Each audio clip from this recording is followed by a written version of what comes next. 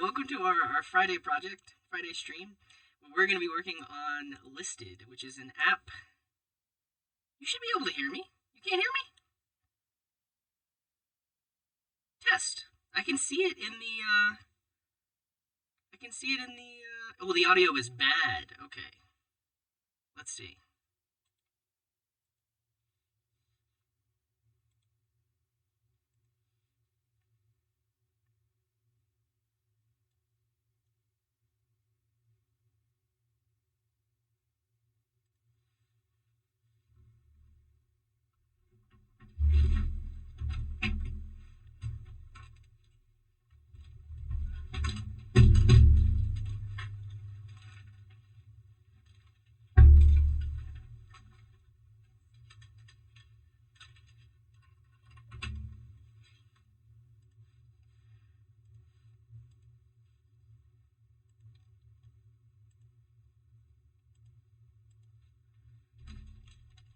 Check, check.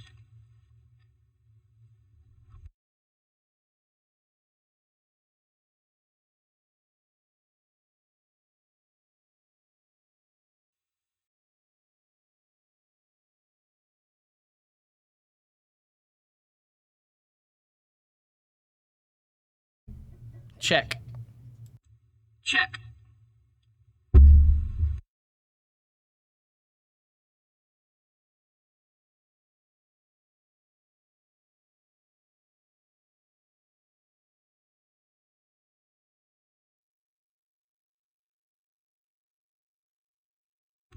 Check, check one. Check.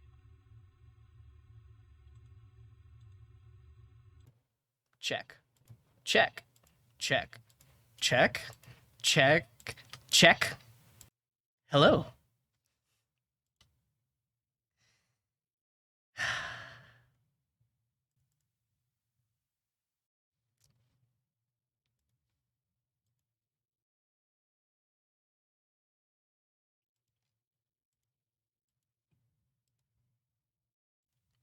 Now that was it.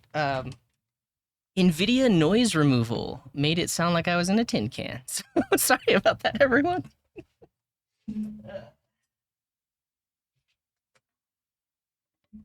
So I'm actually just using the built-in RN noise removal. Man, if it ain't something, it's something. You know what I mean? Thanks, NVIDIA.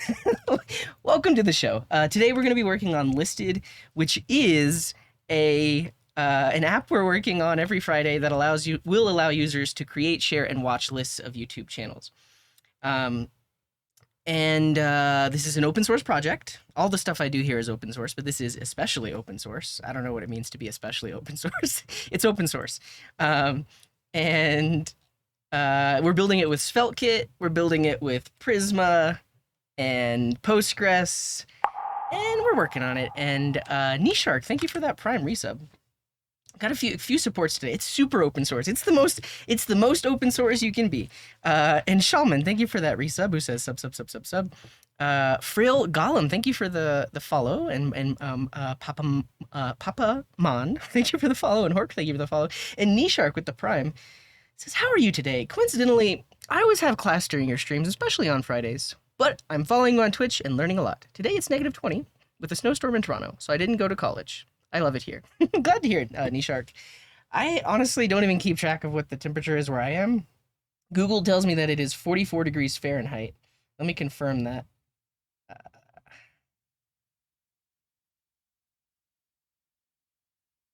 51 degrees Fahrenheit.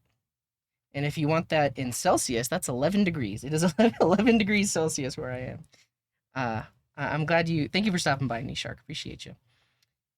Nice mild day. Yeah. And Nikki Poo, thank you for the Prime. Hey, I guess I'm flustered because my audio was broken, but it sounds good now, right? Please confirm audio sounds okay. I'm glad to hear that, Mike the Tree Climber. Sounds good. Okay. Perfect. All right, let's get into what we're gonna do. So, last time, so if you have no idea what we're doing here, check the pinned message, and also you can see all the links for the stuff. So if you want to look at the code, github.com/codinggarden/listed. You can see all the codes there. We've been doing episode summaries at the end of every stream. And so if you go to cdg.sh/listed-devlogs, you're going to get these nice, somewhat short videos. The last one got pretty long. But these videos will get you caught up on what we've worked on so far. And if you're looking for something to do this weekend, you can go back and watch the past live streams. There's a lot of them. It's like over 13 hours of live streaming. Not all of it is productive, but if you do want to see me working on those individual things, you can go check out this list. Yeah, so I want to do the same thing, Ryan. I think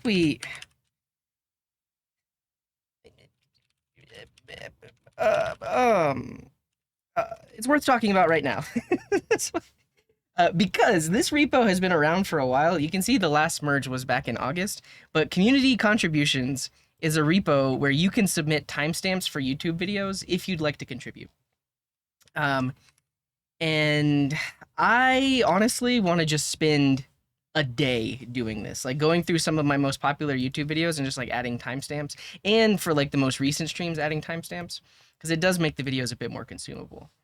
But yeah, that's a thing. Yeah.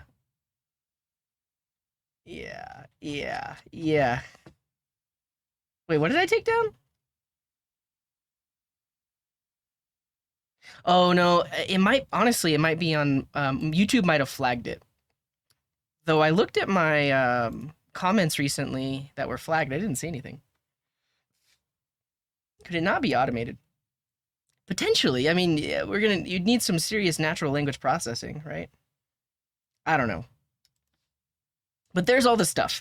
So check out those links. If anybody new comes into the chat and they're like, "What are we working on?" Exclamation mark today gives them all of the links, and then exclamation mark recap listed will give them the link to the devlogs so they can watch that. Right now, we are going to review some issues that were opened up and review some pull requests. We have a really cool pull request from the actual creator of TypeSafe i18n. So last time we integrated this library, TypeSafe i18n, and wait, I thought their name was Ivan. Maybe their name is Hofer. Ivan Hofer made a pull request to fix some of the stuff that we did wrong, or not necessarily wrong, but they made a PR that improves the way that we were using their library. So that'll be cool to review. And it's also really cool that the creator of this library has reached out. Very similar how the creator of Skeleton UI reached out and opened up this issue with a fix to be made. It's kind of fascinating. I mean, how often do you have the creators of a library making a PR on your repo to fix the things you did wrong? So that's pretty cool. So yeah, thanks to Ivan.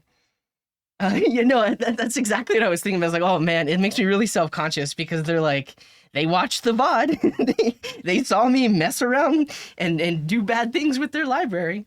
Yeah, but I mean, honestly, but it's really cool. I really do appreciate it. And honestly, I think it's like I feel like it's a newer thing I guess over the past year, maybe 2 years in open source, where the maintainers of projects are more active on social media, more active on Twitter and YouTube, because they're making a good name for their project. I mean, the fact that they've come in here and gave us suggestions on our code base, not only are they keeping their project maintained, but they're also maintaining the public image of that project too. So, Haufer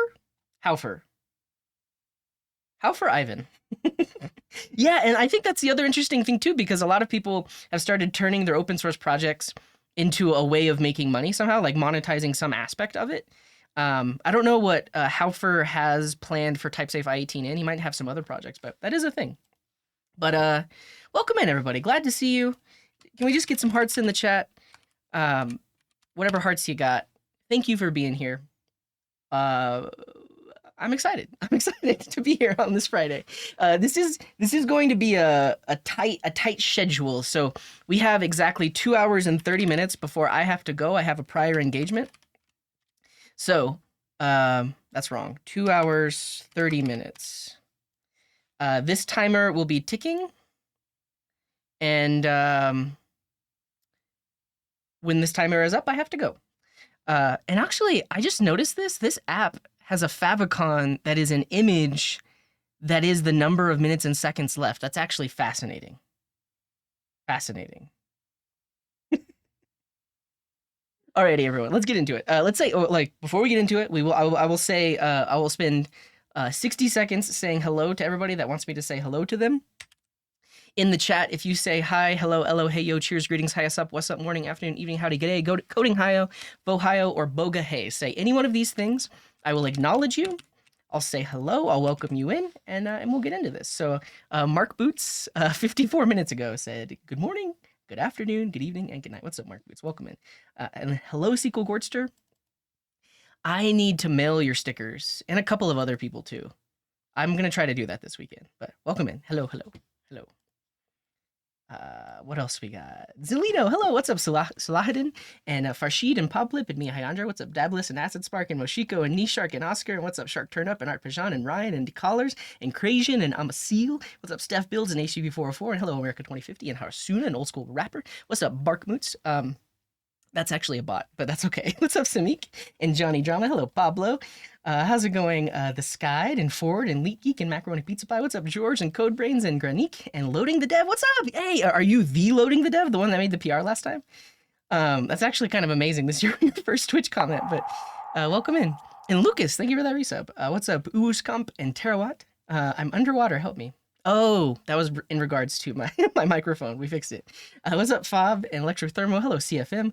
Nookie Poo, thank you for that resub. What's up, Mike the Tree Climber and Doomvit and Walid? And it's me, Delano. And hello, Stabilo the Marker and Derp Sauce and Age Monkey and Lucas and Shrem and Diamond and Tanner and Prietranka and Karubael and Rink and Just 7 Stars. What's up, WW and Ziad and Murdoch and Benny Limus. Benny Limus. Welcome in, everybody. Glad to see you. Lots of old names, lots of new names. It did take more than 60 seconds. It did take more than 60 seconds, but I'm happy to welcome everybody in. And thank you for that 3-month resub, Lucas. Much appreciated. Let's do it. All right, so if you look at the repo, github.com/codinggarden/listed, we got a couple of issues open. The first one I'm going to address is from couldn't. And all I'm actually going to say here is we're going to put this on hold. So last episode, we set up internationalization, but I don't think it's completely ready yet. I don't think it's completely. You're the one. Welcome in, Loading the Dev. Appreciate you. Granique says, relax. Everybody relax. I do realize I had to talk really fast to say hello to everybody, but we can all relax now because now it's time to get into the coding. So I set up internationalization, and I did technically have folders for other languages, and so couldn't added Turkish, I believe. Yes, Turkish. However, I'm not going to merge this right now because some things are going to potentially change.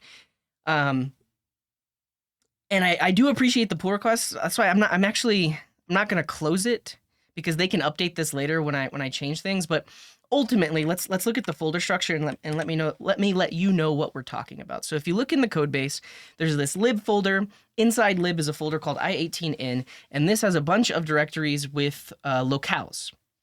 So Arabic, German, English, Spanish, Italian, Russian, Ukrainian, they're all in here, but I have not settled on the structure for this yet, and I have not settled on the actual words that are going to be presented here. So in order to not merge something in that's going to get out of sync, I'm going to hold off on accepting translations. Let's take a quick stretch. Yeah, and American 2050 is mentioning discussions are open. I just opened them up. Because, yeah, American 2050 has an issue that we're going to fix as well.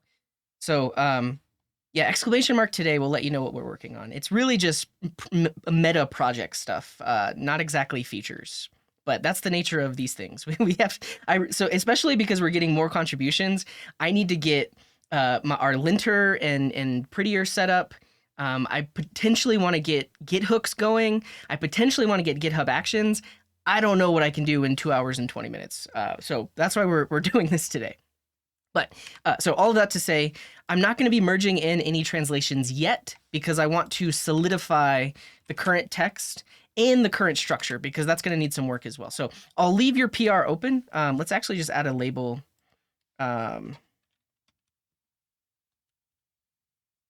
Create a new label on hold.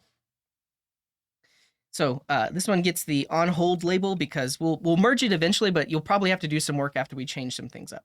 Great. Paolo, who's also in the chat, I do believe, made a PR adding issue templates. So if you've ever looked at an open source repo and you try opening an issue or just opening an issue because these are issue templates. A lot of times they'll have a preset template that will show up whenever you open an issue. Right now, if I try to create a new issue, it's completely blank.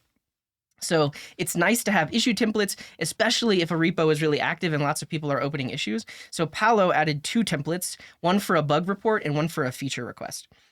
And if we check out their repo, we can see it in action. So if I go over here on his fork and click new issue, now I get this nice little UI. It's like, okay, what kind of issue do you have? Do you have a bug report? Do you have a feature request? Yeah, so this is how repos do that. Basically, there's a .github folder in the repo, and then a folder called all caps issue template, and inside of that you have the different ones with the description and the label and everything else. So looks good to me. I mean, we can always go in and modify these templates, but like if I click on bug report, now we have all the this is actually real. I don't think I've seen this UI. It has custom fields. That is fantastic. I've only ever seen templates that actually put like markdown into the description. This is fascinating. We actually have multiple fields here. Wow. Okay, but yeah, this is awesome. Describe the bug, provide screenshots. Yeah, and somebody will put NA. That's the thing. Like, obviously, it's just like, it's guidelines. People can still do whatever they want, but it'll prevent people from opening issues that have already been solved, because I do believe, like, there's text in here that's like, yeah, thanks for reporting.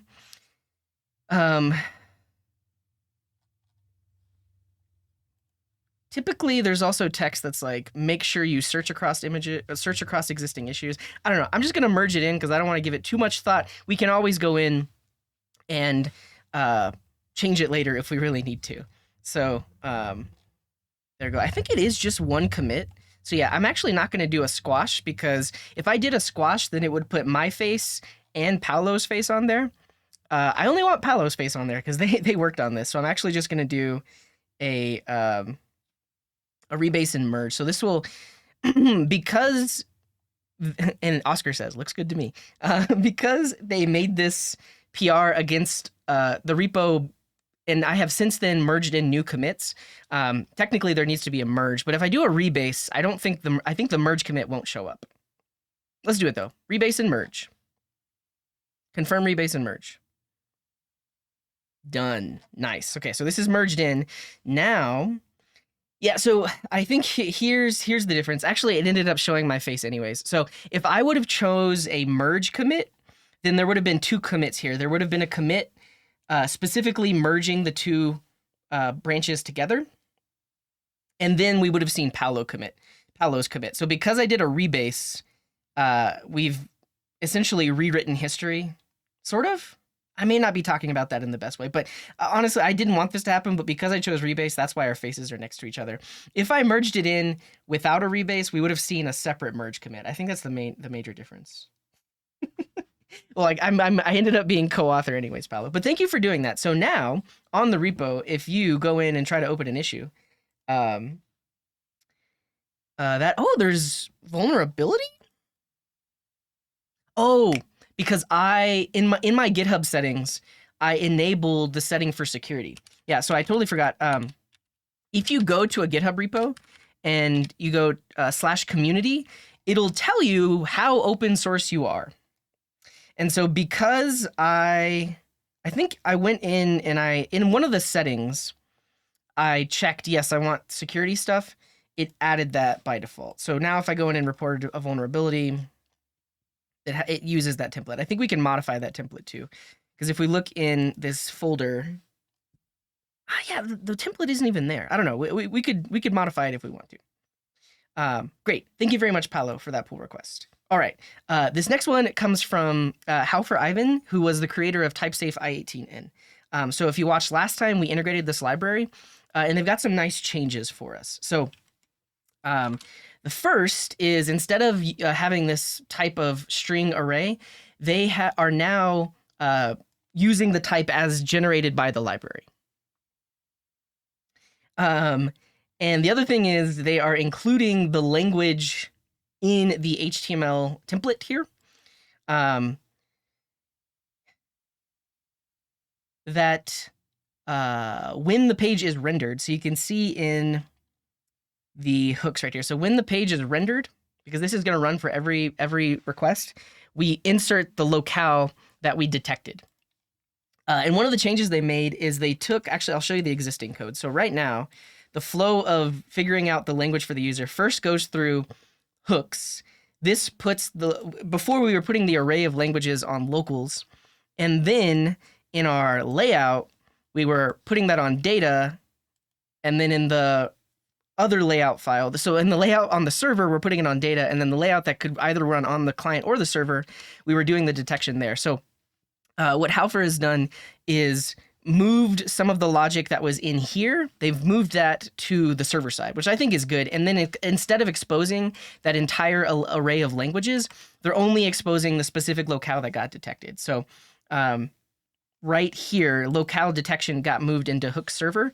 So now we're exposing that. And then on the data we're exposing, instead of exposing that array of languages, we're only exposing that one locale, which I think makes a lot of sense. And then the other thing they did was they have this set locale inside of the svelte file. And I think this makes sure that the correct locale is being used during a server-side render, especially if there's a lot of requests coming into the app from different people of different locales. That specifically is going to make sure that this particular server-side render is using the right locale. I think before we had that in here, and I think we could run into issues here because this runs server-side and it runs client-side. I think putting it here, it's I think technically it would run both here. I don't know. They moved it there. I am okay with that. And then we had a to-do that was saying use navigator detector, because right now we're detecting the user's language based off of the header in the request. So every web browser sends an accept language header that says the preferred language of that web browser, or the preferred language that the user has set.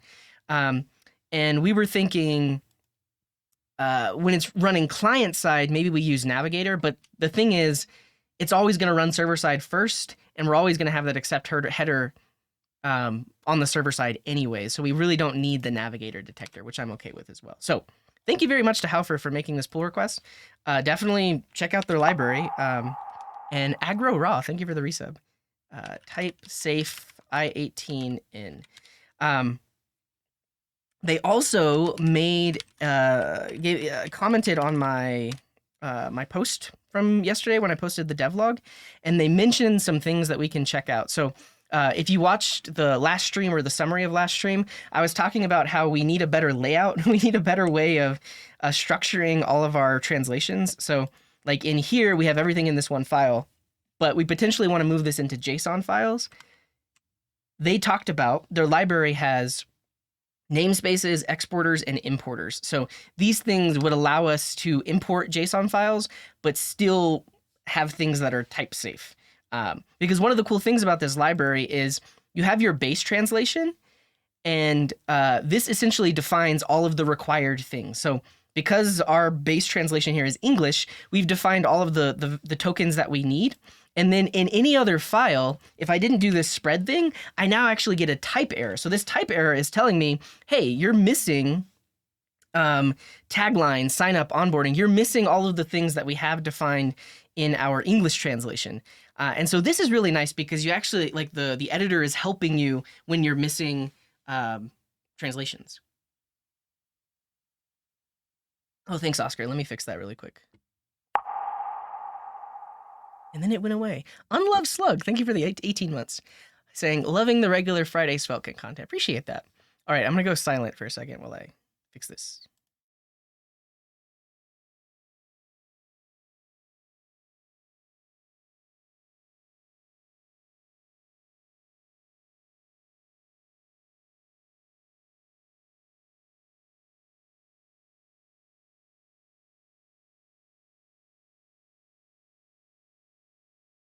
I know you couldn't hear me.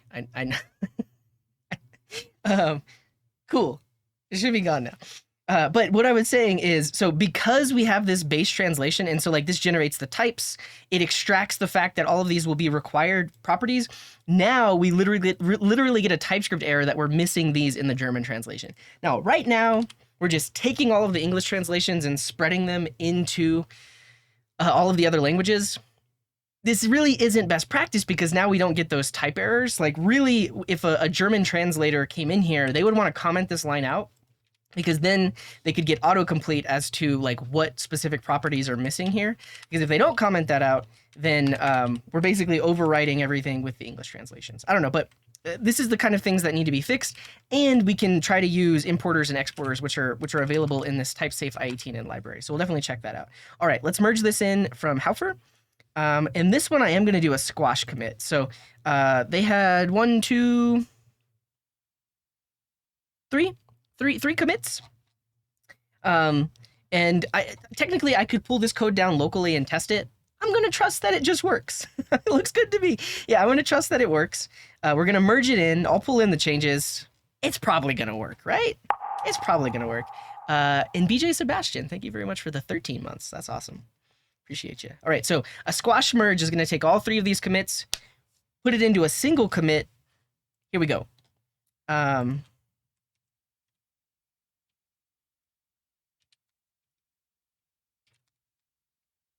Use detect locale in hooks.server.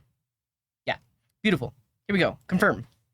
What could possibly go wrong? Nice. So thank you again, Haufer, for that pull request. It got merged in, and now let's pull it down. And let's see if the code still runs. So we had multiple changes, right? Now we have the changes that Haufer made, and we have the changes that Paolo made. I'm going to spin up the database, and then we'll start up the app. Make sure everything's good to go.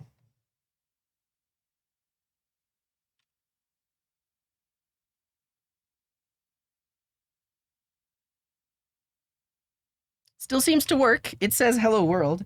If we try a browser that has a different language set, let's see what happens.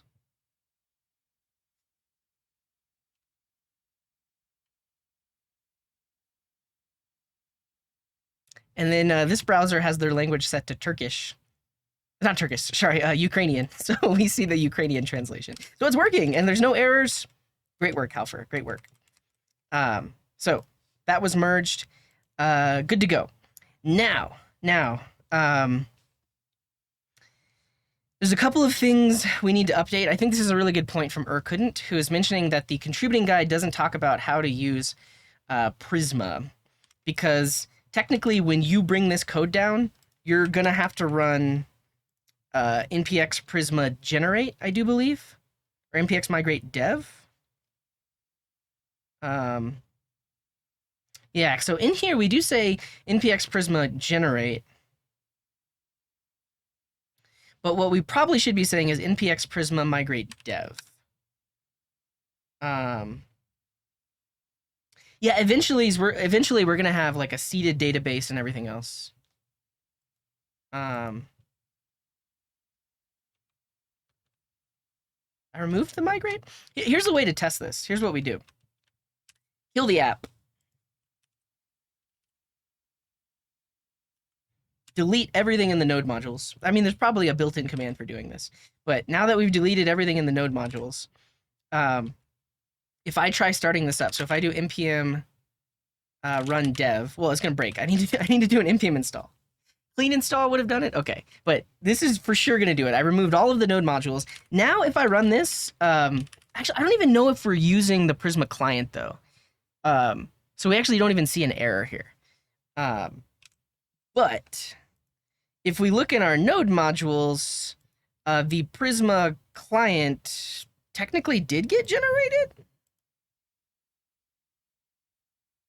Oh, but if we start with a fresh database, that's the other thing, because we would need to migrate it. All right. The client does get generated, but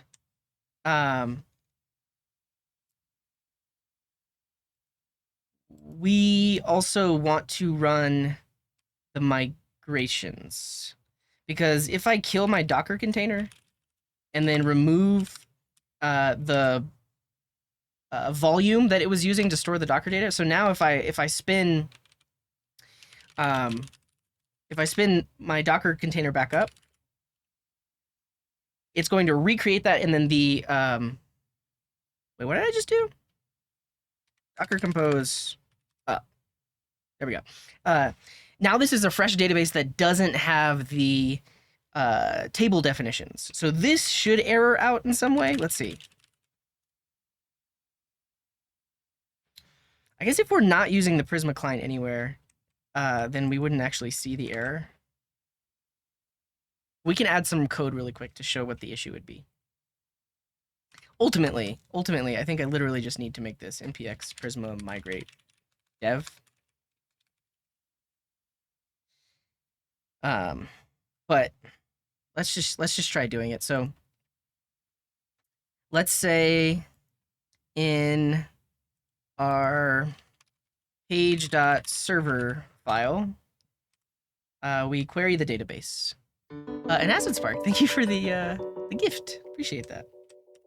How does Svelte work? At this point I probably need I need some snippets. I need some snippets here because this is really what I was looking for. I was looking for this type page server load, and then here I should be able to import Prisma client from @Prisma client, create an instance, and then we can say something like, I don't even know what we have. Do we have? I think we have users.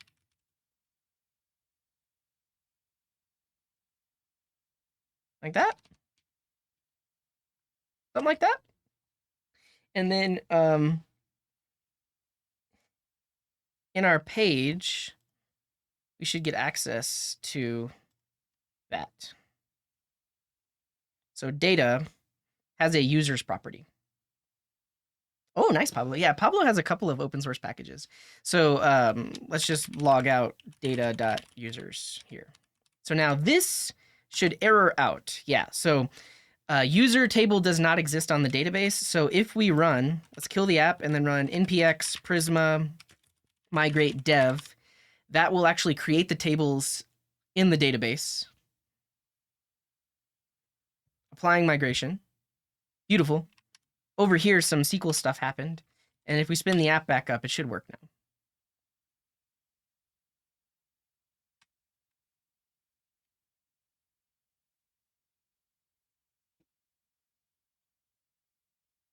No users in the database, empty array. Beautiful. That's really all I wanted to confirm. I just wanted to confirm that the command was npx prisma migrate dev. That's one thing that needs to change. All right, let's get rid of the thing that I just did.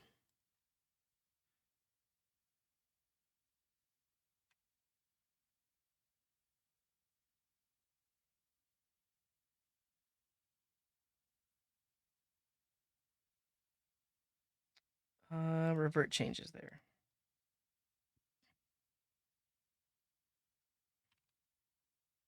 Okay.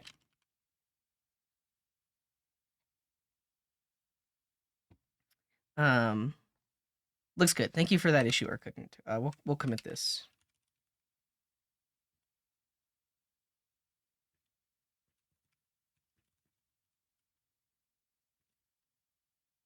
Yeah, I've heard of Warp Terminal. I don't like that you have to log in. Now they address it in multiple ways in there. I do believe in their documentation. I'm like, why do you have to log in? I don't know. It just. I'm not even gonna talk about it because I don't want to badmouth the company because like they're doing their best, right? That is their business model. Great. All right. This next issue was opened by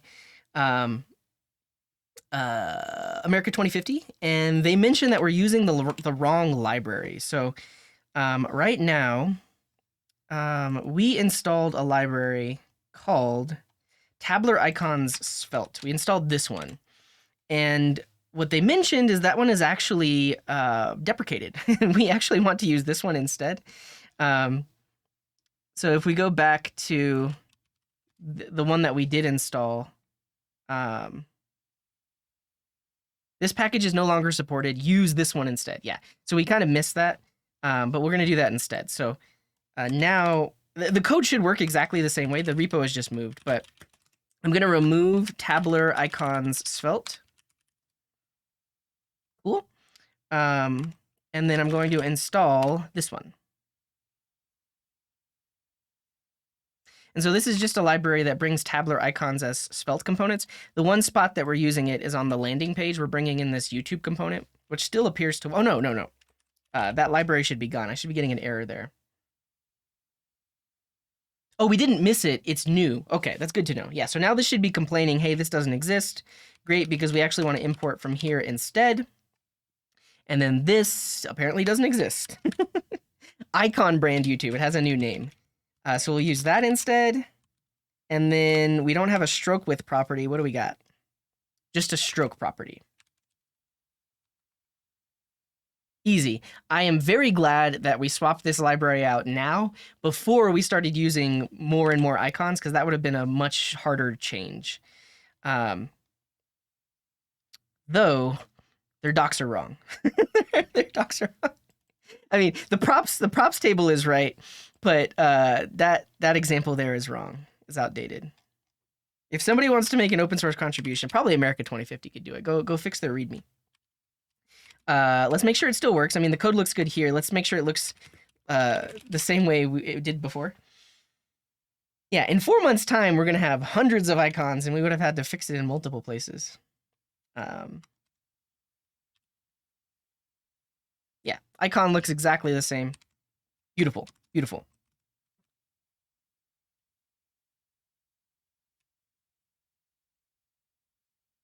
Honestly, I feel like this npm run all doesn't catch my control C's. So right now, whenever I'm running my dev server, I am using npm run all. So it's running vite dev and it's running typesafe i18n. So typesafe i18n generates the types in the background, and then vite dev runs the vite dev server. In the past, I have not used npm run all. I've used a thing called concurrently. I don't know if it's okay, so I need to add -- race. Let's look it up. And somebody run the today command for Osimo. Osimo?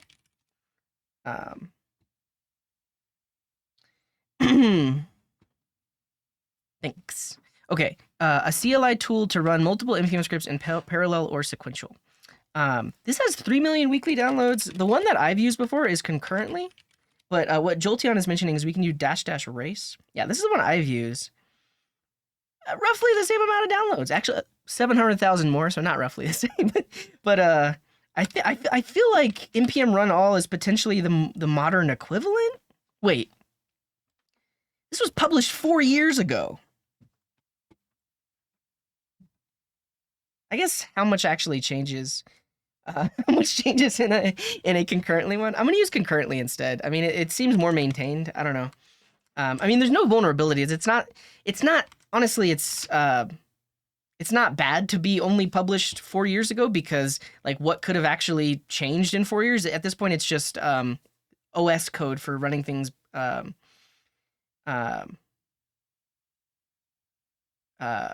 okay, but I'm actually going to use concurrently. Because the other thing I like about concurrently is you can pass in commands that have multiple arguments. And so I'm going to add concurrently. Yeah, exactly. So child process is just a way of spinning up a process. I don't know. npm run all concurrently. I'm going to install concurrently. We'll use this one instead. So we were using npm run all because one of the tutorials we were following had it as a dependency. Yeah, so you do concurrently and then the 2 commands that you want. So what I want to do is concurrently, and then I can just inline this. So vite dev,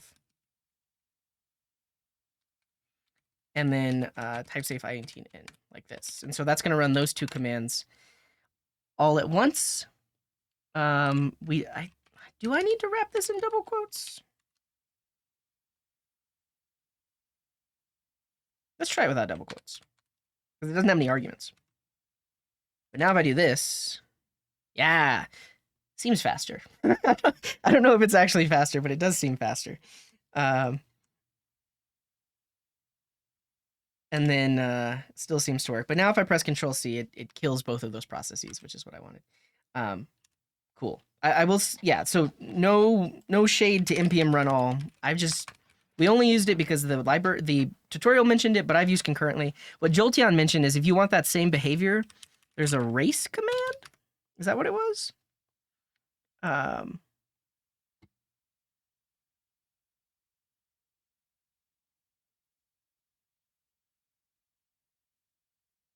Race. Set the flag to kill all tasks when a task finished with 0. This option is valid only with the parallel option. Yeah, so that basically just happens by default with concurrently.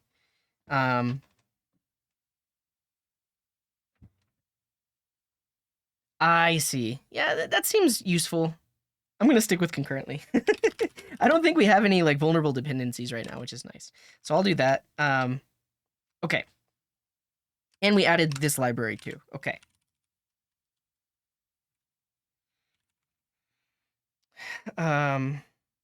Update icon dependency.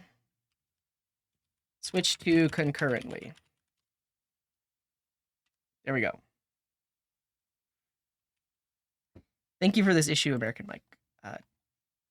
Appreciate it. All right, is there anything else we can address right here, right now? I don't think there is. We did it in under 30 minutes. We have looked at all of the issues and merged all of the pull requests. So I think we're doing good. Right to left. That's gonna be a stream all by itself. All by itself. And if you're up for it, Oscar, I will bring you on as a guest. Because, but is it a small fix though? I feel like we're just going down the rabbit hole because I don't know much about right to left. I don't know anything about right to left. So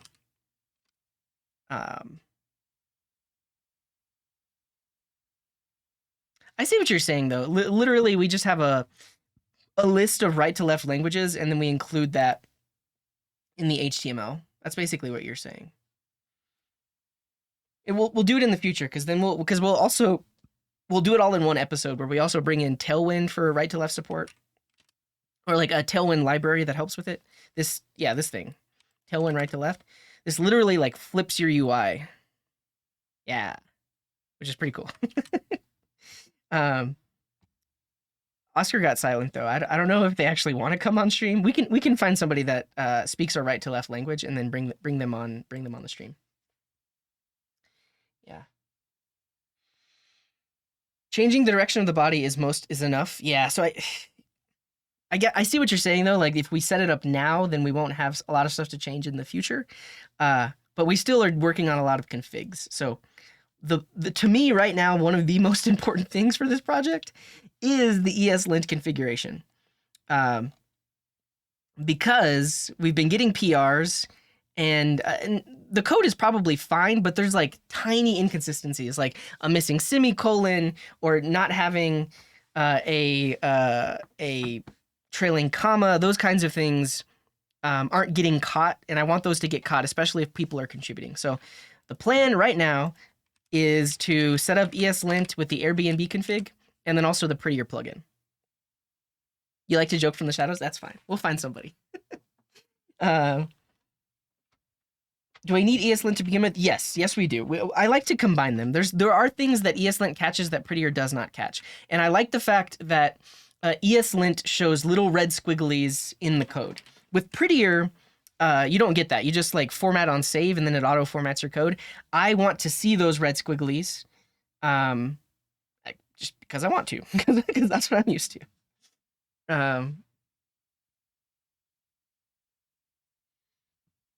I want to set this up, Oscar, but how long do we have? We have an hour and 55 minutes, so it might take us that entire time to get eslint set up. Let's see.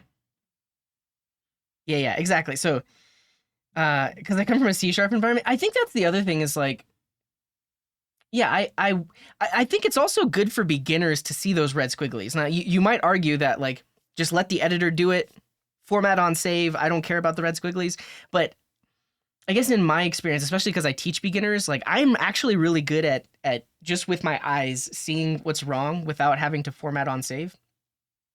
And I feel like beginners have a better time if they have uh, that same experience. Yeah, I came from the .NET world. At least that was the first professional job I had was .NET. ESLint installs over 100 dependencies. It's they're dev dependencies though. It's not like you're shipping those dependencies to your end user. Manual formatting is so 90s. Yeah, so you can still use auto format. I'm not going to stop you from doing that, but I want the editor to show you what you're doing wrong. Because that also helps, like if new people are coming onto a team or contributing to a project, it also helps them to learn the code style. So the most modern .NET guy. Well, I haven't done .NET professionally in 6 years at this point. I've done a little bit on the side, but yeah. Okay, here's the thing. We used the Svelte CLI. I don't know if they have a CLI. We used the recommended way of generating the Svelte app, and that gave us this eslint config.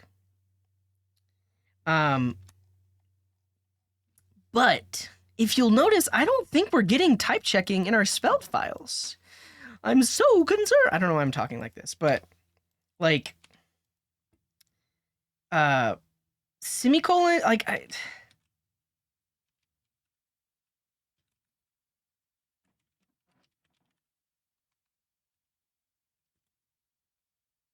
see, like this is what I'm talking. Like I want to see a red squiggly that there's no space, there's no semicolon right there. Like we could technically write our code like this. Like the editor isn't complaining. I feel like there should be like we have eslint installed,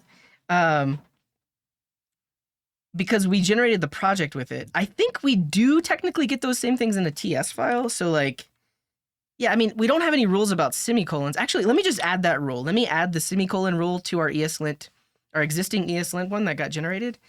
And I guess we also need a prettier file. Does the prettier file, do we have a prettier file? Prettier RC. All right, single quote to true, trailing comma, ES5,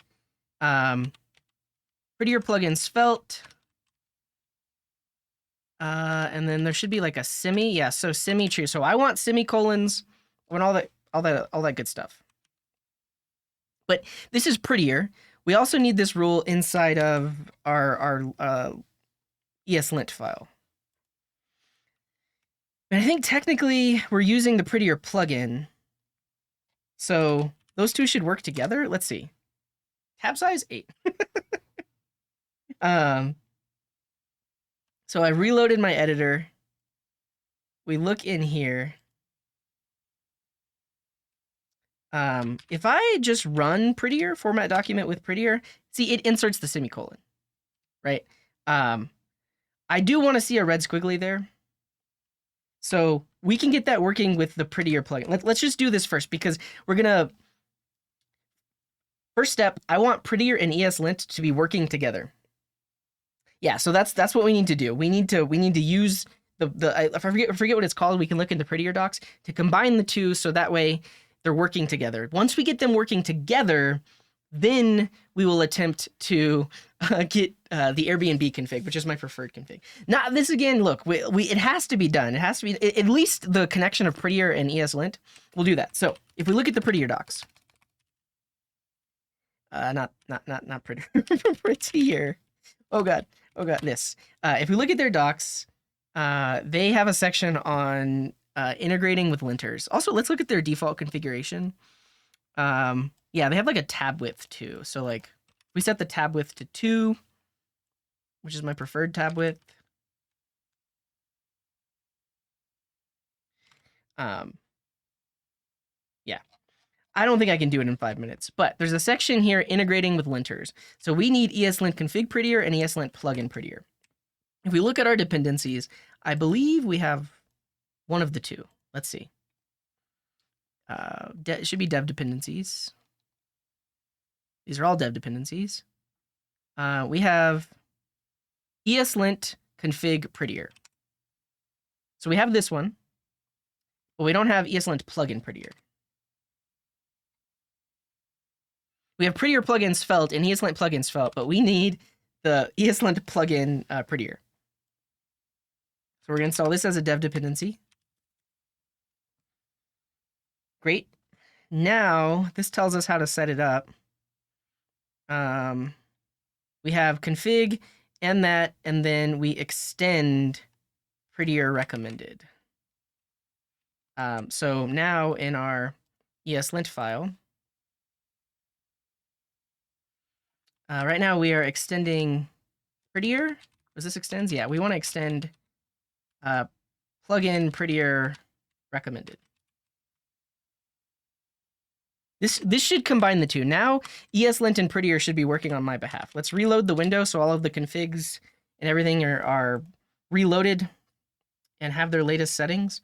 And then let's look at this file. I want to see a red squiggly. Yes, like this, like this. Beautiful. So now eslint and prettier are working on my behalf. If I do eslint fix all auto-fixable problems, it takes those prettier rules and applies them. Beautiful. Beautiful. The app generates with those eslint dependencies. Those because when you're generating a SvelteKit app, it'll ask you, do you want to use eslint? Do you want to use prettier? If you say yes, it gives you those dependencies by default. This is awesome. We now have little red squigglies in our code. But here's the thing. We don't get them in Svelte files. So like last time when we tried to set up eslint and Airbnb config, I was like, oh, why isn't it working in Svelte files? I haven't changed anything. This is basically the default setup. The only thing that I've changed is integrating prettier and eslint.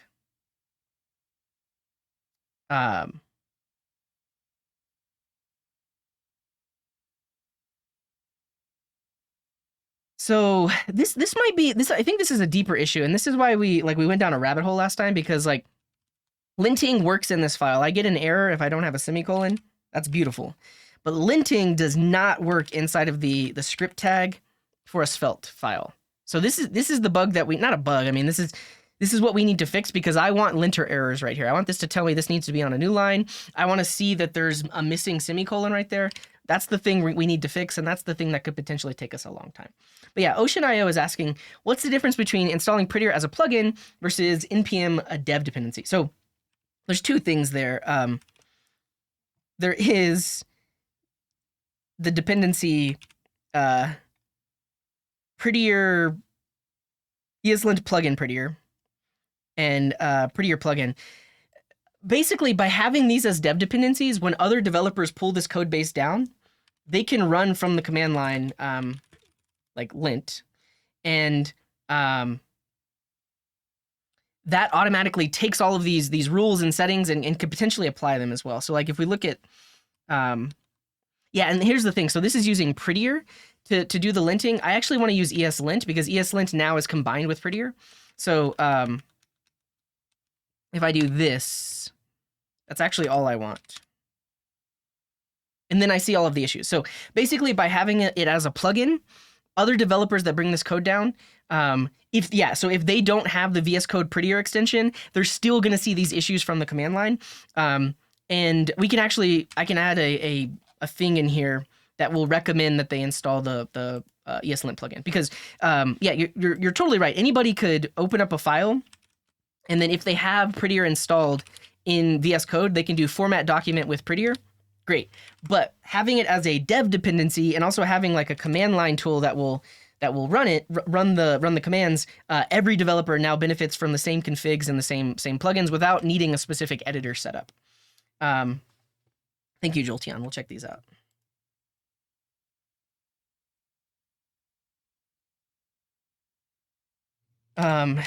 Great. The other thing is now we can actually fix all of the errors that it's finding. At least the ones like insert a comma or like missing semicolon. Everything else are things that can't be automatically fixed. So we can actually look at this. So like in source lib i18n formatters,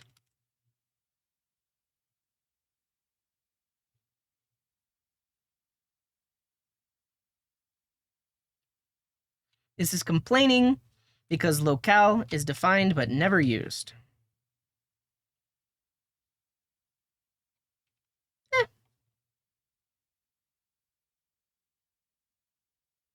We also have a bunch of. I'm going to ignore these these unused variables for now because we're going to need to go in and modify those that stuff that kind of stuff eventually.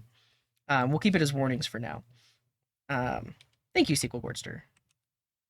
What is this complaining about though? Yeah, thing is defined but never used. Yeah, see, there's a linter error in here, but it's not popping up. Yeah, I think you're right, Jolteon. Like because it's tricky though.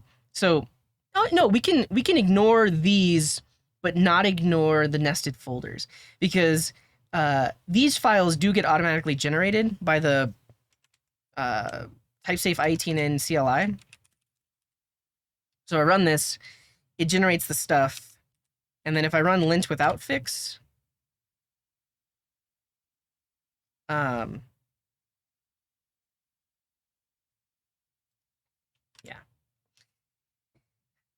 Yeah. Do I? I actually don't know how to ignore specific files in here. Ignore patterns?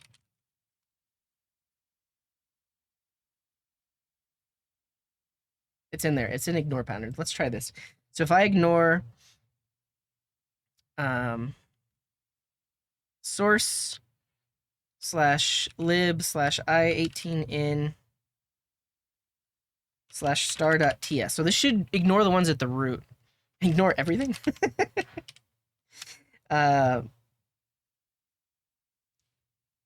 This did not ignore it.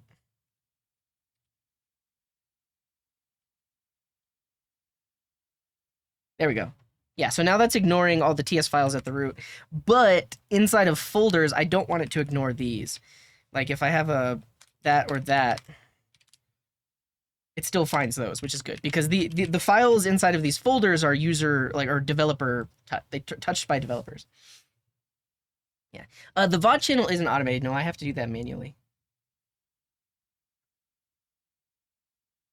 Yeah, that's what I'm worried about, Jolteon. Like because they're auto-generated, if I add a comment like eslint ignore at the top, it might get rid of it. So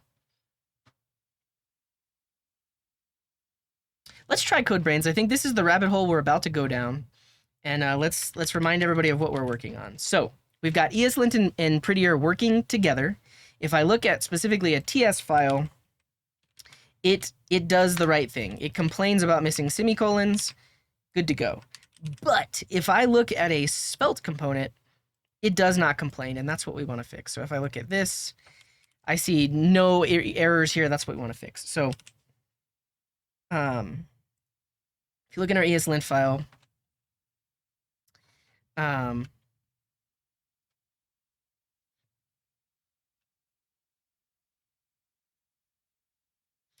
override the spelt files.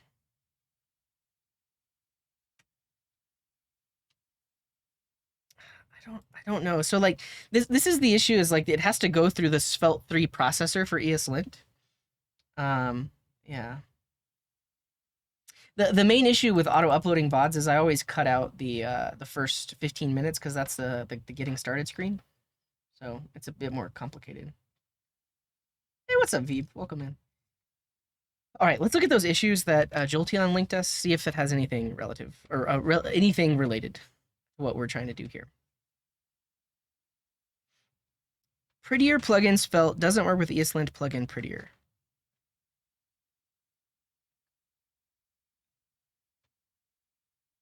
Adding Svelte into here. I think they did that.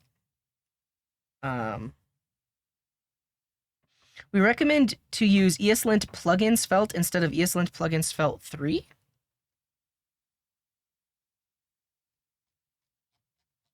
What's the difference? And I do think the project got generated with eslint plugin Svelte 3. Oh yeah, one thing I was gonna do is put my file browser on the right-hand side.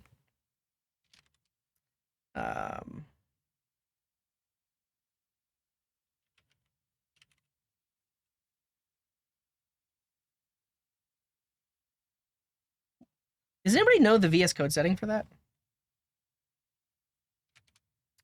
Editor dot sidebar.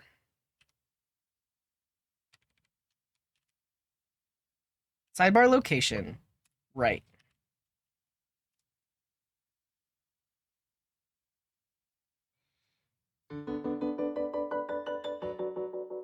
Johnny Drama, thank you thank you very much for the 5 gifted.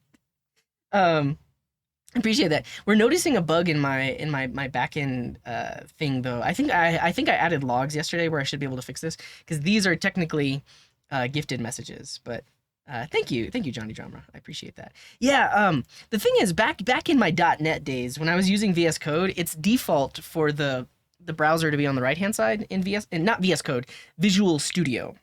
Visual Studio, which is like Visual Studio proper. Welcome in, Alexis. But having it on the right, so the one thing about having it on the right hand side is now the code doesn't shift whenever I open this, and I think I like that better. It's gonna take some getting used to, but I think I like this better. All right.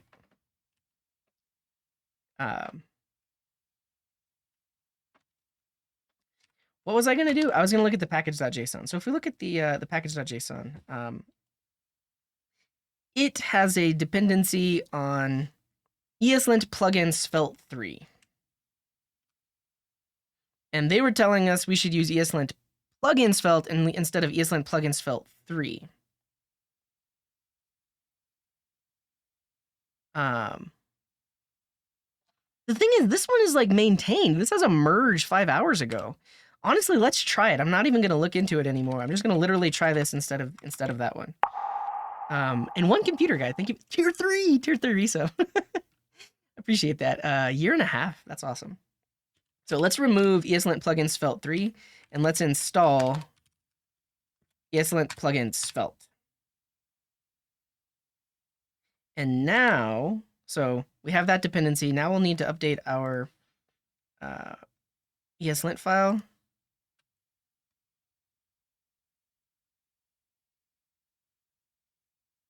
To be svelte instead of svelte 3. And then, well, let's look at their documentation. If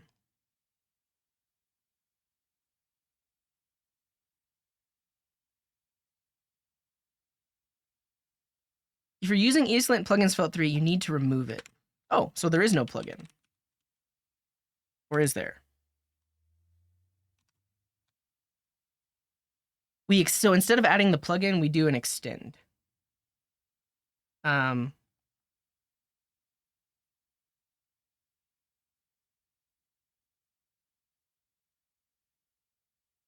we're gonna add plugin svelte recommended. Here.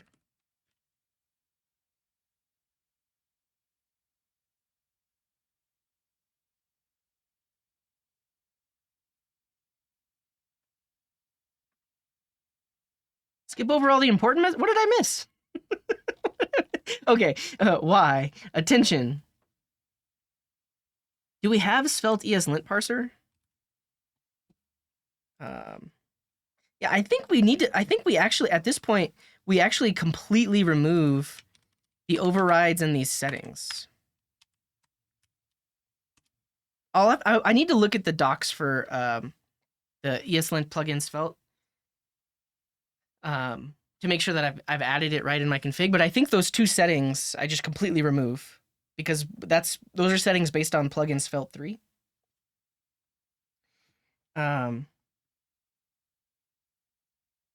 mean, that seems fine. Is it working? Do TypeScript files still get linted? Yeah, that still gets linted. And then if we look at a component, not yet. I think we need, there's some more work to do in here. It doesn't, well, it shifts I get what you're saying, but it takes all of the code and pushes it to the right. Let's see what CodeBrains linked us. Oh.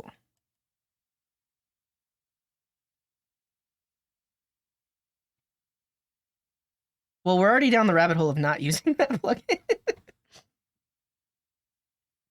No, we're only ignoring the top level TS files. Because so this is not a nested select. This is only ignoring these, which probably shouldn't be touched because those are auto-generated, but it doesn't ignore these. We confirm that.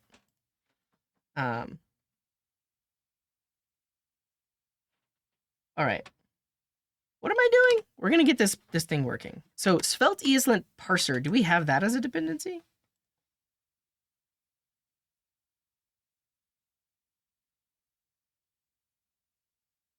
We don't.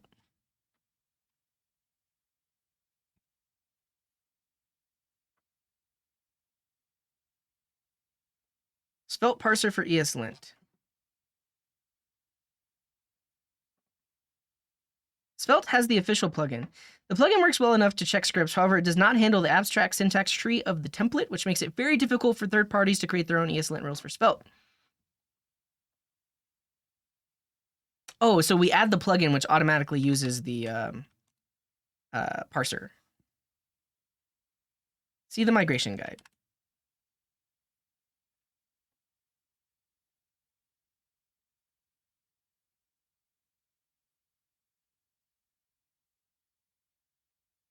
Remove eslint plugin from package.json and eslint rc. I mean, was it the parser options that I removed? Well, now I lost them. And Degrimic, thank you for the 6 months.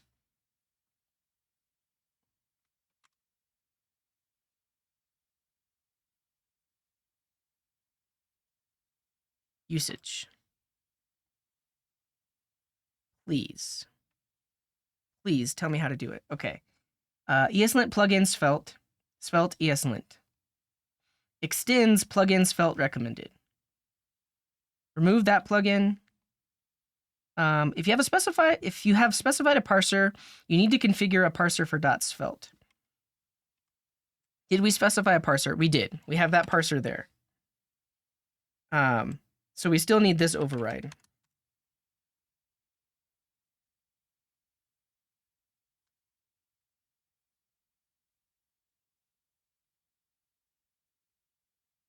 Need to add more parser options. I see. Okay, so now we're here. We need to add that there. If you want a mix of TypeScript and JavaScript, use a multi-parser. I don't. We're only using TypeScript. This should do it. This is the winner. This is what we were missing. Here we go.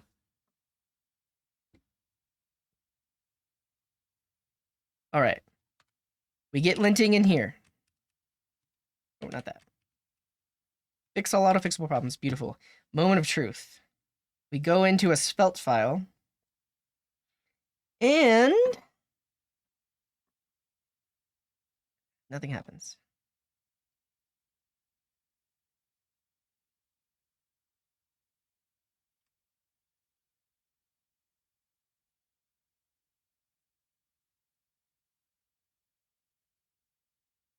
Relaunch the ID. I already reloaded the window. I mean, I'm not opposed to that, though. Kill it. Yeah, there's nothing running in the terminal.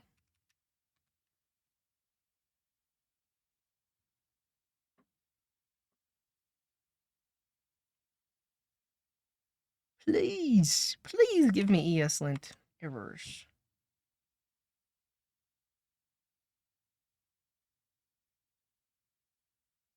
Probably not it. Oh, I see. So now at this point we could use your fix, which was */**. So look in nested folders for .svelte file. That's the fix, right, CodeBrains?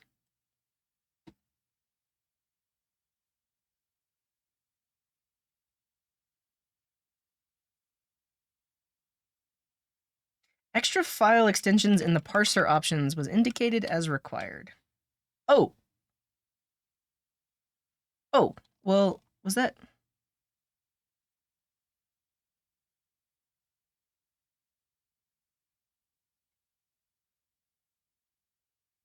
Okay. Maybe that's it. Thank you, Jolteon. So now parser options. Oh, we already have parser options. So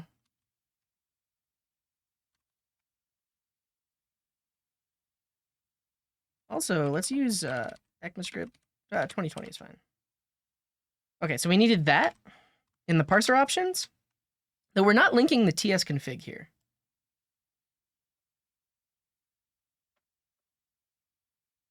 No, that might help, Jolteon. I appreciate it. Yeah, I think in the past, I have had to do this like that.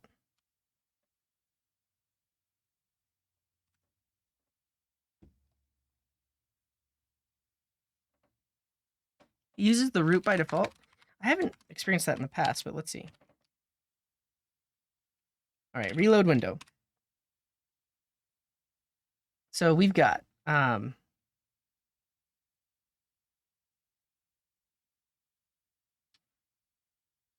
mean, honestly, we put this here maybe.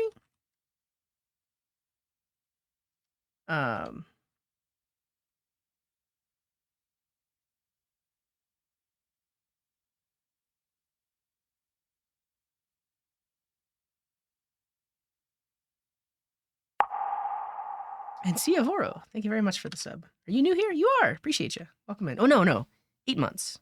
8-month resub. Appreciate you.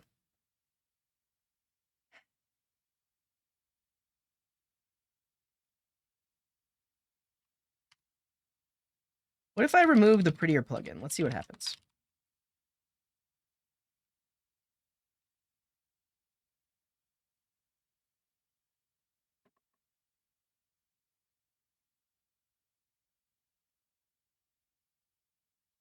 Happy Friday, Kiss My Pixels. And then we add a rule for semicolons. I don't know the eslint syntax for semicolons. Yeah, I think you're right, Jolteon. I think we need to go down that path. We need to get it working without prettier, and then try to add prettier.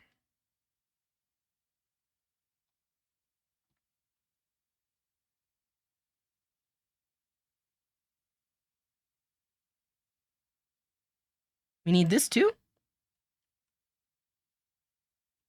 That's it. That's it. That's what we're missing. I gotta keep. I'm not reading all of the docs. I should be reading all of the docs. But this is telling me in my Svelte kit settings. So Svelte settings.SvelteKit. If you use Svelte kit with the non-default configuration,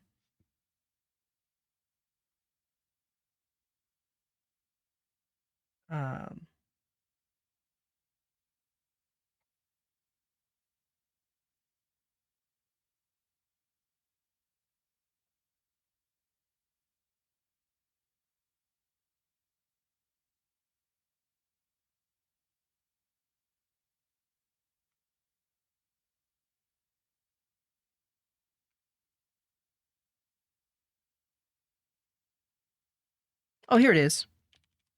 Under kit.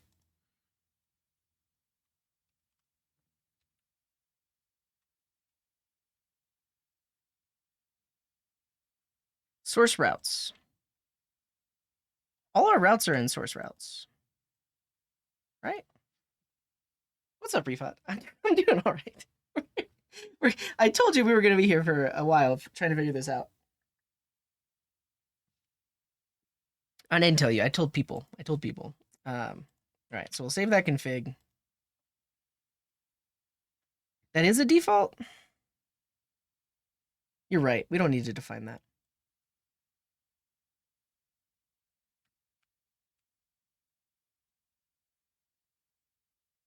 Yeah, yeah. So really, if we wanted to do that.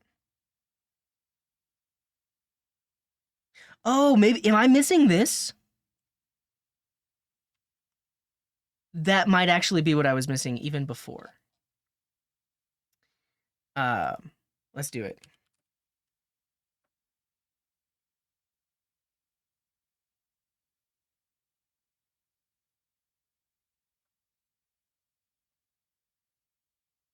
validate svelte files. Okay, now watch this. Yes! This is literally what I think this is all we were missing from the base. This is what we were missing from the generated svelte app. We didn't have this setting. Yes. Yes, but look at that. Yeah, so now this is what I want to see. But now it's all, and I think it's all working together. It's all working together because now we have the plugin, the prettier plugin as well. So, yeah, other IDEs. I don't know. Okay, yeah. So for now, for the CLI, I think we also need this setting here. Well, this setting.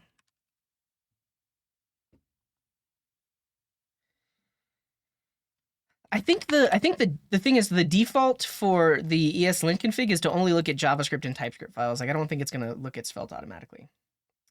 I'm gonna commit this to the project, so anybody that brings this in is going to see that.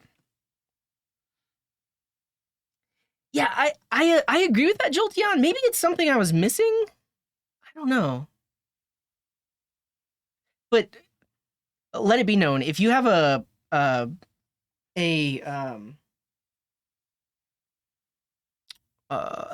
just a regular plain old SvelteKit project and you want eslint inside of your SvelteKit files or inside of your Svelte components, that's really all you need. This is the only setting you need and it'll work. Because now we're at a point where we can actually add the Airbnb TypeScript config. Yeah.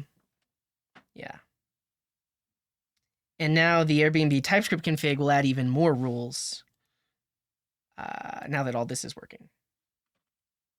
Right? Okay. Beautiful. But we do want this in our lint command. We want to add the extensions here.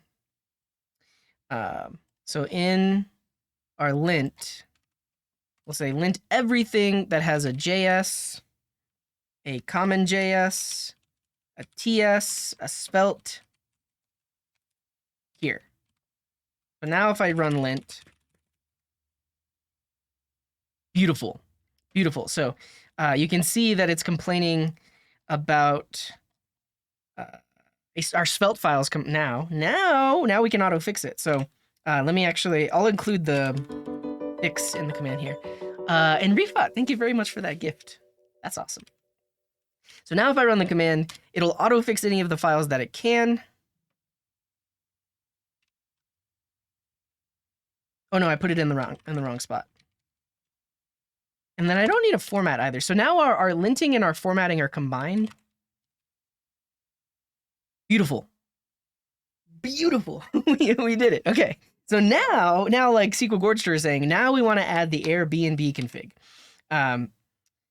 Because there are things that are not getting caught right now that I want to get caught. Let's give an example that, yeah, we're cooking. Now we're cooking with oil. So for example, let's say I have an array and I want to do some kind of reduce on it. If I put an anonymous function in here,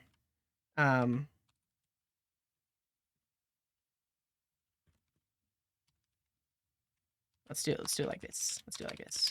Return number plus sum. Oh, number is a reserved word. Value. Oh yeah, and then there's no arrow because it's just a little function. Yeah, okay. So as you can see, eslint thinks this is fine. But I prefer to have arrow functions and implicit return. So in my code base, the way I would want you to write this is like this. Like so, and then without the function keyword, like that. And I want my linter to complain when it sees, so when it sees this, I want it to say, hey, you should write it this way, and it should auto fix it to this way. And for that, we're gonna add the Airbnb rules. Now, there's a lot more rules in the Airbnb config than just that, but that's one example. Like right now, my linter doesn't care about this. Right now, prettier doesn't care about this, right? If I run prettier, it doesn't do anything for that. Lack of accumulator. Oh no, this works. This will use the default, the first value in the array. So it'll use a 1. You don't have to pass 0 there. This will still work. I'm pretty sure. regardless, we're talking about linting and formatting. Okay, so now we want to add the Airbnb config. So every time someone always asks me like, what does Airbnb have to do with JavaScript? Because they're like a rental company, a home or whatever. They rent stuff, but they have a lot of engineers, a lot of JavaScript engineers, and they decided to go through and write a style guide for how they prefer to write JavaScript. Yeah, exactly. So this will reduce will always use, if you don't pass an initial value, it's going to use the first one. But if you're reducing on something that isn't numbers, like an array of objects, it's going to use that first one if you don't pass an initial, which is in a scenario where you would want to pass the initial. But if you look at the Airbnb guides, they have it all written out. They basically say, like, if we look at functions, and actually if we look at arrow functions, they say we prefer to have an arrow callback. There's probably also something in here about implicit return.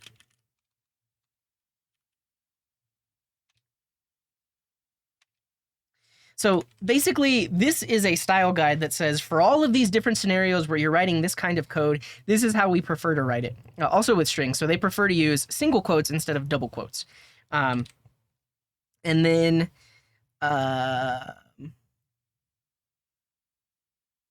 yeah, so if they ever see you doing a string access of a property, it's going to complain. It's like, hey, just access that property directly. Don't use string access.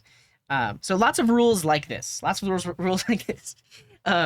So what we want to do is we want to add all of these rules to our project, and the way that we can do that is with the eslint Airbnb config, because basically they've taken all of these rules and they've turned them into eslint rules so that we can easily integrate them into our project. So if we search npm for Airbnb TypeScript, there's a config that works. We just search for eslint Airbnb, we should be able to find it. Yeah. eslint config Airbnb base. Airbnb, we'll figure it out. One of these we need. If you don't need React, see eslint config Airbnb base. So we're not using React, so we want base. So that's why we want to go to this one. And then this will tell us how to set it up. But basically, this is all of the rules defined in that JavaScript style guide, but now they're eslint config rules, so we're going to see some linter errors right here. So this is what we want. And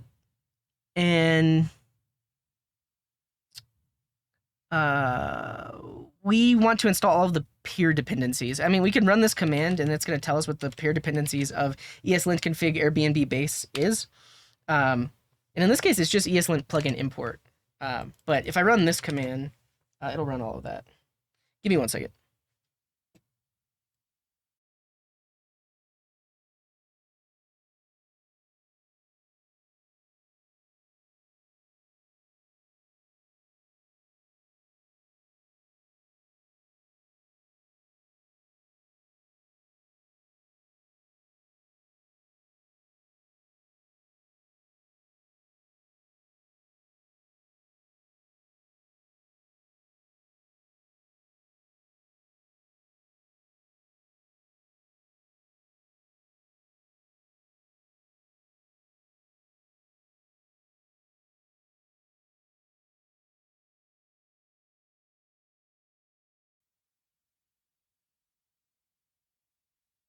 All right, we're back. We're back. We've been trying to reach you about your car's extended warranty. No. It's about that appointment that I mentioned I had earlier. And they're going to be a little bit early, so I'm probably going to take like a 15-minute break in about 15 minutes. But then I'll come back and we'll keep doing what we're doing. But okay, all of that to say, we need to install the peer dependencies of eslint config Airbnb base. So I'm going to run this command. It's going to install eslint config Airbnb base and eslint plugin import. Yeah, so now we have these two dependencies, eslint config Airbnb base and eslint plugin import. We have both of those. Beautiful. Now,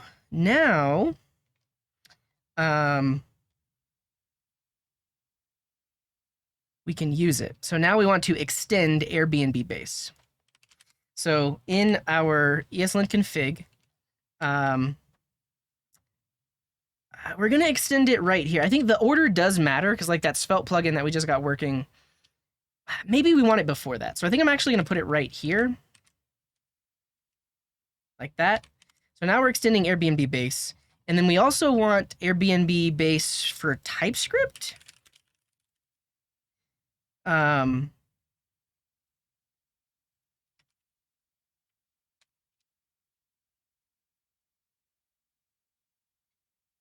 I do believe we want this one. So make sure you have the regular Airbnb config setup if you're using React. If you're not, which we're not, install the peer dependencies, which is eslint plugin and eslint parser. I think we have both of these. So we already have TypeScript eslint plugin. We can look at our package JSON to confirm. But we have TypeScript eslint plugin, and we have TypeScript eslint parser. So we already have these two. So we're just going to install eslint config Airbnb TypeScript. So this just is more rules that now add TypeScript rules on top of it. So I'm going to install it with -d, so it's a dev dependency. Yeah.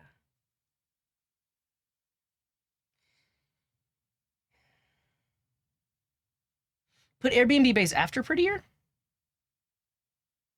Okay, I'll try that. Yeah, so PTTST says, is the Airbnb config still the one that's most commonly used for new projects? Are there any alternatives that are as comprehensive? Yeah, absolutely. So I have been using the eslint Airbnb config for at least 6 years now, which is why I keep using it because I'm used to it. I like that code style, but there are some other code styles that have emerged that a lot of people like to follow as well. So standard JS is one of them. Standard JS doesn't use semicolons.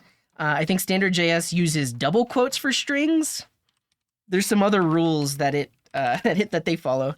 And then there's a newer one called EXO.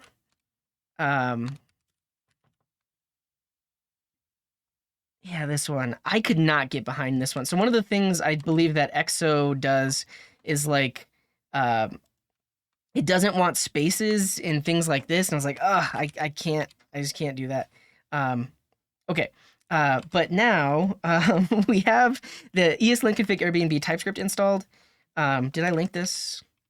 Yeah. Oh no, check that one out too. And we're in the middle of something, so let me figure this out, and then we'll go back and talk about what are some other ones. And people can throw in the chat their preferred ones as well. So now we'll throw this in there. And if you don't need React support, you add /base. We don't need React support, we add /base. Yeah, and this is where we run into the issue of needing a project. And that we can fix by putting right here. So right here, we'll say project is tsconfig.json, like that. We're going to reload the window and hope for the best. Yeah, so we added this. Here we go.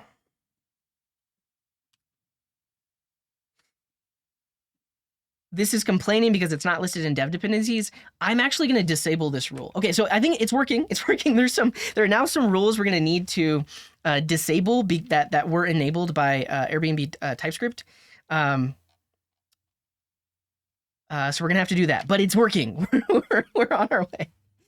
So we're going to have to fix that next. That's our next step, is to turn off the rules that are conflicting. And then we'll go from there. Now, what people were asking earlier, are there other options besides Airbnb? Yes. And actually, yeah, so if we look at the Svelte files, we should get the same same stuff. Should appear before. Unable to resolve path.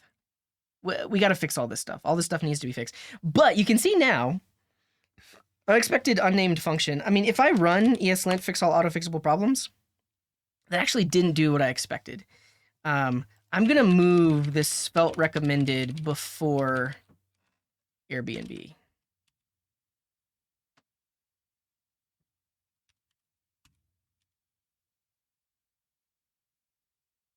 Yeah, we need to turn off these rules. There's a lot of rules we need to turn off.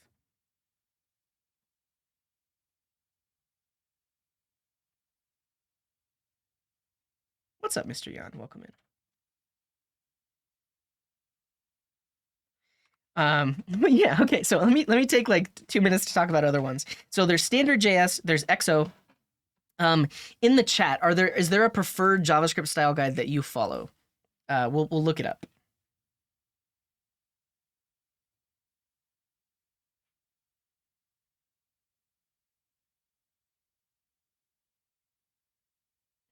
Prettier? Yeah, I think that's the other thing you'll find is a lot of people have ditched using linters altogether, and now they're just using prettier. But like I said, there are certain things that are caught by eslint that are not caught by prettier, like this, which we'll have to fix because that's not actually working. Yeah, there is just eslint recommended, which is like the base config, but these other configs like XO and standard and Airbnb, they all expand upon the recommended list of rules for sure. Okay, I will be right back and then potentially taking like a 15-minute break, but give me one moment. I'll be back.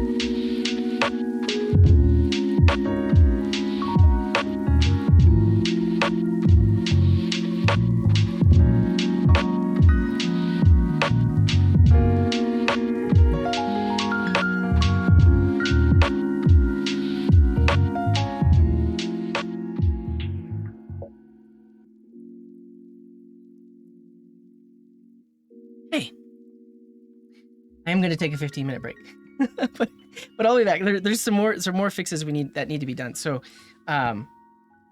we are getting linter errors, but the Airbnb config is not kicking in like I thought it should be. I mean, I don't know if I reloaded my window here. So that we need to fix that. But I am going to take a break. I don't know how long we'll be gone. I think at most 30 minutes, but in the meantime, I'm going to leave you with a YouTube video. Honestly, I'm going to leave you with the summaries of the previous episodes. These. So this is a summary of what we've done so far up until what you've seen us do today. So we're going to watch this while I'm gone.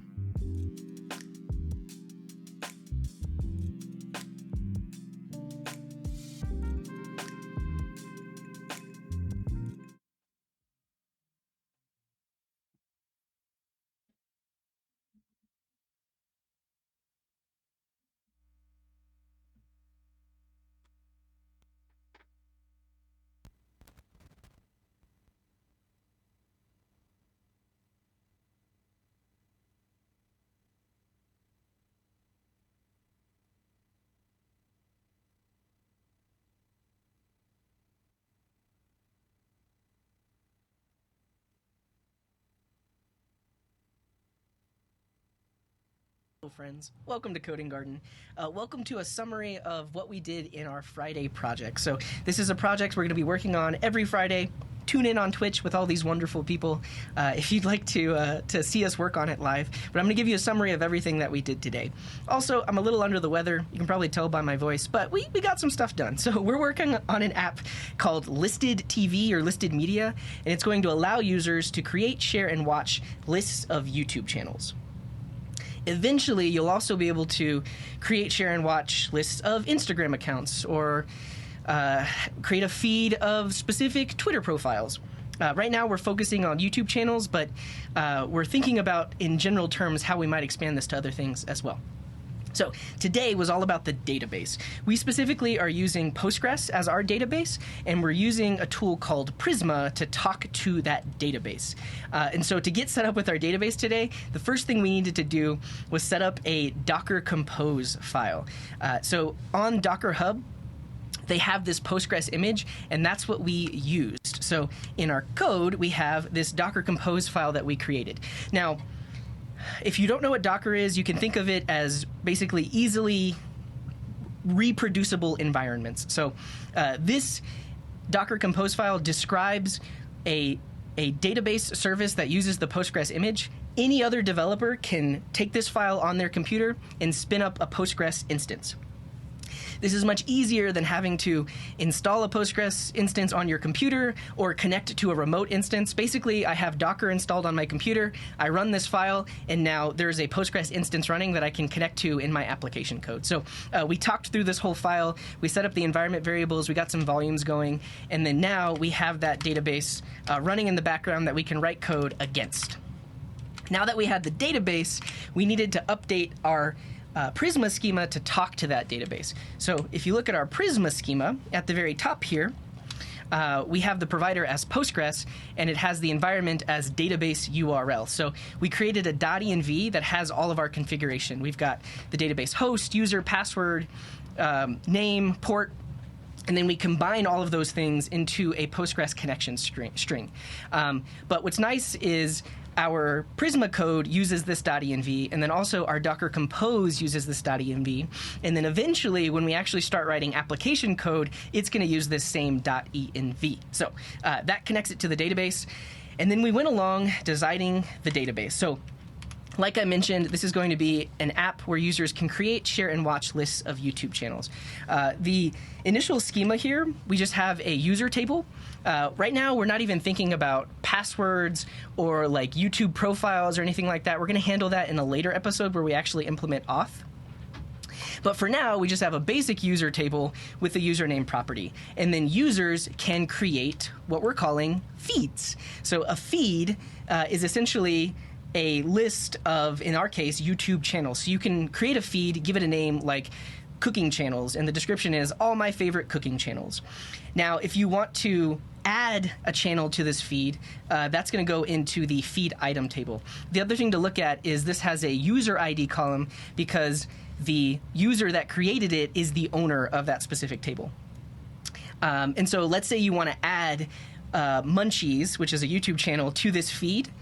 You would create a feed item. But we also talked about how instead of storing like the channel ID or the channel URL in the feed item table, we're actually storing it in a separate table called feed item meta. Now, the more I look at this diagram, it's harder to describe from there. Let's look at the code. So Prisma schema file here is our definition. So we have a user, has these columns, and then we say that a user has many feeds or an array of feeds. This is my break timer. Let's take a quick stretch.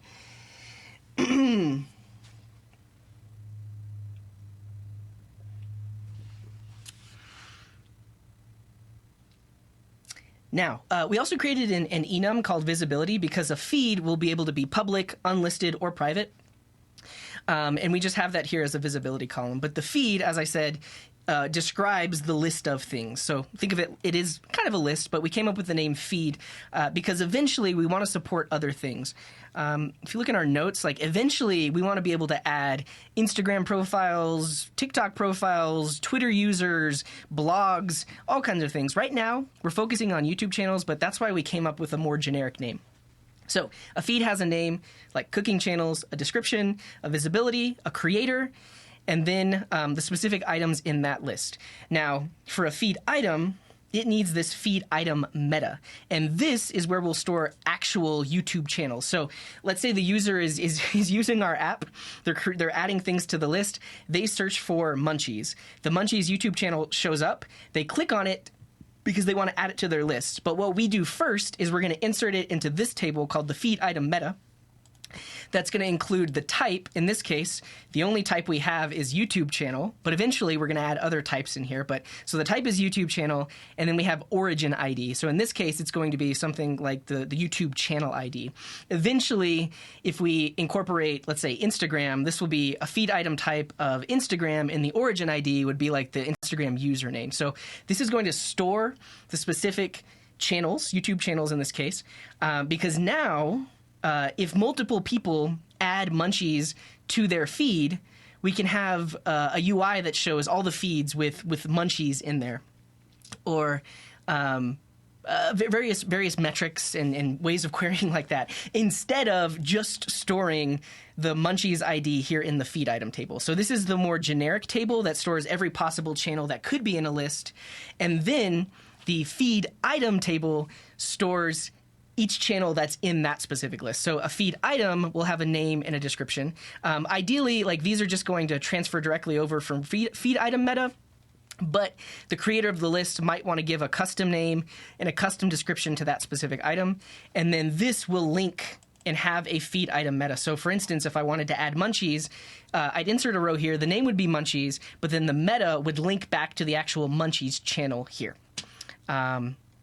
And that's about it. So we have some other relationships here that say that one feed item belongs to a feed, and one feed item has a feed item meta, so it links back to this. Yeah, so this is the schema that we designed. And then we ran it against our database. So Prisma is a really cool tool.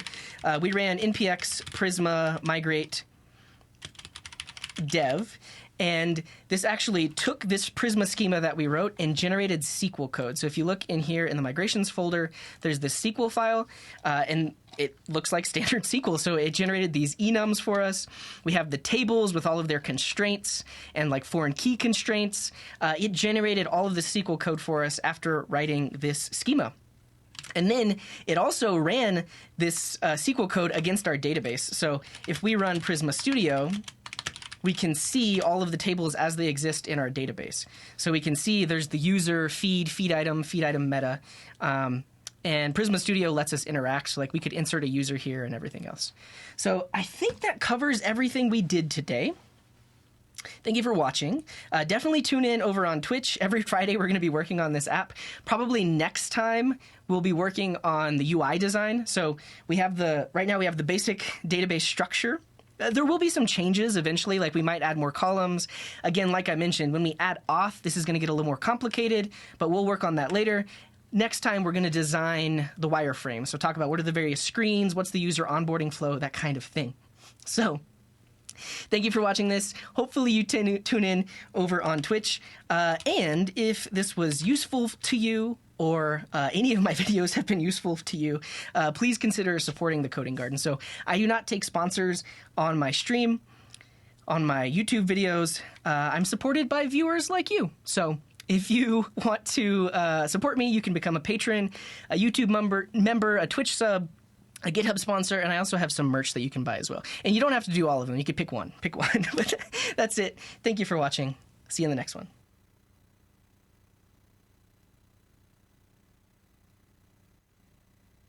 Hello?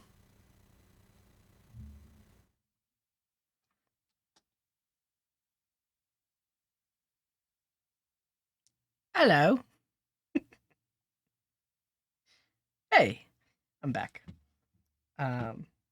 Now we can get back into working on some configs. Hello. Hello. Hey. Hey. All right. Here we go. I'll catch you up. So if you're just joining us, that was a video that you were watching. And we're going to get back into it. So yeah. Yeah. Yeah, so if you noticed yesterday, I did a subs only stream. Um, it was just an experiment, and mainly it was yesterday. I got some things done, and some things that I had. I mean, we're doing things right now that I have no idea what I'm doing. We're figuring it out as we go. But for a lot of people, it's not entertaining to watch me stare at code for long periods of time. And it's a little less exhausting for me to actually get things done on stream. And I didn't. I'm trying to like I don't know. I also want to um, uh, give some sort of incentives for people that are subscribers. I don't know. Yeah, I mean, eventually, I want to have community members on the stream. I still want to avoid sponsored content, so I will evaluate anything that a viewer wants to present. But I like the idea of like doing uh, lightning talks or something like that from people in the community. I'd like to do that eventually, almost like a mini coding garden community conference kind of thing. Yeah, I mean, I know it's not for everyone. I know it's not, and I think that was the main thing. Is like it was not meant at all meant to be entertaining. So I don't want people watching that and thinking that's how every coding garden live stream is, because it's not. I don't know. Let's review what we've done here. So we're specifically setting up eslint with prettier and the Airbnb config, and having it working with Svelte. So we're using the plugin Svelte, eslint plugin Svelte. We're trying to get it all working together. I think right now, where there's some rules that we need to disable. There's some rules we need to disable. So the preferred default export rule, we need to disable that because there are a lot of files in SvelteKit that do not have a default export, and that's just how the framework works. So we're going to go through and disable some specific rules that are conflicting with how SvelteKit works, and then evaluate from there, because our Airbnb config rules also don't seem like they're loading as we thought they might. So that fixes that. No param reassign is another one we're going to disable, because that happens a lot, especially like in server-side hooks and stuff like that. We'll disable that. Unexpected use of file extension.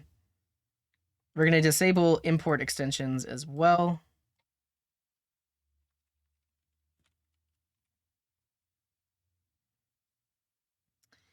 Type-safe I18N should be listed in the project's dependencies, not dev dependencies. This is also not the case in a SvelteKit app, because all of the most of the dependencies are dev dependencies. Okay, so we've at least fixed that, and it still complains about like semicolons. We can auto fix those. Great. Now over here in page.svelte, unable to resolve path. Yeah, so we need to tell eslint about the aliased $ in Svelte. Because what that means is it's actually pointing in the source directory at lib. So we are actually aliasing source, relative folder source, with the $. It'll end when we don't have any Airbnb rules. No, there's a lot more. And also, this is what I want to get working, because in my experience, the Airbnb config is going to convert this into this. Honestly, I want to try this in just a plain old TS file, because it should fix that.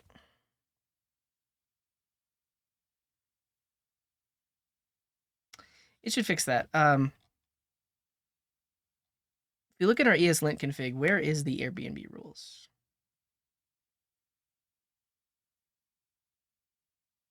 Yeah, they're here, and then we have the plugin prettier. I don't know. That's another thing we're gonna have to fix in a second. But before that, we need to get these aliases working.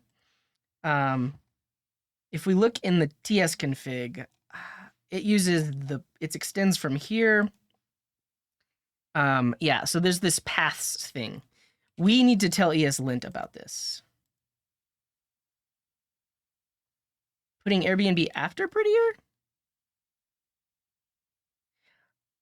It shouldn't be turning off those auto format rules. We can try that. But ultimately, there are these settings in the TS config that we need to put in our eslint config because the TS config knows that if I see $lib, I'm actually pointed here. And if I see this, it's pointed here. We need to tell eslint about that because right now it doesn't know. I think the prettier ones need to be last, but let's see. Because the prettier ones disable conflicting rules. Let's see. Oh, yes. Unexpected function expression. If I run autofix, yeah. Okay, so maybe that did work. But now, yeah, but now they're not working together because this is doing that. Honestly, I think maybe I don't want prettier recommended. I just want plugin prettier. Let me real quick. Let me look at the prettier thing that we found earlier.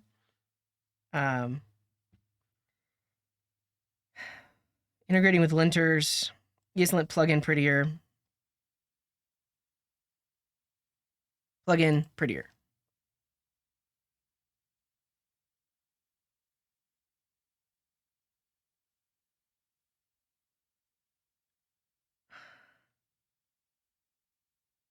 Prefer arrow callback is off.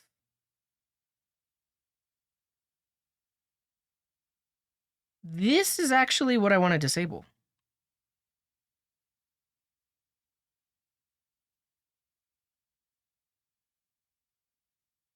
Yeah, we already have all the everything we need for prettier and eslint. I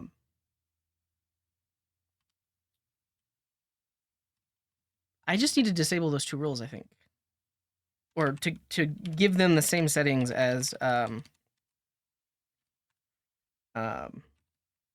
what comes in the Airbnb config.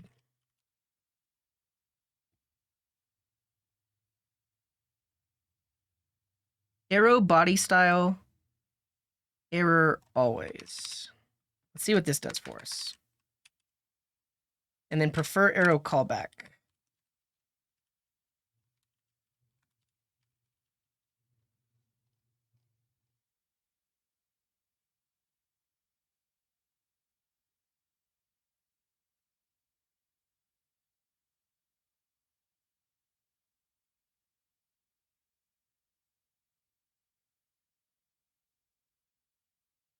All right.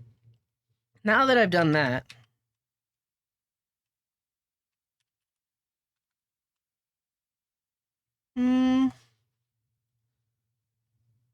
I think I have this rule specified wrong. Let me make sure. Oh, so I need to pass in error.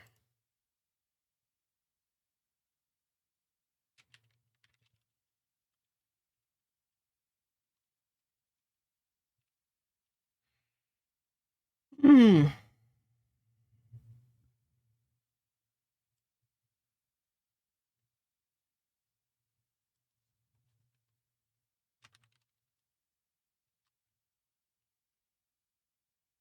Let's see. Yeah, so now that complains. If I run the linter, it fixes it, but it doesn't do the implicit return. So that's another rule I potentially need to turn off.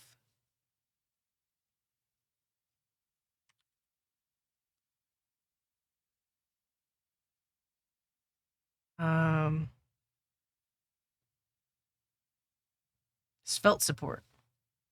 Yeah, we recommend using this instead when using, yeah.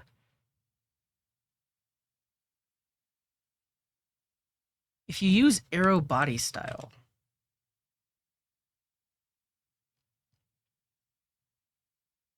Oh, no, I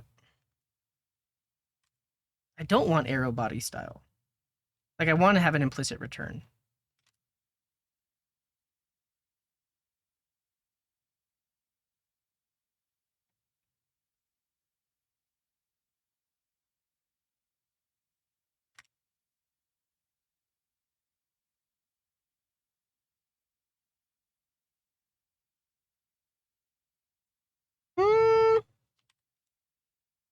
What if I don't do this?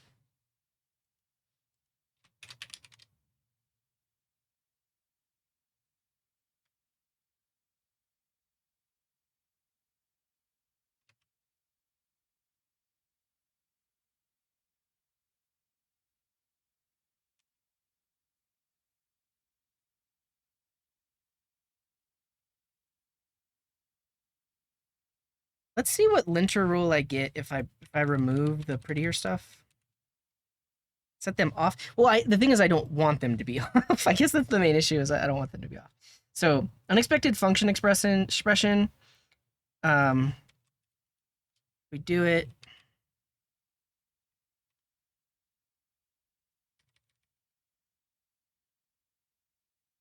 Turn those two off too. So if I don't have the function expression and I do this, this rule is arrow body style. Unexpected block statement surrounding arrow body. Move the return value immediately. So I do want arrow body style. That's the rule that we're trying to enable here.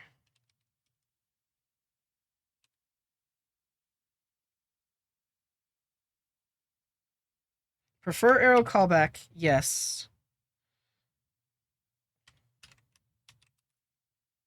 But I guess what prettier eslint is saying is they don't work well together.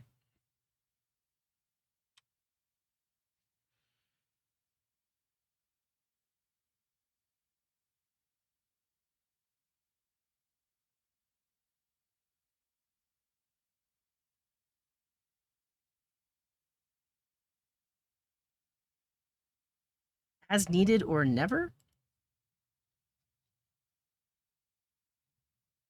Prettier handles it, but Prettier's not handling it. It's the issue. If we disable those two, now Prettier, it doesn't even care about this.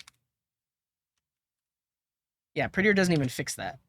But if I do this, then Prettier does fix that, but it doesn't fix the implicit return. It's not the end of the world. And then like over here, that fixes that, but it doesn't fix the implicit return. So as needed or never.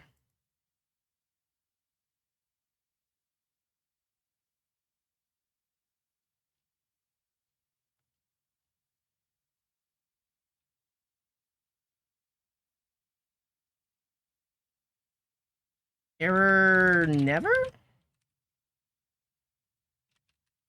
Yes, that's it. Okay, so that's it. Unexpected block statement surrounding arrow body. As needed is what we want then. Because sometimes we do need a body. That's what we want. That's what we want. So now, if I have the code like this, where it knows that it can convert that implicit return, it fixes it. But this cannot be an implicit return because we have a body. All right, we've done it. Those are the two fixes for that. Now let's work on paths. Yeah. Does anybody know what these are called in eslint? Like basically whenever it sees this import, it knows to look there. Give me a second.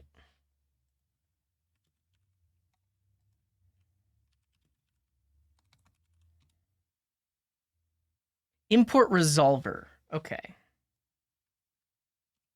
I think alias is probably right?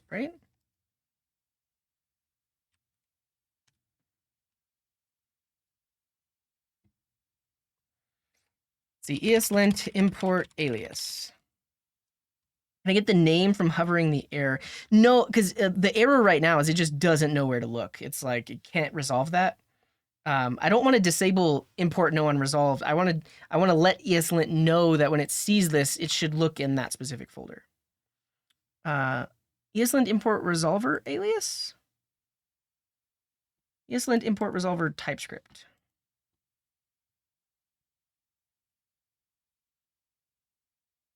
Yeah, so now this seems ideal because then it will just use the TypeScript import alias, right? 5 million weekly downloads.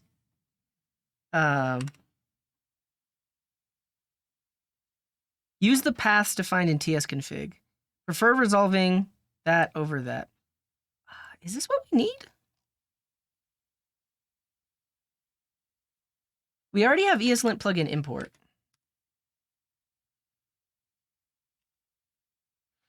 If we look at our package.json,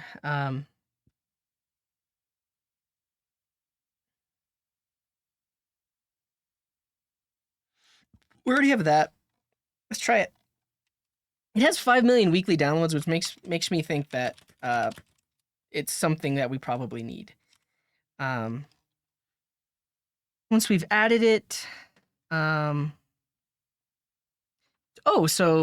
turn on errors for missing imports. Great.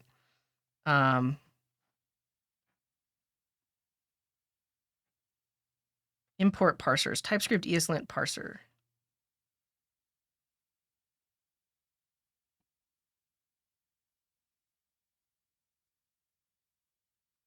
We just installed it.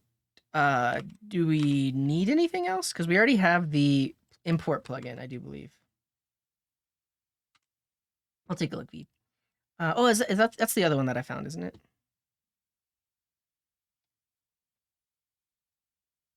That's another one though. Let's see. Just by installing that, did that change anything? Yeah, still can't resolve it. So we need to pull in some settings here then. Um,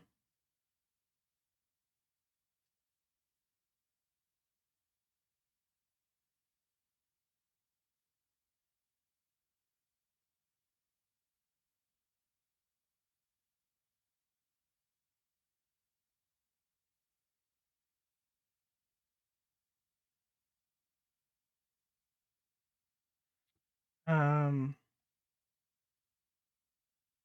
I don't want to ignore common JS files.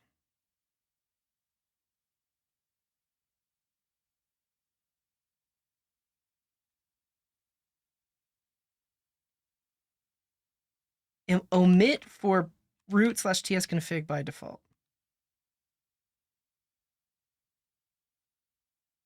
Well, it does say that it does this by default.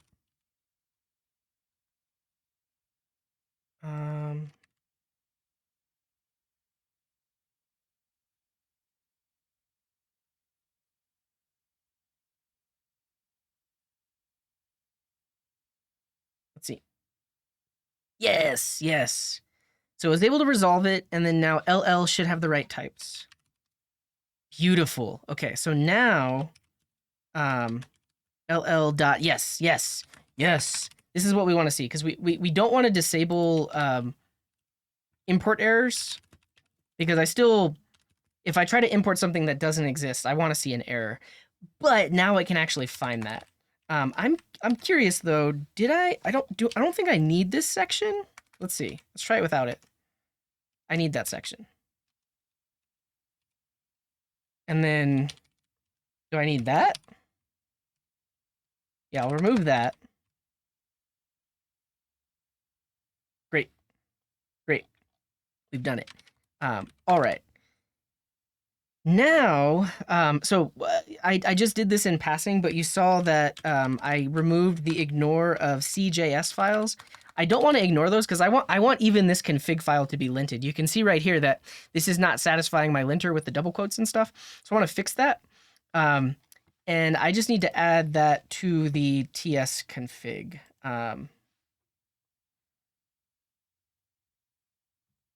If we look at what we're extending from, I think this is where we ran into issues last time, like when we were originally trying SvelteKit, because basically I want this include plus CJS files. So I'm actually just going to copy it.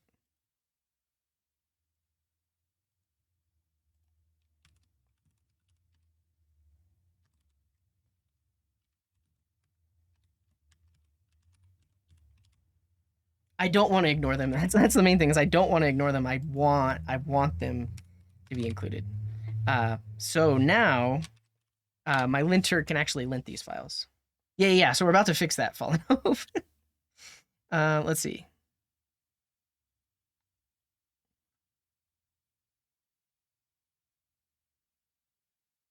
tsconfig does not include this file. It should. Is there an error in here? Why is this complaining?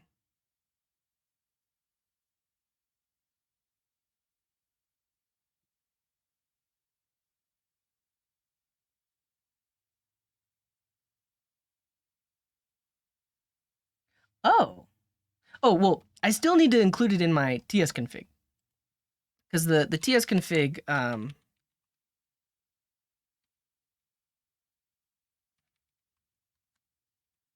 needs to include, that star.cjs. Why is this complaining?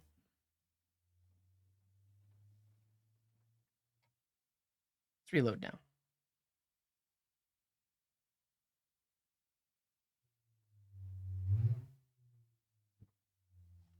All right, no errors here.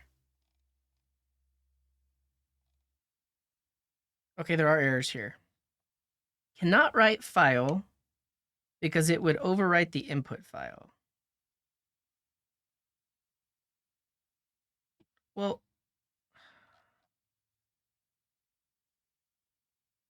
is include the wrong thing? It's trying to, this should have like an output directory, right?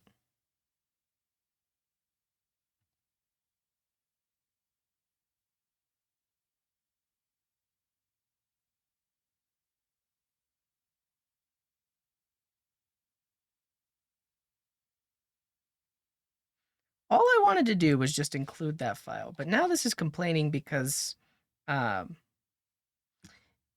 guess it's trying to transpile the post CSS file. Exclude node modules. I don't think that's this specific error though, because like right now, this is complaining about listed post CSS.config. It's complaining about this and the fact that this would overwrite itself, but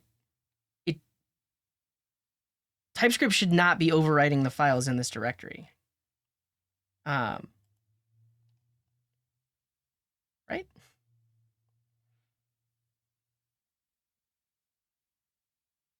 That's the main issue right now is, yeah. The other thing is I also want to include like the veet.config files here too. Okay. Let's Google this error or search DuckDuckGo for this error. Change the paths. Yeah, but so the right now I'm extending the base TS config, and that's why I was wondering like, why does the base TS config not have like an output path? Because we're extending all of this, we're overriding include, which is why I had to copy paste this. But this config doesn't even have an output path. I think that's mainly what I'm confused about, and that's why potentially why TypeScript is complaining, because it's overriding itself. Cannot write file.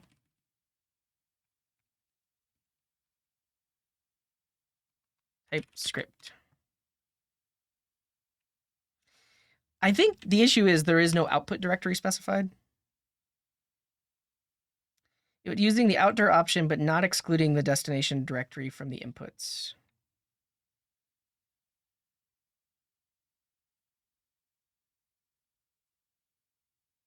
This is what fixed it.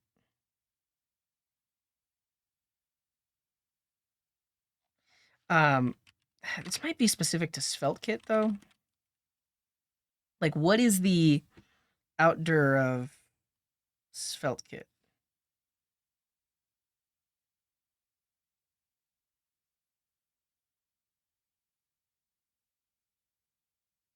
What's up, Fob? You haven't missed much. We're still working on configs. I think so. We have Airbnb config TypeScript working. We have Prettier working. The one issue we're working on right now is I want to start linting my config files as well. And that's what we're trying to fix. But once I fix that, there's probably a few more rules I need to disable, and then we're good to go. We're good to go. Yeah, I think that's the other thing, CodeBrains, is once we get this working, we have a base to go from. And see you later, Oscar. Thank you for hanging out.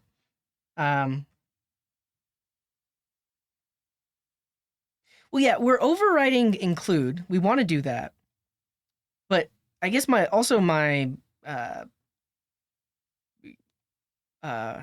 I'm confused about is the base TS config does not have an outdoor path, right? So like, honestly, I think this would fix it if I just did a, isn't it outdoor?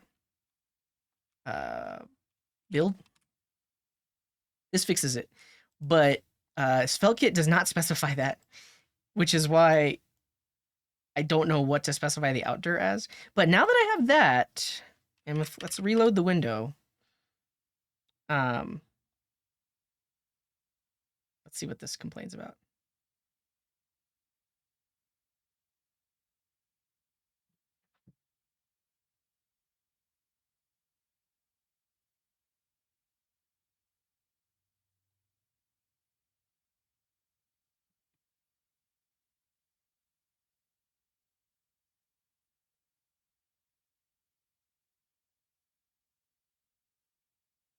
Oh, nice. I Winterflow. Yeah, I Winter Willow. I'm sure in other programming languages and environments there are similar sets of like coding standards and stuff like that.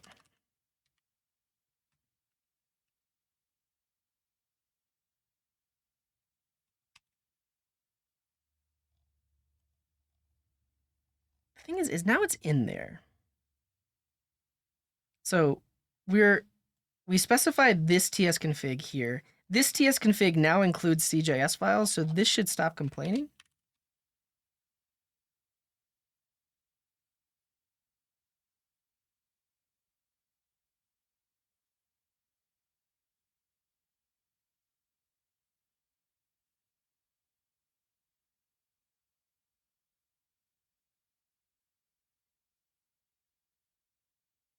Is it this?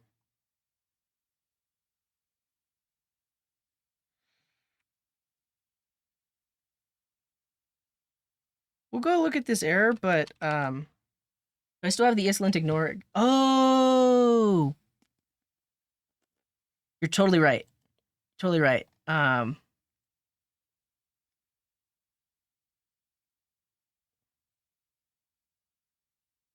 Eslint ignore. It's not. I don't see it ignored here though, right? Like I would think the CJS files might have gotten ignored there. There's a prettier ignore.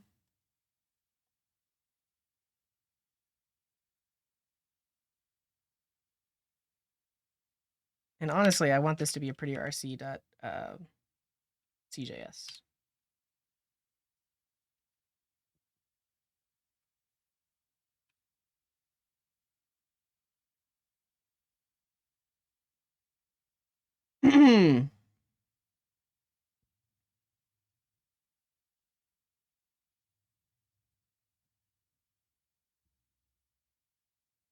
um,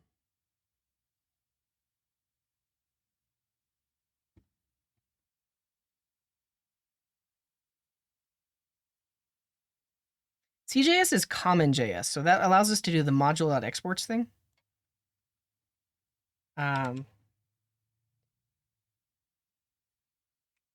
No, it didn't auto-convert it. I'm expecting my linter to kick in and tell me to remove these double quotes, but it's not. So this is a further issue. Let's see what this has to say about it. If you do not want to lint the file, if you do want to lint the file,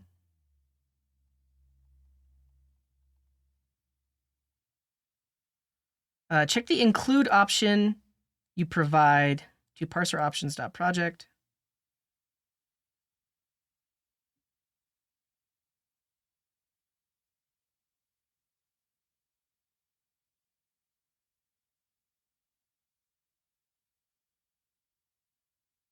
Oh, create a separate tsconfig for eslint alone.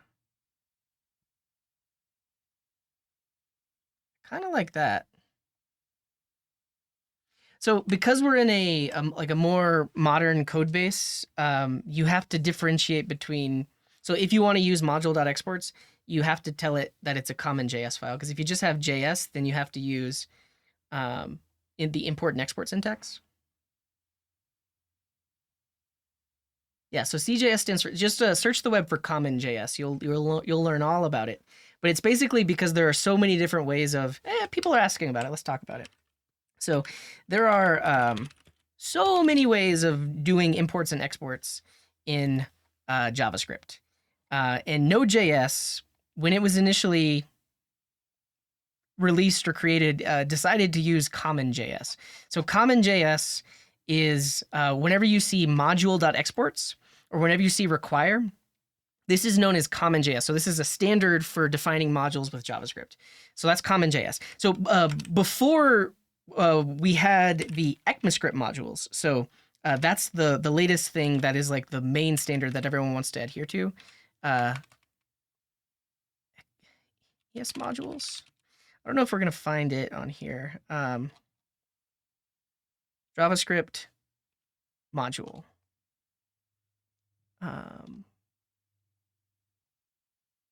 But these type of modules are specifically defined in ECMAScript, but they weren't defined in ECMAScript until ECMAScript 2015 or ES6. And so in ES6, we decided to standardize on using ES6 modules. So ES6 modules are when you see the syntax like you see in TypeScript, where we have import, and then we have export or export default. So this type of import and exports is ECMAScript modules, so ES 2015 and later.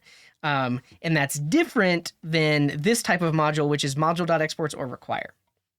Now, where it gets fuzzy and tricky is the fact that this code is actually being run through a bundler and transpiler. So they actually let us mix, require, I don't know, like you can actually mix these two things in this file and it figures out what to do. But that's because this code is running through Vite and then running through ESBuild or running through Rollup, which knows how to differentiate the two. Like if you're purely running in a ECMAScript module only environment, you can only use imports and exports. And then if you're running in a CommonJS environment, you can only use module.exports and require. So because in ES 2015, they started to standardize on using this style of imports like this, Node.js wanted to be backwards compatible. So now Node.js, by default, if you have just a JS file, it uses the old way. So it uses module, well, I think now, yeah, so now by default, if you have the latest version of Node, a .js file has to use import and export. You can't mix the two. But if you want to use module.exports and require, then you have to name it .cjs. That's what we're running into here. I want to use module.exports here because that's what eslint supports. So I have to call it .cjs in order to use that. It's really, honestly, it's a big old fat mess, and people still get confused by it, and especially because of bundling tools. So especially the fact that I'm looking at this file, I expect it to be ECMAScript modules, but in actually, this is TypeScript code, which then gets converted into JS, and also is also running through the bundler, which determines what imports and exports actually need to be. It's tricky, and then with the latest versions of Node, yeah, I mean, I tried my best. It's also very confusing, and you can tell there are certain parts that I'm a little bit fuzzy on, which is where I get frustrated in my explanation.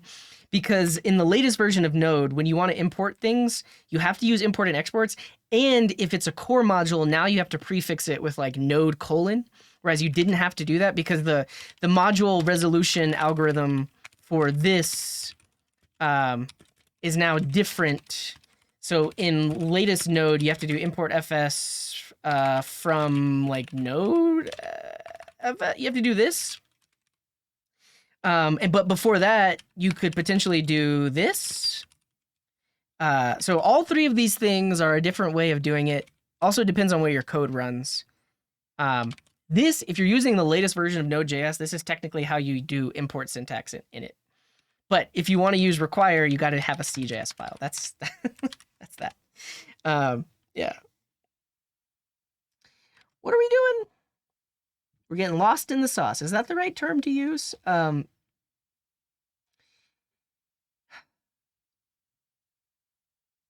Change eslint's list of include files to not include this file. I want to include this file. I definitely do. tsconfig does not include this file. It does include this file. This is what we're working on. We're deep in the weeds. Like I'm literally including this file. So I could remove that. If I remove that, this error should go away. I think anyways. The error doesn't go away.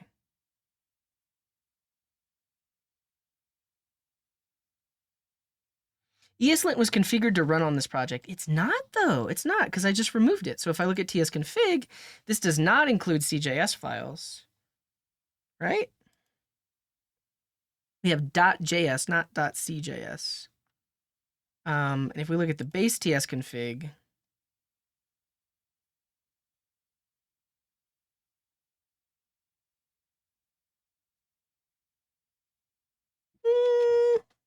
we're going to close VS Code.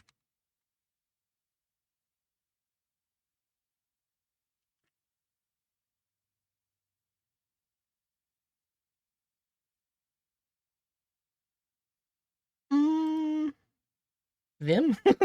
What about Vim?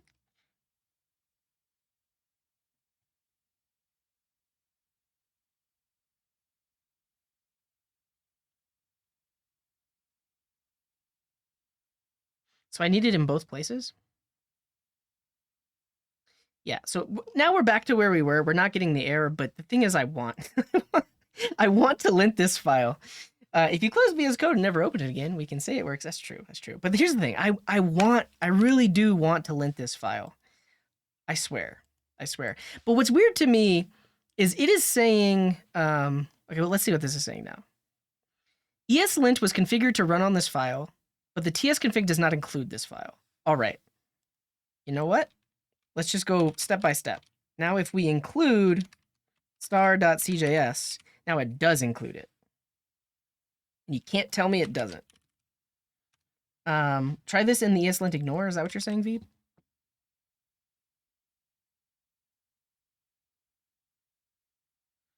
Now, the tsconfig does not include, but we do. We do include this file. It's right there. Right there. Are you saying put this in the eslint ignore, Veeb? Like, don't ignore?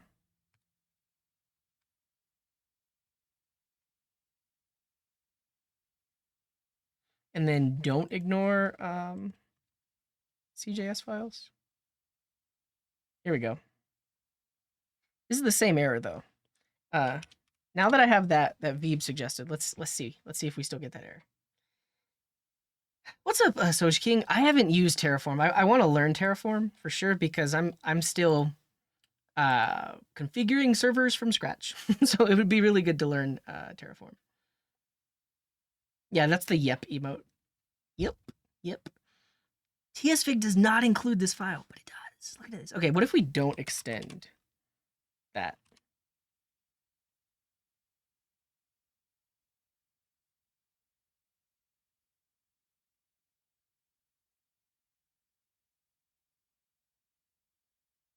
What would I use Terraform for? Any of those deployed servers I have right now, I configure them all manually. They're all like Ubuntu installs, and I regularly update dependencies and stuff like that. Terraform would let you define the environment all in config. Are you the only one seeing the editor flickering? Probably not. There's a transcoding issue on Twitch's end. Does Terraform not do the same thing as Ansible? I don't know.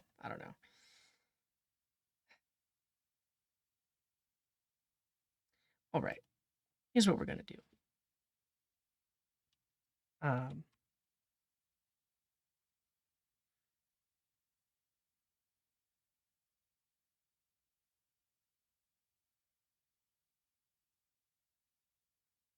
Wait.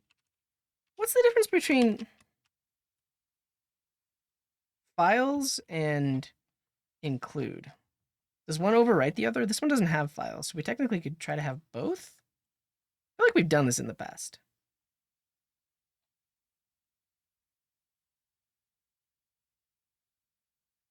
Oh, we could put them individually. Are we gonna manually add these now? Let's reload the window and see what happens. We could literally say, hey, check that eslint file. Yeah. Okay. So does the files property not allow globs? Like you can't do a regular expression? So here's the thing. We could go in and we could add this, We could add the prettier one. How do you spell it? Prettier RC? Yeah.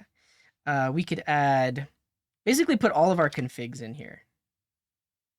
But I kind of don't want to do that. But, like, yeah, we want to lint this.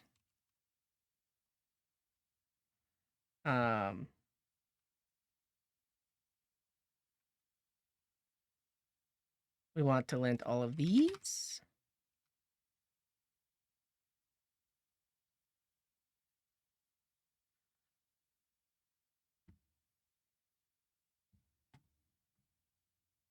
Terraform would recreate a server in Ansible would provision. Okay, yeah. So I just, those are just things I need to learn about essentially.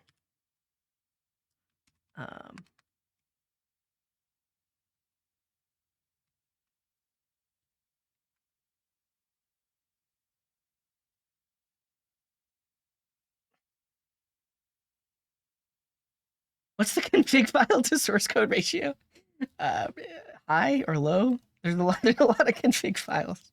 That's just the nature of modern development, though. I don't, let's look up the files documentation for tsconfig, because I don't think I do not think I can put regular expressions in here.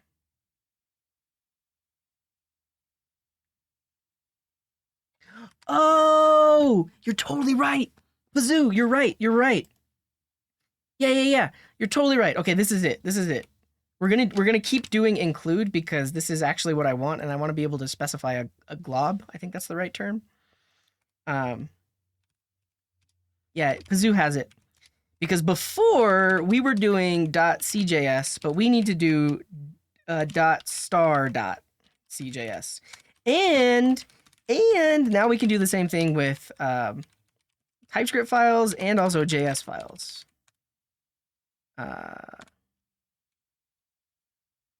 That's it, Bazoo. So I was this was wrong.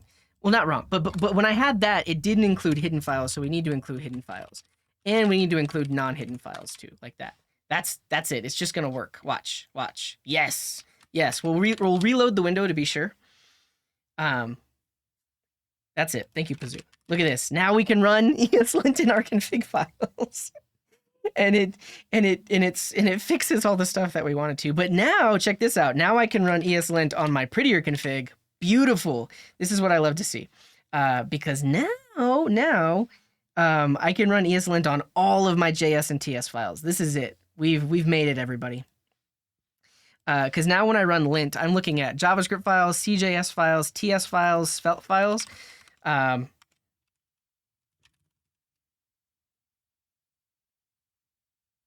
Beautiful.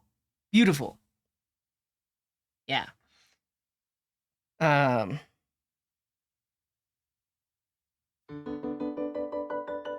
thank you, Murdoch. Thank you for that gift to Bazoo.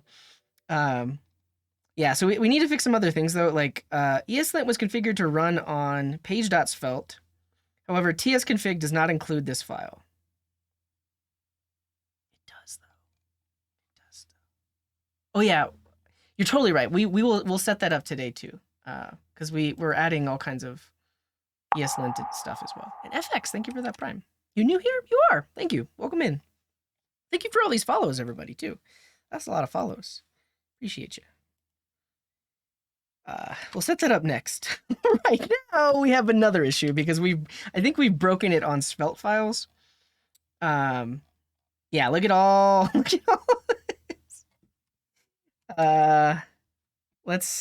Okay, so we're closer, but it's still like a little bit broken. Honestly, let me remove that.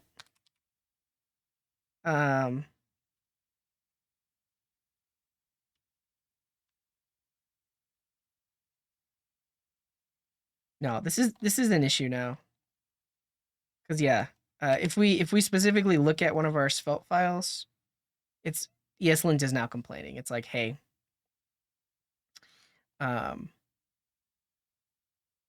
tsconfig does not include this file. I appreciate that, FX. Yeah, I mean, once we get this working, there will be a base config that everyone can use, which is great. but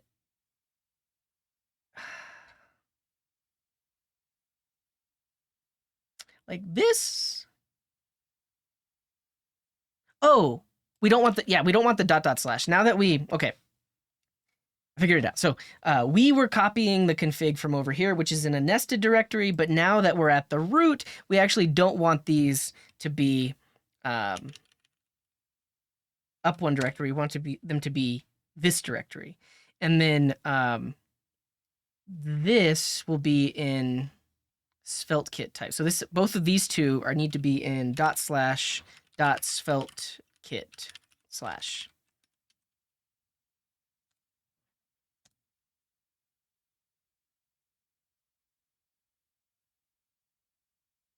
And then I don't need to manually specify this because I can just do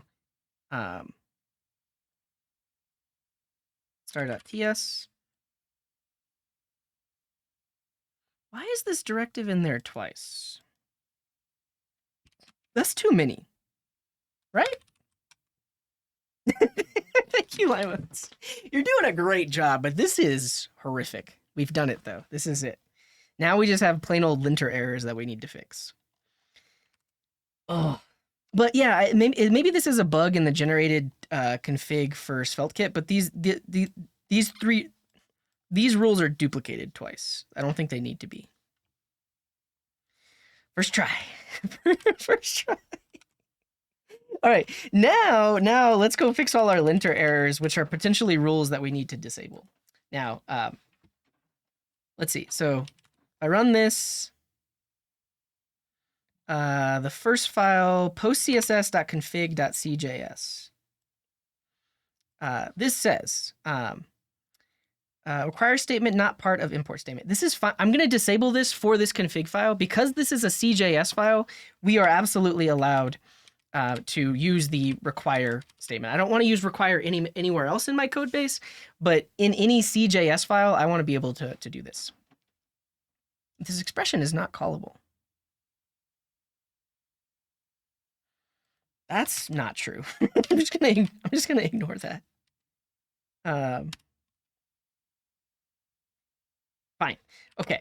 Now we should be down to 13 errors. 13 errors. Now, if we look at our layout.svelte, there's an issue going on in it. It's been we got it working. There's a lot of things we had to figure out, but I think we're there. I think we're there. All right. Exporting mutable let binding, use const instead. This I'm going to disable globally because this is actually how you do it in SvelteKit. Like, you want to export a let because it technically is modifiable. If we look at the SvelteKit docs, specifically, we're copying how they do it, and they're doing let. So I'm actually going to disable this globally. Disable this rule globally. Yeah.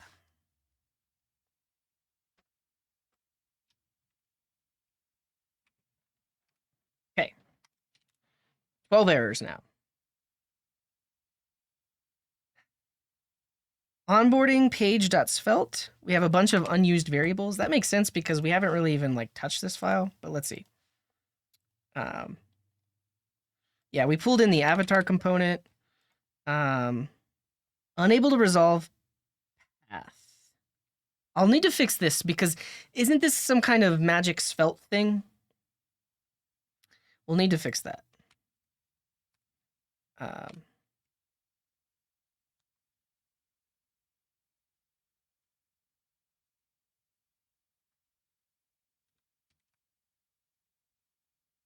Beautiful. Beautiful. It would be great if you could disable rules for certain file types. Yeah, I've never seen that in eslint. I guess I've never tried to do that in eslint, but yeah. It could say, disable this rule only for CJS. As far as I know, you can only disable it globally. I don't know. We need to fix this. Unable to resolve path to module app forms. I also need to look into what is app forms. I think this is coming from SvelteKit. Yeah, what is this? What's up, Yukurai? Welcome in.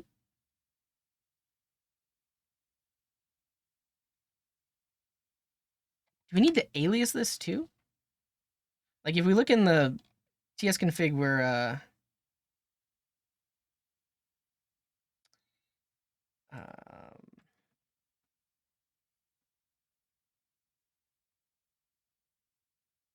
the Mac equivalent of Command P. Control P?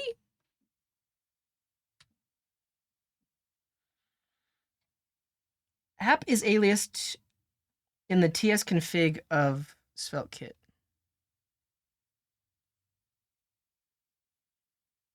Where though? I don't see it.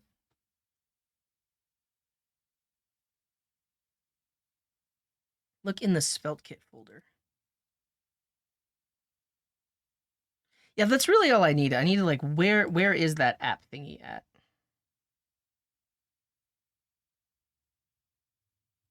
I don't see it in here though. Is it because I'm not directly using it so it doesn't actually get generated? Um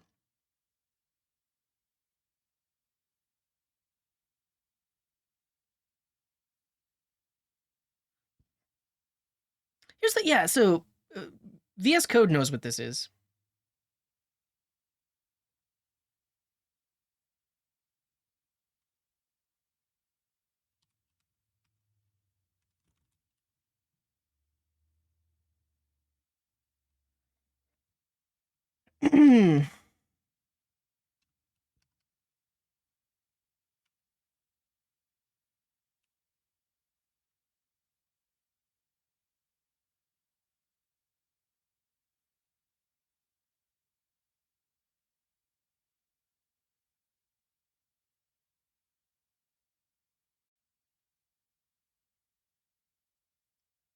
New dependency is optimized.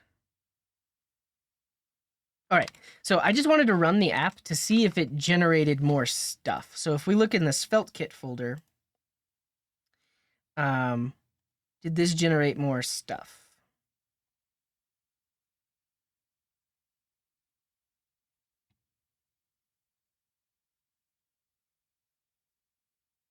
Hmm.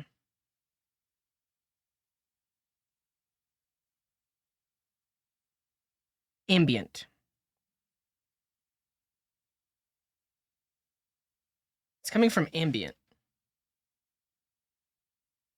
Yeah, so I need to define it. I just need to know what to map it to, right? So I basically I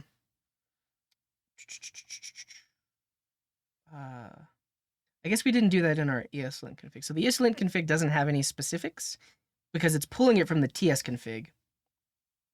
And if we look at the base TS config, it's defining these paths here. So that's just one more path we need to define in our TS config. But I just don't know what that path should be, right? So this needs to go here. But now we also need to have for app. I mean, I think it's dot slash SvelteKit slash ambient. Because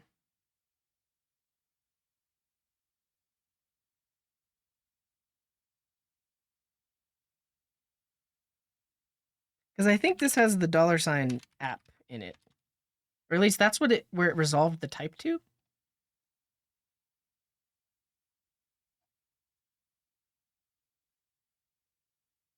But that's not the import though, right? Like, I don't think it's source directory. See, because it's $app slash forms. Yeah,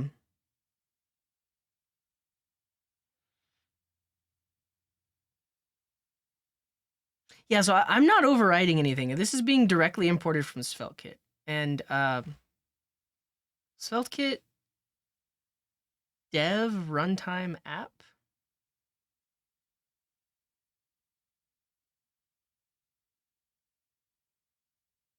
Yeah, I mean, and so that's what I saw. So if we look at this and I say go to definition, it points it to the types. Oh, here we go.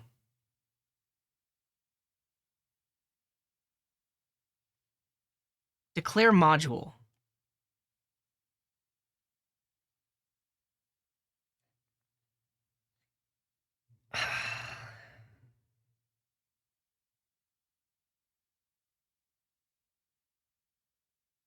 Yeah, how do I alias this though? I can't even like it's not a folder. It's not a specific import. Um,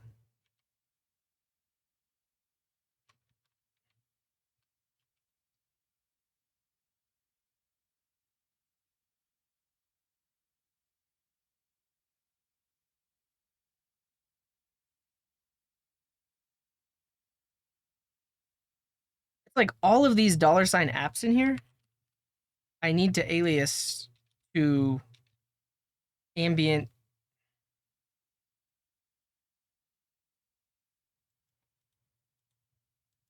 this.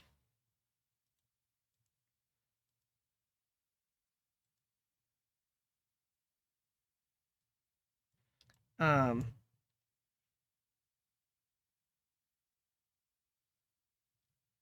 let's try to okay. Let's try to import it manually. So this would be like at sveltekit slash um, kit slash types.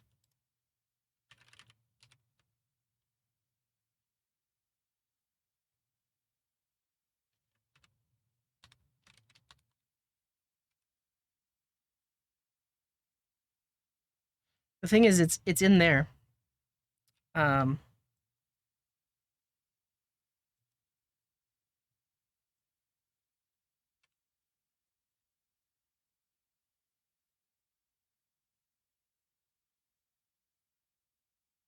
extents.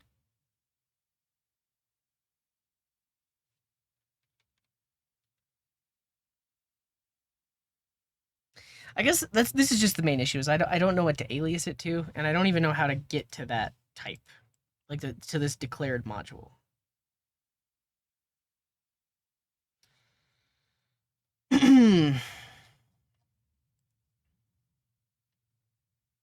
Let's see. Yeah, I probably should have searched the web already. uh,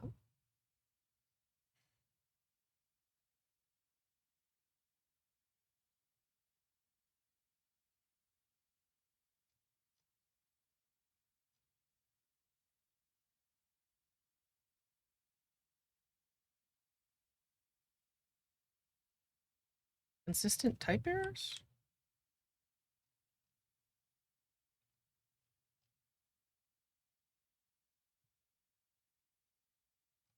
Okay, so we have some settings in our. Let's go back to what this should be, which is uh, we have settings in our eslint for import parsers. We want import extension settings.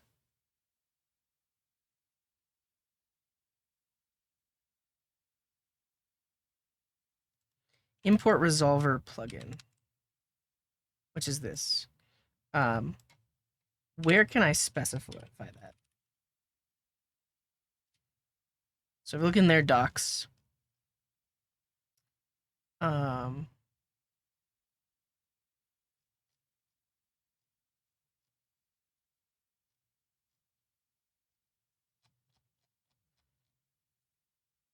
where can I specify um, that? Plugin import TypeScript. Am I missing that?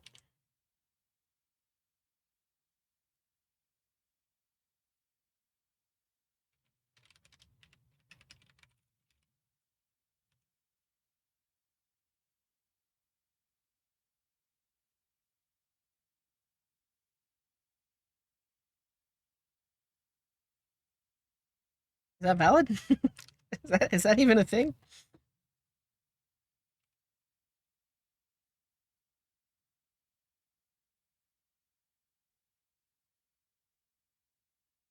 Still can't find it. This doesn't become this doesn't seem to be complaining about import TypeScript.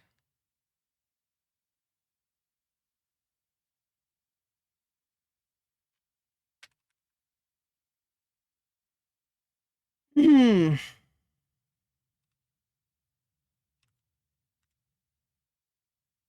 SvelteKit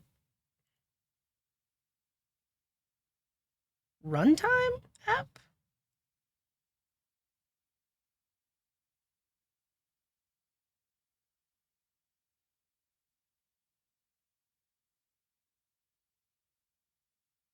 Well, I guess I would need that in my. I would need that here. Is this what you're saying? Um. So if you've seen $app, do this app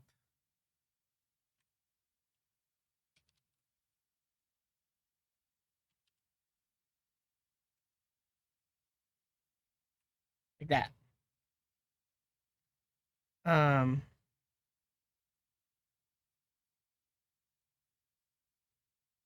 No. No, we have it directly. We have SvelteKit directly included here, and all of their types.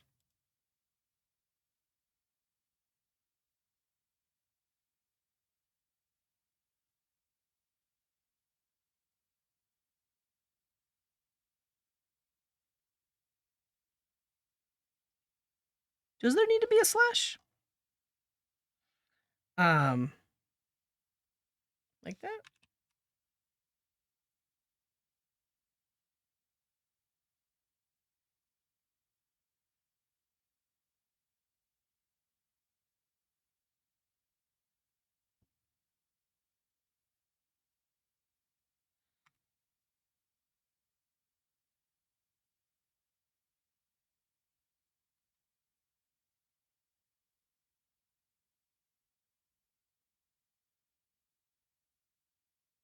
Yeah, so we're not getting the error on $lib because we fixed it with. Well, we didn't fix it, but these paths are already included. The error is with $app, and $app is different because it's eslint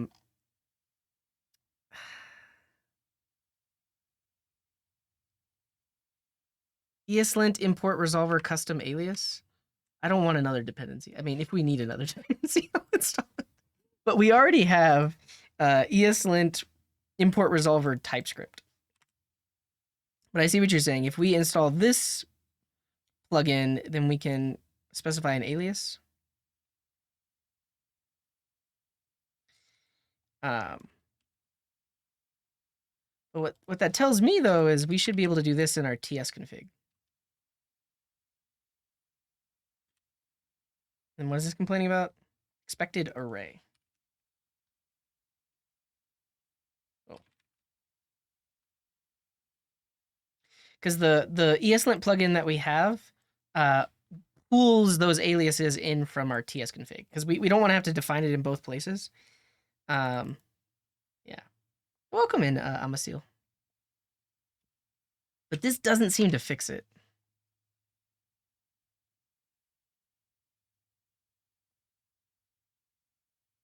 All right, here, this is the one they're using, the same one that I'm using.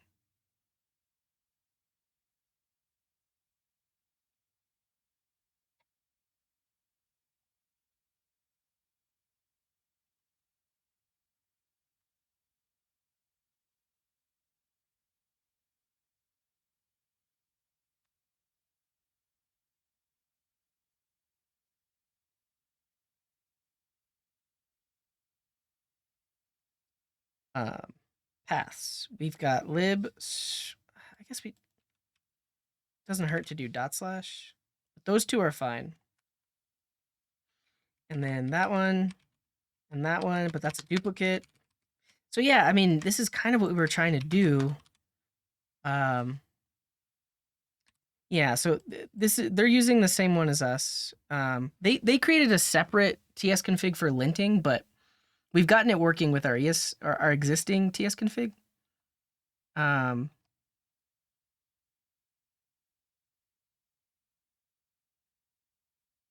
they're saying is though, I think I like this better. Well,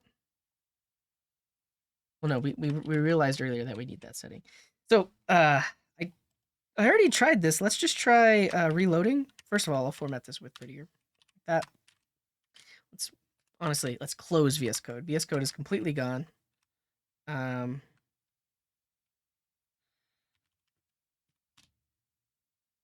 see what happens. Oh, because we're excluding node modules. I think you might be right, Lightmotes. So not only do we want the one defined in our SvelteKit folder, we want the one defined over here. I think that fixed it. Let's see. No, it didn't fix it. Unable to resolve. But I think you might be on the right path because these types were somehow not included because if you look in the base tsconfig, it's excluding node modules. Oh, I mean, yeah, so it's already not excluding that. Yeah, that one doesn't get excluded. That was a good call though, Limotes, but I'm pretty sure this exclude, which we are extending from, does not exclude that. I mean, which goes to show, like, the fact that TypeScript can compile this code means that tsconfig is good. Tsconfig doesn't, TypeScript is good. It doesn't care what we're doing with that $app thing. Like, it can resolve it.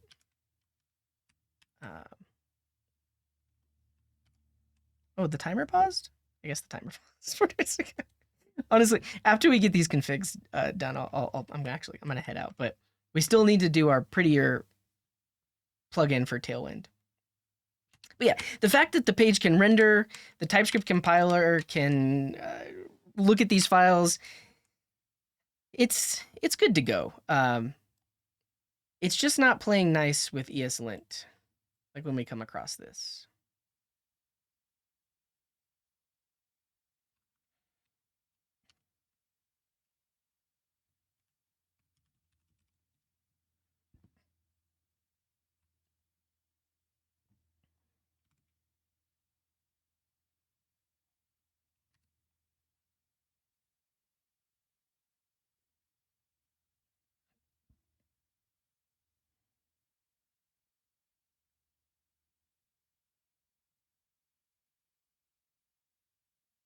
Huh. Huh.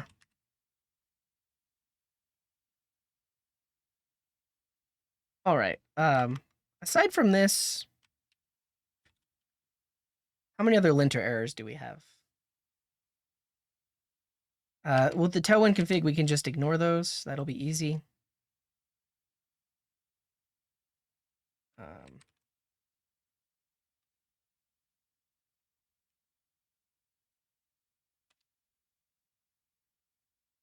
Easy. And now this is our only problem. I commented out the I-18 Hello World just because it's not really being. I don't want to have Hello World on the homepage. So yeah, that's got commented out. This is our only error. I'm okay with figuring this out later. I don't know how much of this we're going to be using. We can ignore this error because TypeScript knows what the type, like the types still flow through. We can still use it. It's just eslint doesn't know about it. So we'll just add a little to do here. To do. Fix error with eslint. Fix app import error with eslint. This needs to be fixed. We've kind of exhausted all the things we can try. I mean, ultimately, this was supposed to be the fix, but it's not working. So, yeah, we're gonna ignore it for now. And now that we ignored that error, we have no linter errors across our project, which is beautiful. Beautiful. Let's keep moving. The next thing we're gonna do is we're gonna add the prettier Tailwind plugin. Here we go. Tailwind prettier? This one. So we will install prettier plugin Tailwind CSS as a dev dependency. And one of the main things this thing does, or what this does, is it organizes our Tailwind classes. So like, if I do like this, running prettier should sort those in the way that makes the most sense. I think it's essentially the order in which those rules are defined in the CSS. So here we go. We're gonna install this as a dev dependency. Because right now, if I run prettier, or if I run eslint, it does not fix that. Storm and Rage, welcome in. What's up? And then now in our prettier config, we add the plugin. We don't have a prettier config. We need to define a prettier config. So now prettier .config.cjs. Is that what we want here? Yeah, definitely. We'll disable this global require.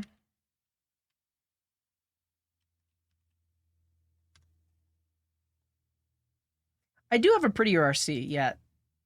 Oh, I already do. Never mind. Good call. I don't need this file. We can put it in there. I thought they were different. So this actually just gets added here. So we have the CSS plugin, and we have the other plugin.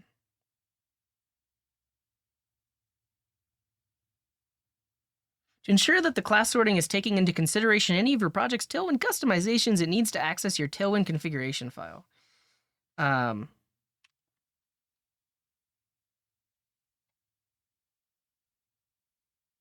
Let's just specify it because I don't want it to have any magic where it accidentally grabs the wrong one. So our Tailwind config is just in the root tailwind.config.cjs. So it knows to use the right one. Okay. Now the moment of truth. Now we don't get a linter error.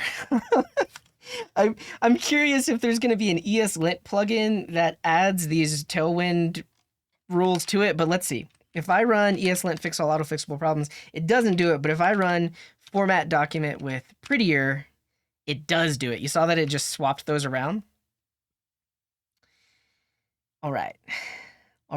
I only ever want to run eslint. So is there a way to get this working with eslint? Let's see. Let's just search their repo. Eslint.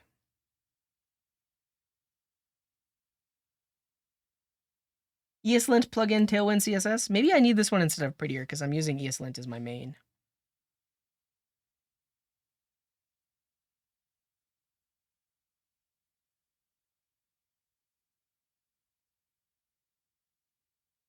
Yeah, so I think I'll have enough time to set up pre-commit hooks. So we'll set that up today so that it runs the linter before it lets you commit.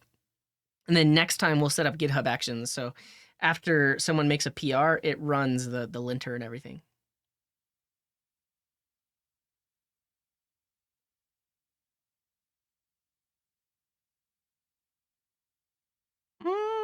So do I just need this instead of the prettier plugin?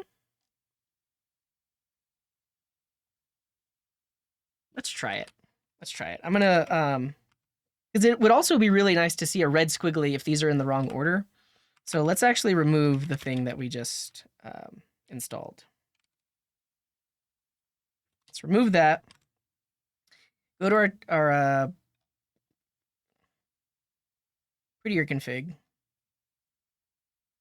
Where's it? And now we can remove the Tailwind config from here.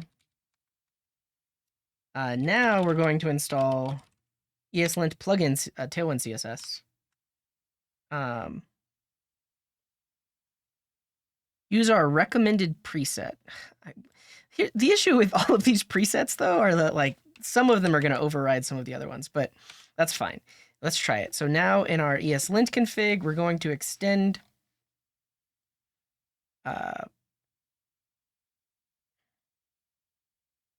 prettier or Tailwind.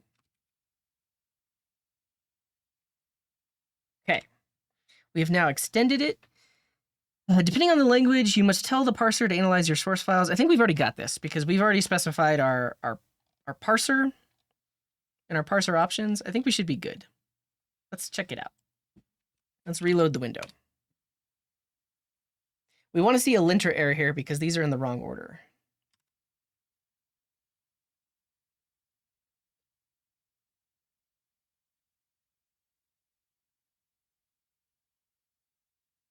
Class name order. Order class names for consistency and makes merge conflict a bit easier to resolve.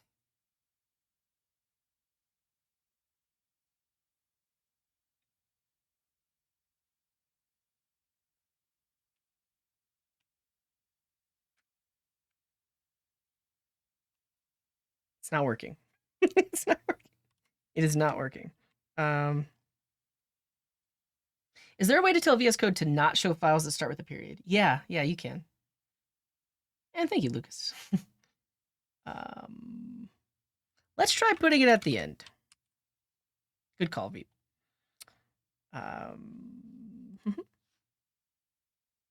Reload.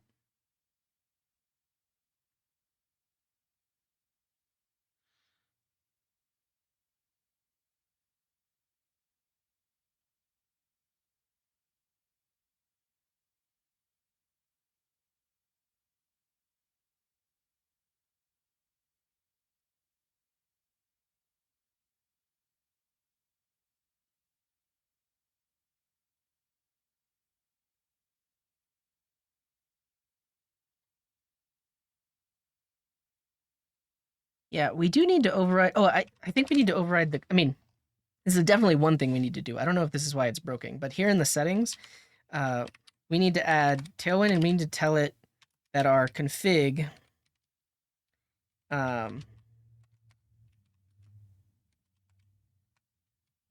is.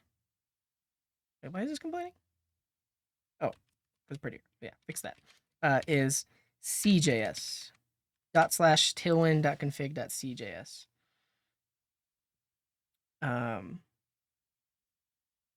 Tailwind.config.cjs. Yeah, so we definitely need to do that so it points at the right config.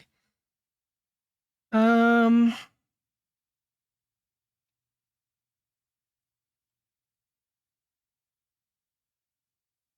think eventually we will be using these, but we can just use the default option. Did that change anything?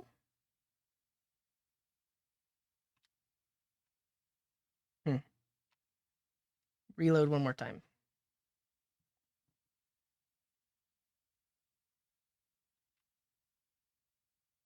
It's not doing it.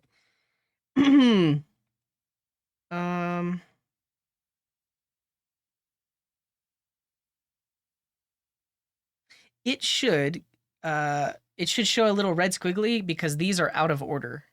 I believe flex comes first in the order.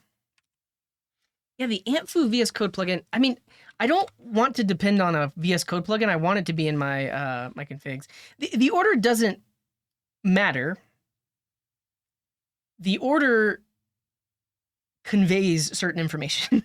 And then also, so if two different developers are adding to these list of Tailwind classes, that could get like really long and there could be lots of conflicts. So if two different developers are using different orders, then it can be really hard to tell in the Git diff what actually changed. But if the ordering is consistent, then between two different developers, it'll be very easy to see what was added or what was removed. That's one of the main benefits. But then also, the order of these doesn't actually matter.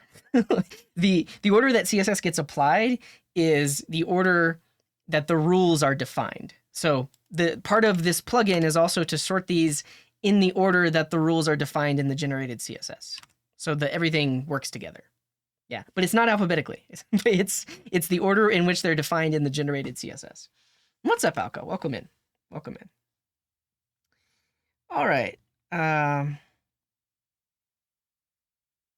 plugin groups .config files.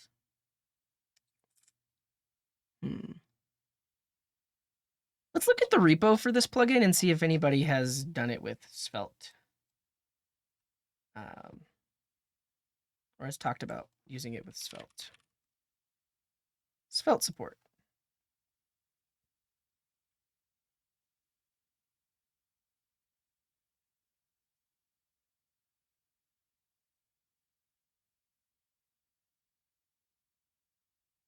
Yeah, they're using the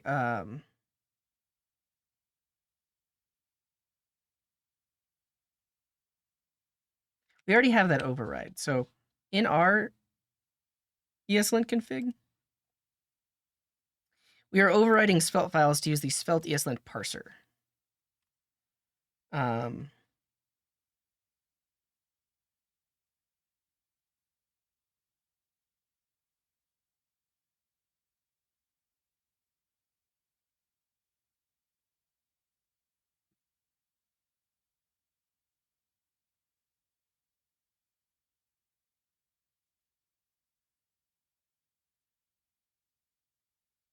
Angular eslint template parser?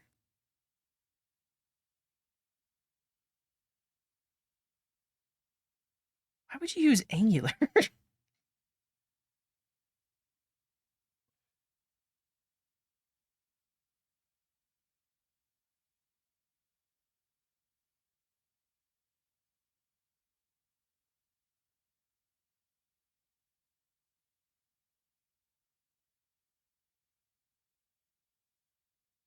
Hmm.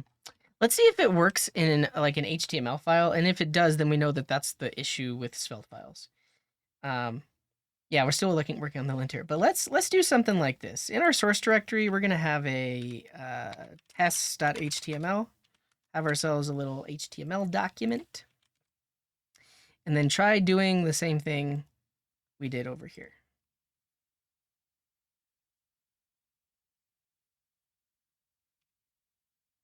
I need to tell eslint to run on my HTML too.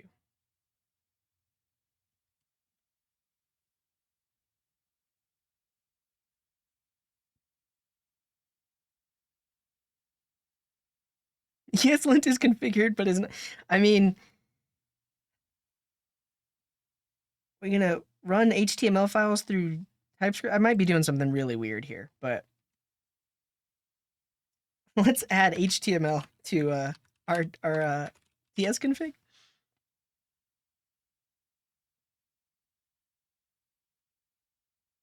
The extension for the file HTML is non-standard. It should be added to your existing extra file extensions. Okay.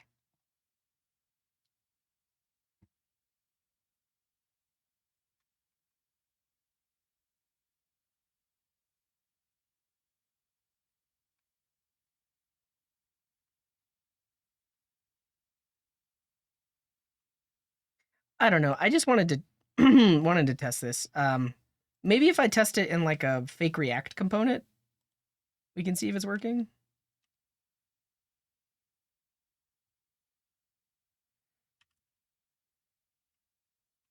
Then I would need to add TSX to it. Let's do that.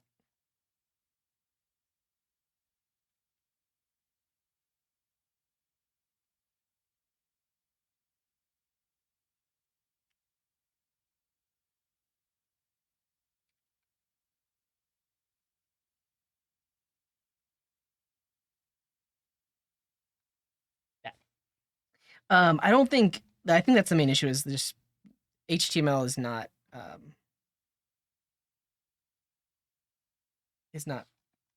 picked up here.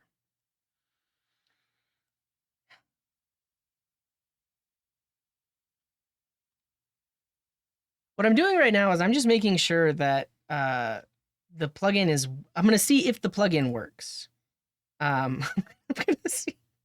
I'm gonna see, does the plugin we added here, does this work on, let's say, like a React component? Because if it works on a React component, then we know the issue is with Svelte.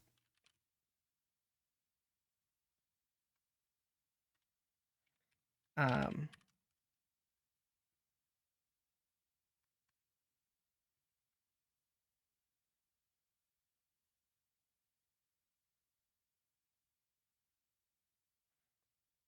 let's just copy our markup here.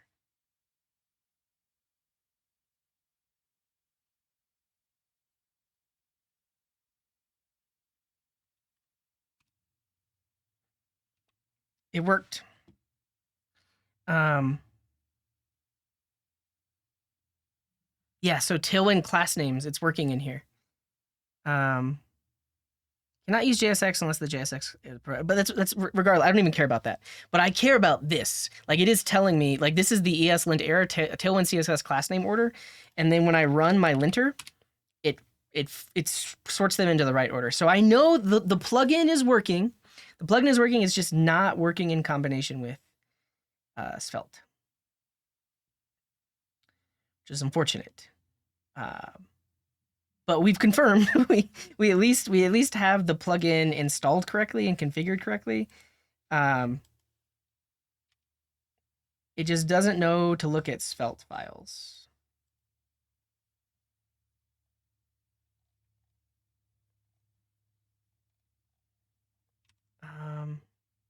I'm curious. So we specifically are now using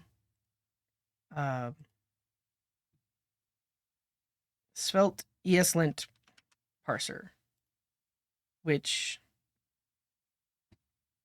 is this one, eslint plugin Svelte.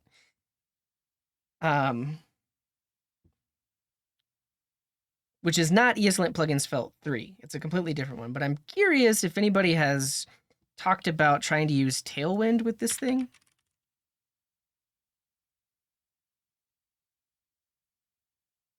How to make this work with Svelte.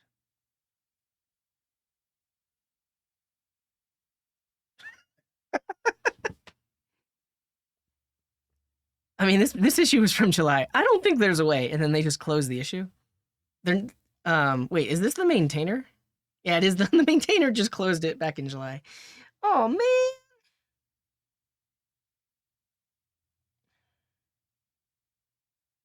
Oh man.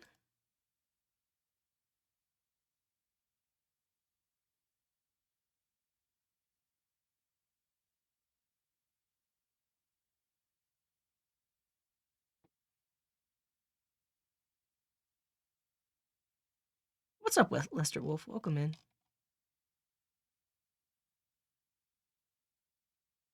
All right. Time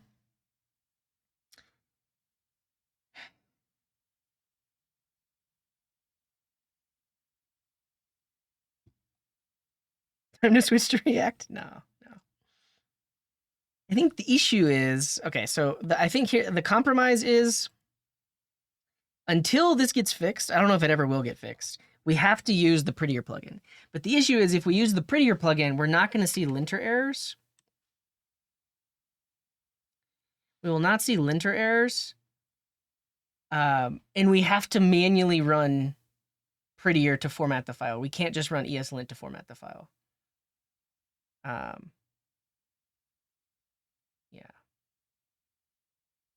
Yeah, we excuse me. We talked about this earlier, Rolling X. Is if you just use the plugin inside of VS Code, that's only for you. But this project will potentially be worked on by a lot of different developers, and we want everyone to have the exact same configuration, the exact same rules, which is why I have all of this, why I'm setting up all of this config. Because when you pull down this code base, I want your editor to show you the exact same errors and do the exact same type of formatting. Whereas if we didn't have these configs and we only use the plugin, two different developers could have different rules for it. Yeah, consistency. Exactly. Can't the pre-commit hook just run prettier? Yeah, that's what we'll do. I mean, it's a compromise. Yeah, it's not. I guess it's not even a compromise. It's just won't work. Won't work. Yeah, I mean, we've been working on this 3.5 hours. We're almost to the point of getting it working. So we're gonna remove eslint plugin tailwind CSS. We're gonna get rid of it over here. We're gonna get rid of this. We're gonna go back to our prettier RC. And we're going to install the prettier plugin. Prettier plugin tailwind CSS. eslint plugin. Is that the one I just used?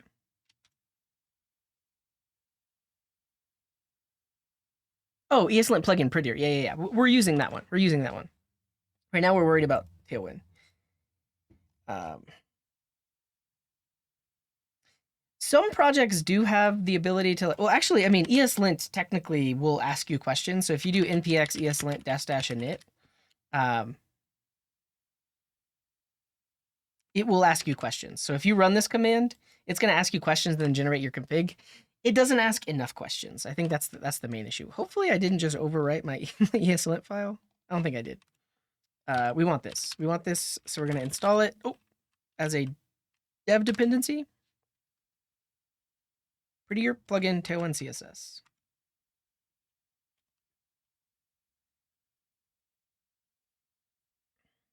I have a lot more settings on my microphone and noise cancellation. So yeah, it sounds different. Does it sound okay, I am Rubes? But it's the same microphone. All right, now that we have that over here, we put it there like that. And then we say tailwind config. I spelled that right? Is here. That.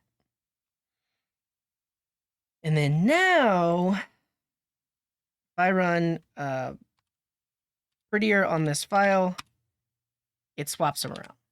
Okay, so the issue with that is I'm so used to running eslint fix all auto-fixable problems, and right now that fixes all of the prettier things except for the things covered by prettier plugins. That you specifically have to run prettier for. And in order to do that, we now want to run prettier, I guess also after linting. This is unfortunate. I mean, isn't it just that? Let's see. If I go back like that, and then I do npm run lint, that's going to lint it.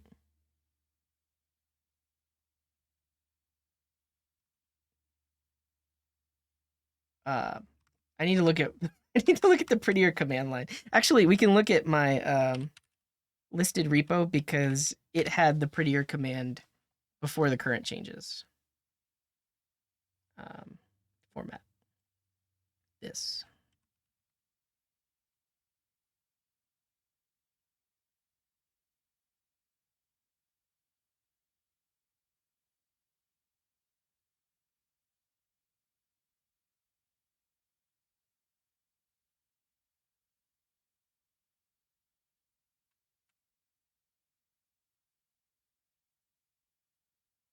Yeah. So run the format and then run the linter. Is what we're gonna have to do. Well, no, we'll run them separately. I switched it earlier in the stream. I think I like it. I like it. I like that it doesn't shift the code to the right whenever you open it. All right, where are we at? We're in here, and I want to see if I run npm run format and npm run lint, it swaps it. That's what we want. And then we're going to add a pre-commit hook that does this before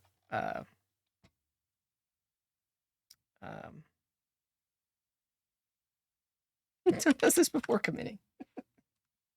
All right. I think we're there. I think we're finally there. Let's look up Husky. Husky is what I've used in the past for this. Anyone in the chat, let me know. What do you use for pre-commit hooks? And I don't want to hear, I don't use pre-commit hooks, because that's fine. You don't have to. I'm going to for this project. So I know I've used Husky in the past. Anybody use anything? Husky? Husky? I mean, that's 4 people saying it. Let's do it. So I'm going to install this as a dev dependency. Yeah, and so I'll show you exactly what this does. Basically, you don't even have to use a tool for it. Technically, you can go into your .git folder and, we're in the Git folder. Then you can create hooks inside of this folder, and they have a bunch of samples that you can go from. Husky is nice because if you're in a JavaScript code base, it'll set all of that up for you, and you can just configure it to run npm tasks. So we installed Husky as a dev dependency just now. And then now we can set up our options in our package.json. Flight plan. Never used that before. Let's look at their docs. Always confused as to why they call it Husky. I don't know. Because it's a dog? Improves your commits and more. Oof. Well, never mind. I want to do Husky init, I guess.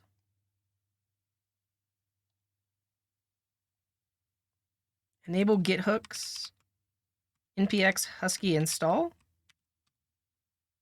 Git hooks installed. Cool. And then in prepare, we need to add Husky install. So when somebody else does an npm install locally, or like when they pull this repo down, we want Husky to get initialized so that the pre-commit hooks get set up locally. So we need to add this in our package.json. So when other people, it goes in scripts. When other people do an npm install, it'll do that. Okay. Isn't there a way to just do it in my package.json?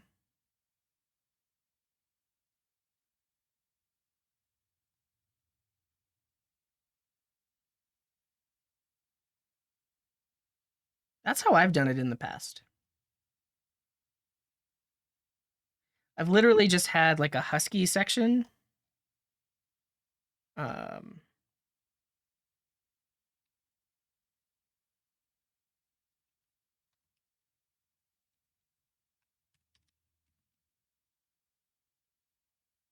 I've had like pre-commit npm run format and npm run lint.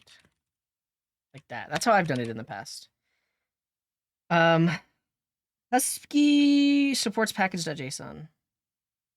Is this right? This is kind of what I want. Package scripts. Pre-commit. If you were calling package.json scripts using npm or yarn, you can simply copy your commands. This is what I want. This is what I want.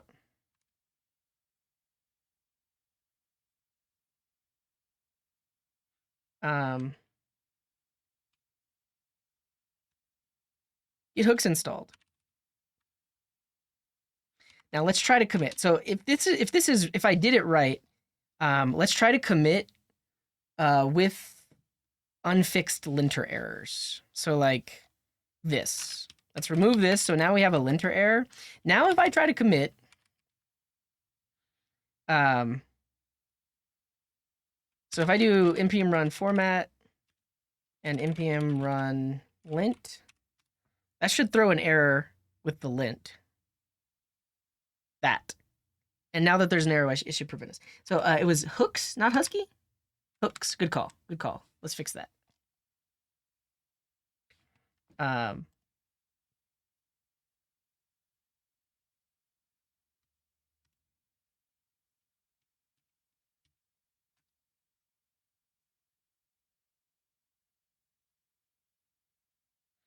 Is that all I need to do? I should be better about reading docs, but the thing is, it didn't tell me anything about hooks in the default documentation.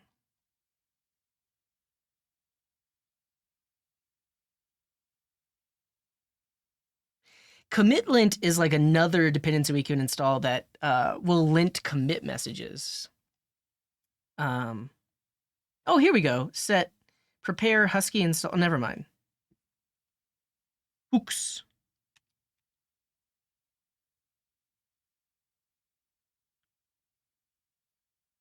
Create a hook.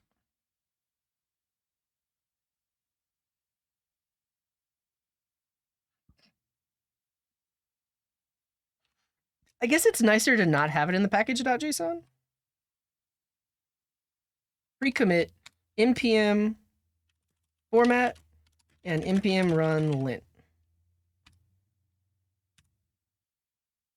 Yeah, so that creates it in here.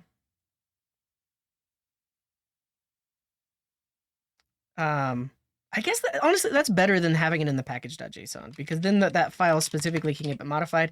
I mean, we already have that many configs, but I think having any more stuff in here is just like too much. So now that I've done that,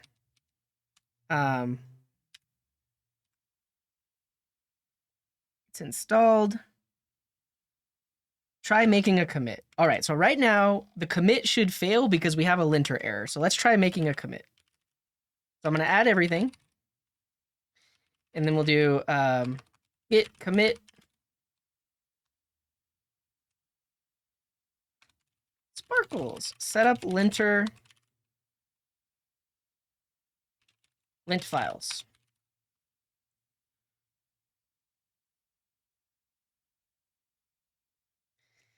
Pre-commit hook exited. So if I do a git status, it prevented me from making this commit because there is a linter error. That's what I want.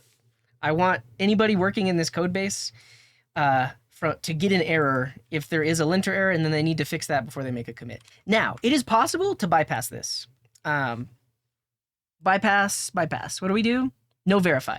Yeah. So if you're working on this locally and like you know that you like maybe you want like a work in progress commit, you could do no verify, and then it won't run the hooks. But by default, I want it to run the hooks. I want it to run the hooks. And so now if I fix that file, and then we commit it, sparkles, setup linter, setup commit hooks. Success. So now because there were no linter errors, it committed it, and I can push that code up to GitHub. Beautiful. So if someone were to bring this code base down, they now get all of these developer features too. So we changed so many files. Look at this commit.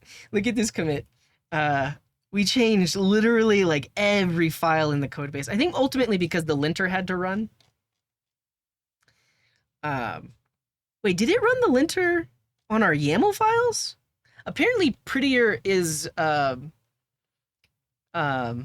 opinionated about our YAML files too. So that's a thing. Let's see in here. Oh, our linter put parentheses around some stuff. Yeah. Oh, our linter. See, this is the other thing about the Prettier Tailwind plugin. You can see the sorting in the commit. Okay. This was a doozy. Small commits. It's okay. But now, if you all want to contribute to this code base, the linter is set up, Prettier is set up. All you have to do is an npm install, and your editor, as long as you have the Prettier plugin and the eslint plugin installed, it'll show you the right errors. If you try to make a commit, it's going to show you the error. So that way it saves me time, right? So if somebody makes a pull request and the code does not adhere to the linter, they're going to know that already. The thing we're going to set up next time are GitHub Actions. So right now, before pushing up, it runs these things, these pre-commit hooks, like it runs the formatter, it runs the linter. Eventually, we'll have tests. I want to also set up GitHub Actions so that if somebody makes a pull request, it runs the linter and the tests on a CI server, and then I'll see like a green check mark or not next to their PR. So they know if they've made a PR that something isn't working. So yeah. All right. Amazon KKA asked, what is GAA and GSS? These are my aliases, Git aliases. If you look at my Zish RC,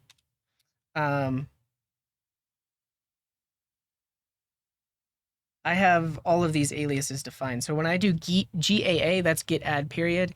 When I do GSS, that's get status dash S. Now, technically, if you're using omyzish and you are using the git plugin, I think you get these aliases by default. They may be like slightly different, but they're just aliases for my git commands. Yeah. Make sure Prettier didn't add any malware. I think it's fine.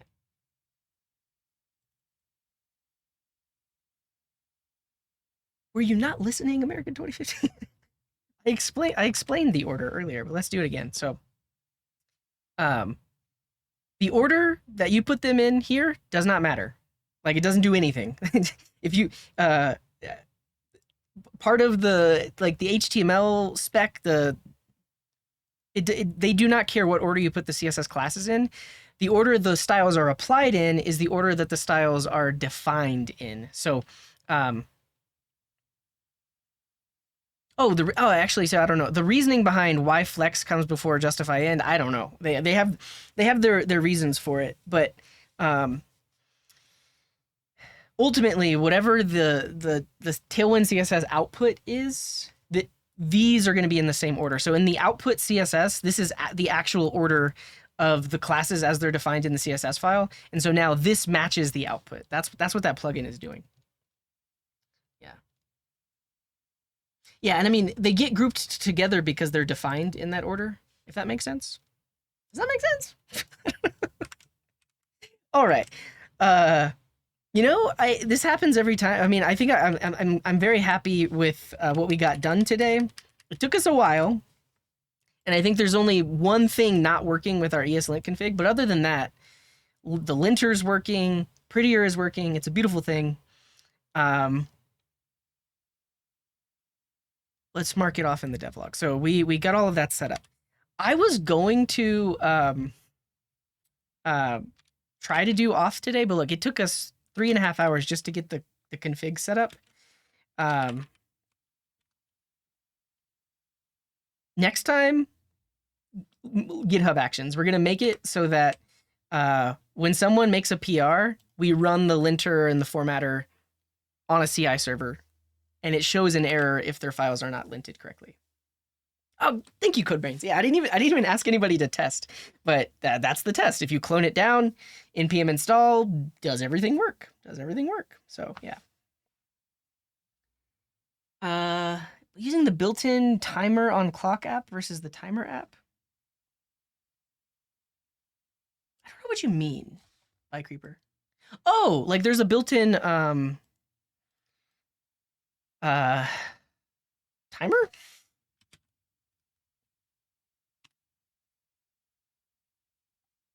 Timer. Start. I see. Yeah, I've literally never used this before. I have no reasoning for not using it. I just like timer tab. Timer tab is I've used this for the longest time. I like the fact that it's like nice and big. Yeah. When I write CSS, I also try to keep consistency on the order, but never sure if there are rules to follow, like color first or background first. I think it's just come up with a convention and follow it, and Tailwind has a specific convention. Yeah, Limeout says, this is when we grab a beer and do some off late into the night. No, I'm definitely done for today. So all of the code we wrote today and all of the configs are up on the repo here, cdg.sh/listed code. You can peruse my configs. You can also, if I did something weird or wrong today and you've been yelling at your screen, feel free to open an issue. Let me know. Be happy to take a look. And if you want to look at past summaries of all the stuff we've worked on, check out the devlogs. Actually, I need to make a devlog for today, and let me not forget to do that. I need to do a quick summary of what we did today, so that way next time people can more easily do that. Yeah, feel free, The Rock Gabriel. And I think that's the other thing is like now that people are opening, if people want to open a PR, all of the code has a standard format that everyone should adhere to. So it's going to be a lot easier to review pull requests. And then also, if you want to look at the past streams, check out this link because all the past streams are here. Today's stream will also get uploaded to the archive channel.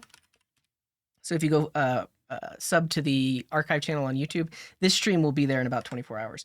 But let's do a summary of what we did today, so we can help people that show up next time.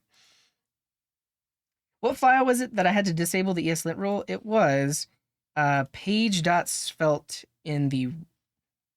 Oh, you know what? There's a bunch of extra code here. Man, I forgot about this. I need to get rid of that. And then also in the hooks. Is it still in? Yeah, sorry about that, everybody. It is in onboarding. So onboarding page.svelte, we could not figure it out how to get this resolve working with eslint. Oh, cool. LBGDN. Opening code sandbox. I like my editor.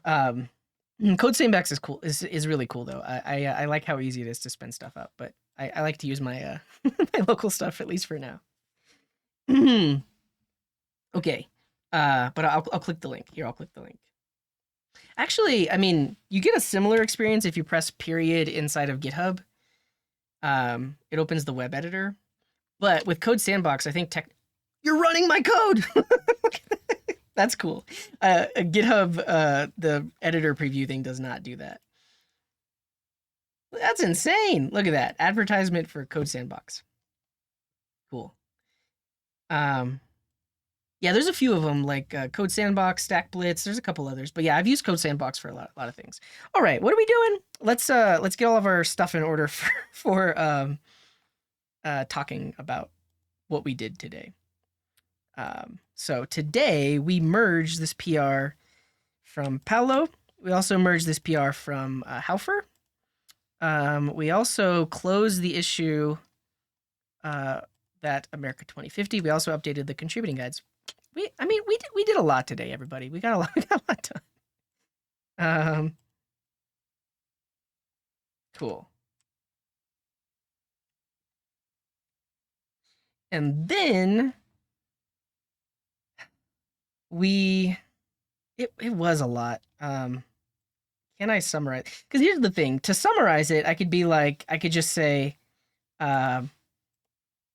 updated this file. But what did we do in this file? A lot. Ultimately, we brought in Airbnb. We had to configure and use... See, I think I will point to this. The Svelte, the eslint plugin Svelte, which is different than eslint plugin Svelte 3. And that's the one we ended up using. What is it called? This one.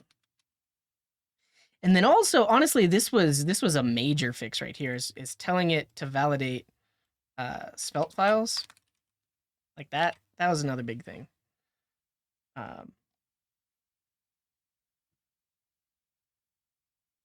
then we also updated our TS config. You filed your taxes and renewed your driver's license. Nice. Glad to hear it. Really, it was these 3 files, and then also our package.json. We had added a few scripts, and we needed to update the prettier config there, and then we have a new pre-commit hook. I think I have enough to talk about.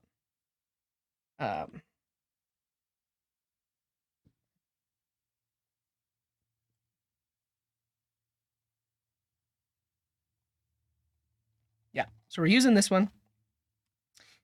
I'll talk about that. I'll talk about our resolve stuff. We'll talk about prettier plugin Tailwind CSS.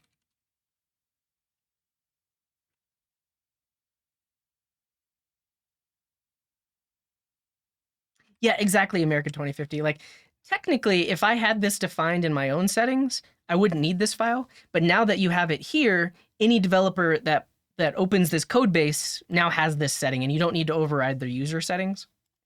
And it makes sense because, like, for this project, these are the kind of things that we want to validate. Yeah. Yeah, today was all about tooling. All about tooling. So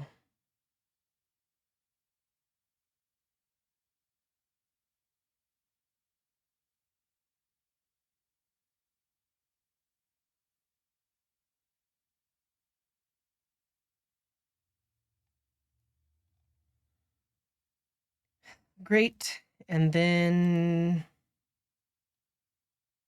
all right, I'll do my best. I think this is mainly what we wanted to talk about.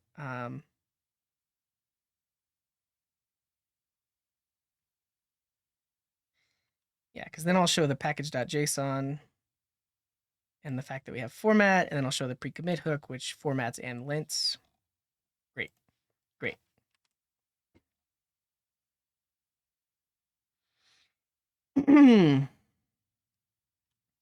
While I'm thinking about it, let's come up with a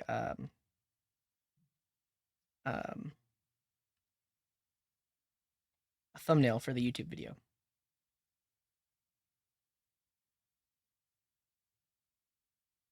Cool.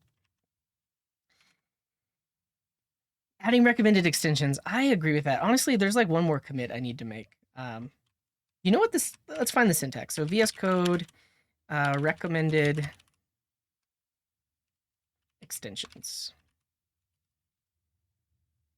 Yeah, so a good call, Mike the Tree Climber. We're gonna, I will talk about the unresolved linting error. Really, it's like a call for, it's a call for help. Anybody out there that has fixed this error, please let me know. Yeah, that goes there. VS Code settings. I know there's a way to recommend extensions. Extensions.json.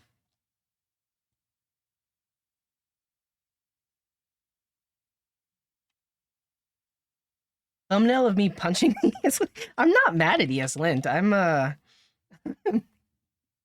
I'm happy we got it all working. Or like a and then put like a well, do like this.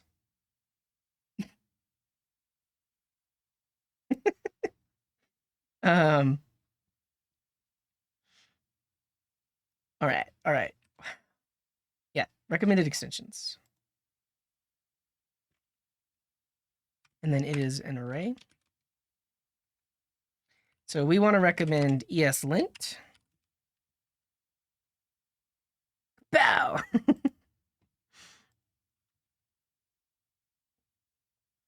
This one.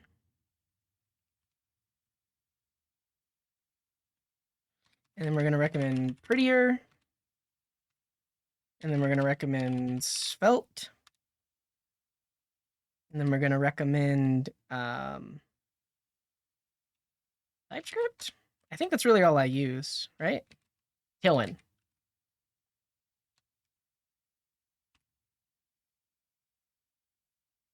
Cool. Yeah, great. You think Prisma related?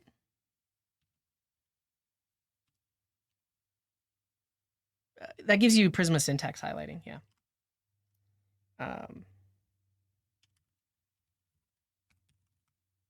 Actually, does this work? Yeah, okay. Quick Linux tip if you didn't know this. CD minus will take you back to the directory you were in before you ran some other CD command. So I ran CD, which took me to my home directory. But if I do CD minus, that takes me back to the directory I was in before I moved to that directory. Yeah, okay.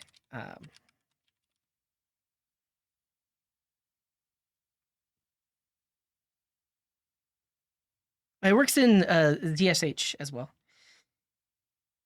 Remove unused code. Add recommended extensions.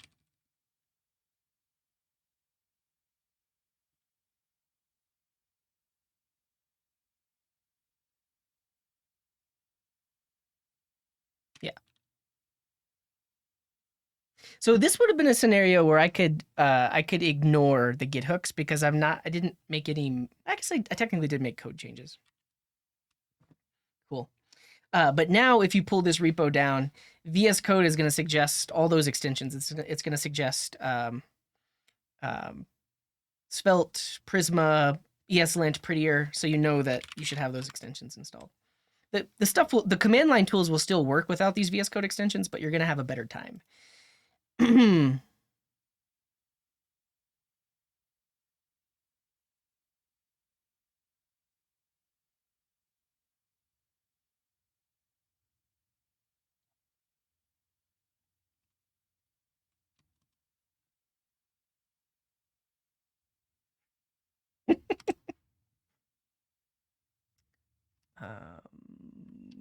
Great. Let's get into it. Hello friends, welcome to Coding Garden. In this video, I'm going to summarize the work we did on our Friday project, Listed, which is an app that will allow users to create, share, and watch lists of YouTube channels. And today was all about configuration and setup.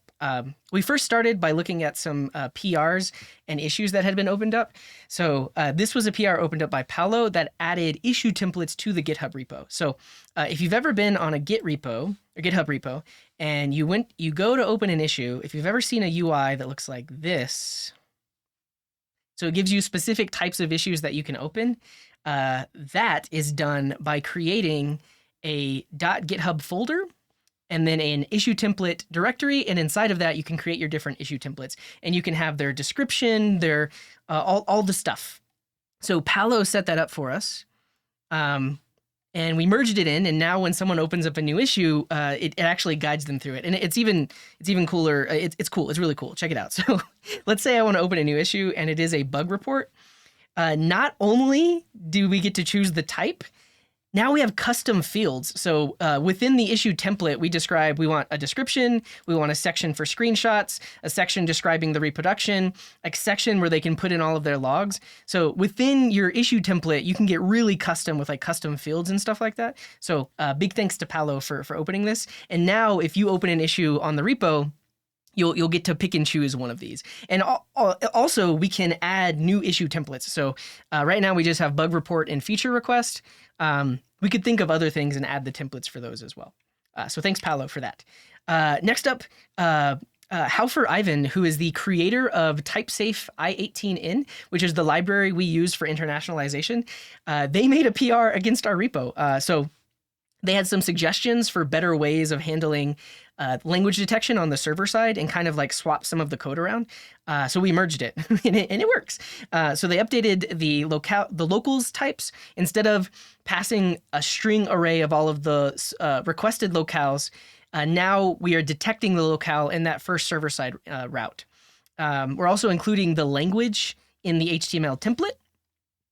And this detector is now happening in hooks.server instead of happening in layout.server. So they kind of move things around, and now we specifically have that locale. So big thanks to Haufer, and definitely check out TypeSafe i18n, which is the library we're using for internationalization. But yeah, big thanks to them. And hopefully I'm saying your name right? Haufer? Ivan Haufer? Thank you.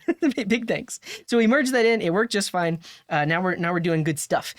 This was an issue opened up by couldn't that just mentioned our contributing guides were slightly off. And they were right. So now if you're getting this project set up locally, if you look in the contributing markdown file, we updated the bash command. Yeah, so they didn't make a PR. They were just like, hey, fix this. And so we fixed it. So we just made sure that new developers know that they need to run this command whenever they're getting started. So thank you, couldn't, for opening that issue. And then American 2050 opened an issue because we were using the wrong library. I think they mentioned that this happened since we installed it. So we were using a library for icons. If you look in our homepage, we have a button that has a YouTube icon on it. And before, we were using this library, Tabular Icon Svelte, but the package is no longer supported and points us over here instead. So we removed that dependency, installed this dependency instead, and it works basically the same way. The name of the icon changed slightly, but I'm glad we caught this now, because if we had started building the app and we had lots of icons, it would have been a pain to fix in the future. So thank you to American 2050 for opening that issue. All right. Then we got into setting up eslint.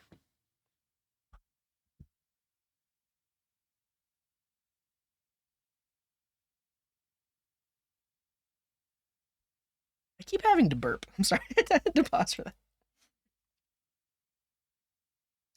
Take two. No, I mean, I'm gonna edit this. I'm gonna like cut that out. Um, then we got into setting up eslint. So when we generated our Svelte app, it had eslint. How do I want to say this? When we generated our Svelte app initially, we did choose eslint and prettier, so it generated the eslint config for us. But there are a few more things we wanted to add. So we added the prettier plugin, which basically combines eslint and prettier. So for instance, if I have an issue that would have been solved by prettier, now that shows up as a linter error. So before you would not have seen a red squiggly. You would have just run format document with prettier, and then it. Well, that didn't work. If I run, I guess it just put it on the new line like that. Okay, I guess it kind of did work because it put it on the next line. This isn't the best example. But now, if we have a formatting error, it actually shows up as a linting error. So like this is a formatting error, but it now shows up as a linting error. And when I run eslint fix all auto-fixable problems, it also fixes the prettier issue. So I actually don't have to manually run prettier. I can just run eslint, and it handles all of the prettier rules. So that was handled by the prettier plugin that we installed, which was great. And then we wanted to get linting working inside of Svelte files. And initially, it wasn't working. So I would have code like this, and we wouldn't see the red squigglies. But we found out the main reason that was happening is because we did not have Svelte specified in our eslint validate array. So we wanted to make sure that eslint is looking at Svelte files. Once we added this, then all of our linter errors could be fixed inside of Svelte files. So we fixed that as well. And also, we changed the Svelte parser that we were using. So if you generate an app using, if you generate a SvelteKit app using their default config for eslint, it uses Svelte eslint plugin Svelte 3 is the one that it uses. But we found this one, and it works better for what we were trying to do. If you read their README, they talk about why you would use this one over the one that the SvelteKit app comes with. But we looked through their docs, we figured out how to configure it, and essentially whenever eslint comes across a Svelte file, it needs to run it through the Svelte eslint parser, which is provided by this eslint plugin Svelte package. So we set all of that up as well. And then lastly, we also wanted to integrate Airbnb config rules. So if you're not familiar, Airbnb employs a lot of JavaScript engineers and TypeScript engineers, and they have come up with essentially a style guide for JavaScript. So they say things like when you write an arrow function, or when you write an anonymous function, you should use arrow functions instead of regular functions. And I like the rules that the Airbnb config provides. So I wanted to add those to my project. So the eslint Airbnb base config has all of the rules that they've defined, but now makes them available as the eslint rules. And so we installed those two things, the Airbnb base and then Airbnb TypeScript. So now all of those rules that they like to adhere to are now applied to our files whenever they're getting linted. So for example, let's say I had an array of like 1, 2, 3, and I wanted to reduce that.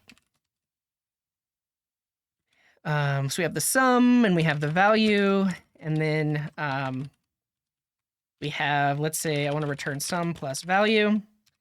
There are a couple of things wrong with the code that I've written. I mean, the code will work. This is valid JavaScript, this is valid TypeScript, but what's wrong is some of the formatting. So part of, and I guess these are pretty rules, is that I should have spaces here. So that fixes that. But then this is actually a rule defined in the Airbnb config that says, hey, if you only have a single line in your arrow function, you should use an implicit return. I guess also, if I try to use the function keyword here, that's also giving me a linter error that says, hey, you should use arrow functions. So now if I run eslint fix all auto-fixable problems, it automatically turns that into an arrow function with an implicit return. So those rules are defined in the Airbnb config, and now we have those rules combined with prettier rules to get formatting and linting. But what's nice about that is other developers in my code base, if they decide to use the function keyword instead of an arrow function, they're going to see a red squiggly to know that that's our preferred way of doing things. So we added these configs. Yeah, so not only does it enforce it, it can automatically fix it because it is an auto-fixable problem. Not all eslint issues are auto-fixable, but that one in particular is auto-fixable. All right. There's some other settings in here. Honestly, if you go watch the stream, we did a lot. After we got all of these configs set up and working together, we did have to disable and modify some of the rules because Svelte does certain things that we need to disable the rules for. So like no param reassign. If we look like in our backend hooks, here we do assign to the parameter here because the values you set here get passed through to your other routes and middlewares. So this would throw a linter error because we're modifying the parameter that's passed to this function.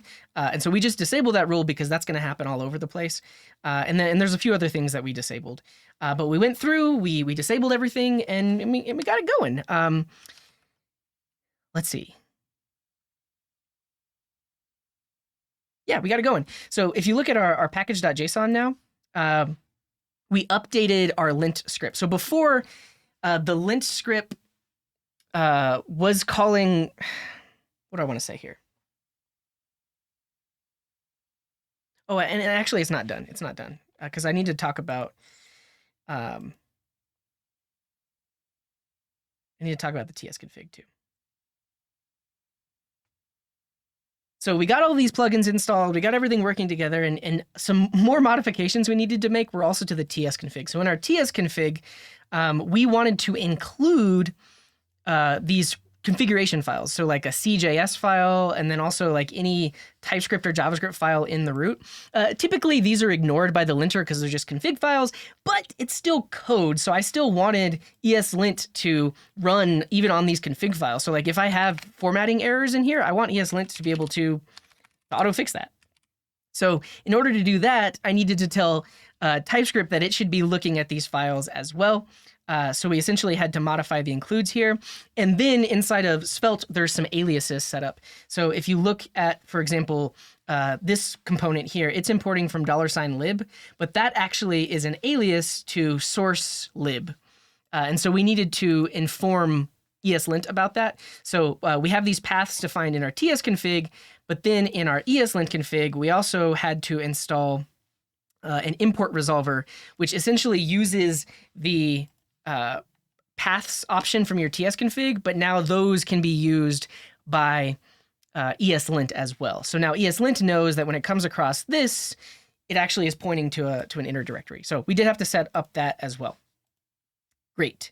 I will mention there's one error we were not able to fix, and if you know how to fix it, please open a pull request or open an issue detailing how you did it.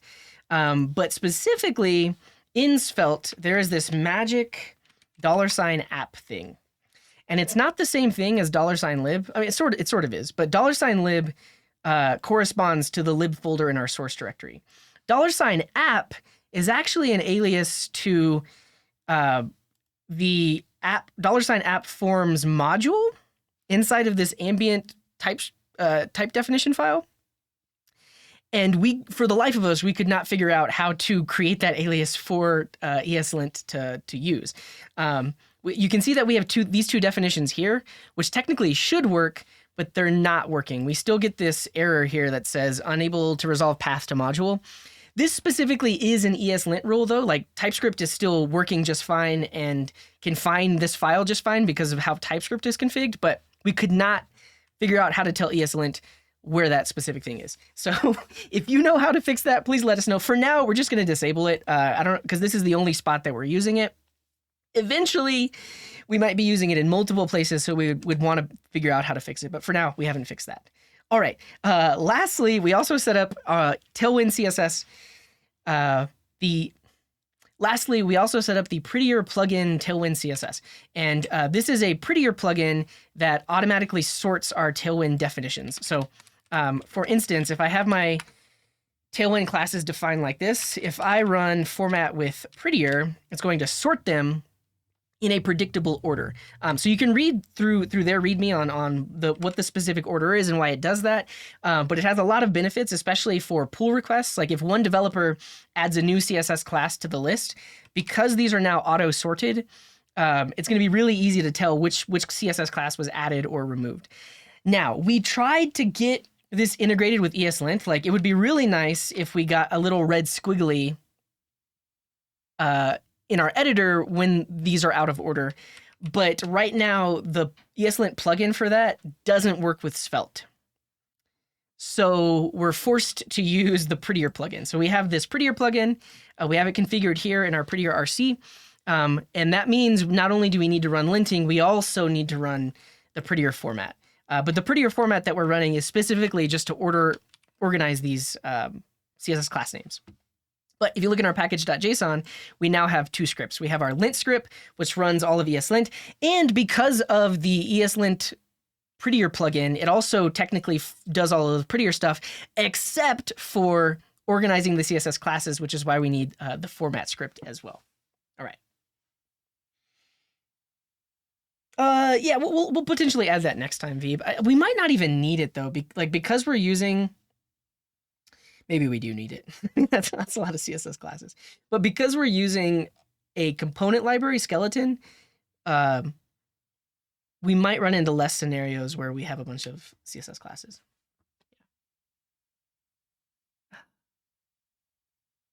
All right. What am I doing?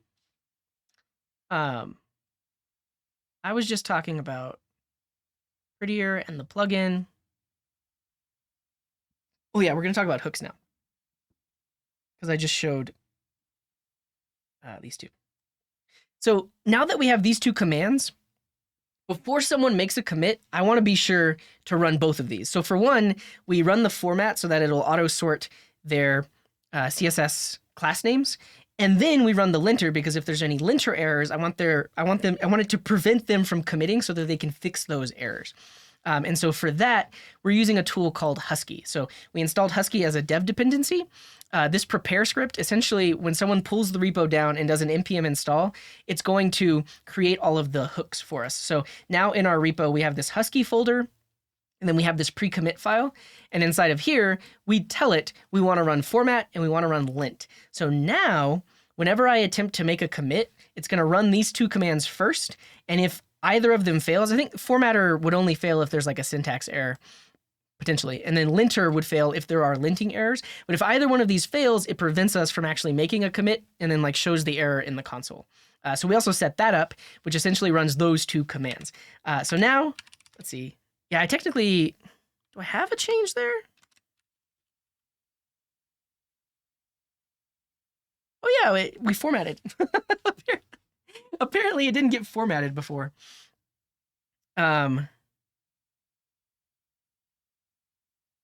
Here's the thing. We technically want to do format and git commit, or no,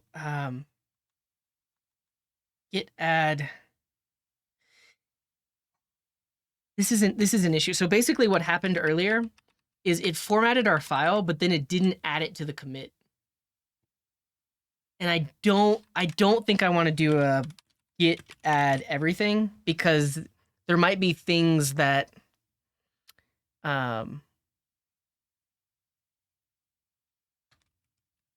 is that what I want? So git add update will re-add any files that have been modified, but it won't stage new files. Is that accurate? I've never used this command. So this only updates existing staged files?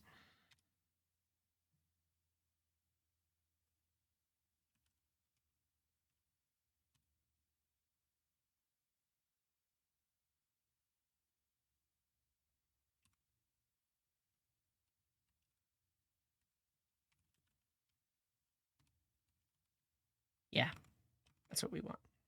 We want that in our pre-commit hook.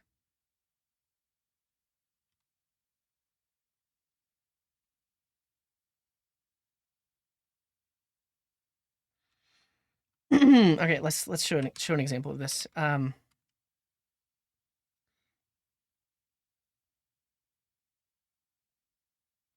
So what we also set up was a .husky folder with a pre-commit hook, and so essentially this command is going to be run right before anyone tries to make a hook. anyone tries to make a commit. So it's going to run the formatter, which will auto sort any of the CSS class names. It's going to add any of the files that were modified by that format, and then it's going to run the linter.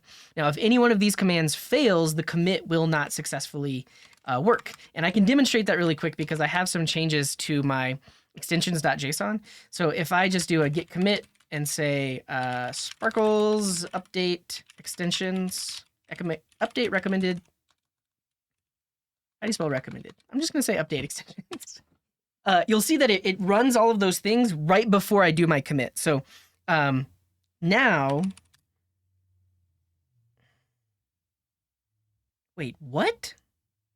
What is happening?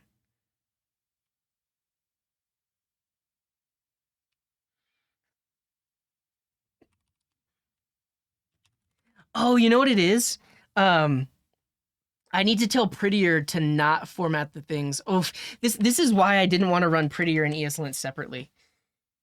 Man, oh man. But I need to tell Prettier to ignore source lib i18in.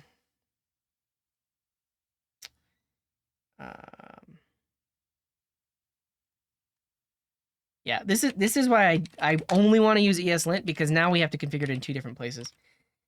So the reason we add git add update is because the formatter runs first, and if the formatter had to change anything, then this will commit those changes that the formatter added. All right, Prettier. Oh, I can just do it in the Prettier ignore, can't I?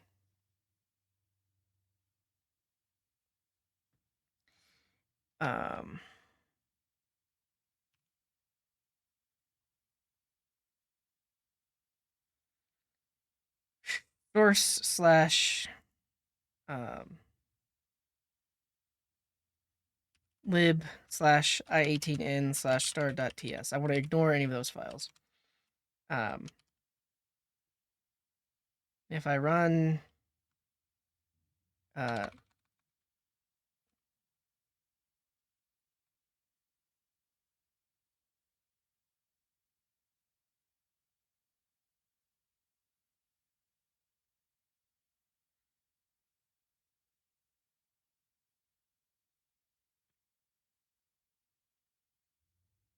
I do want to format and lint the subfolders, because those are user edited codes.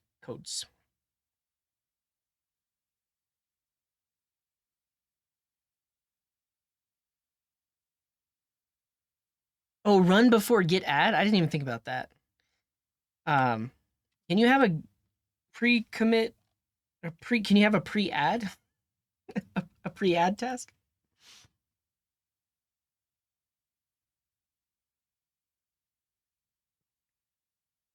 Yeah, you think you have a good point. So instead of formatting the files, yeah, I think you all have really good points here. Technically, we should not write. If Prettier fails the format, then that should fail the commit. Let's update this.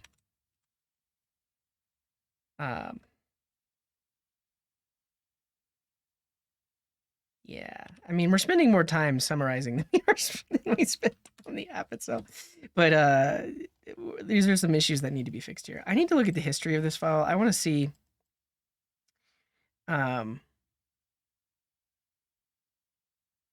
What did this look like before? Yeah, and that's in that you're right about that too, Pazio, because now my lint with a fix is also technically modifying files. So this is what it was before.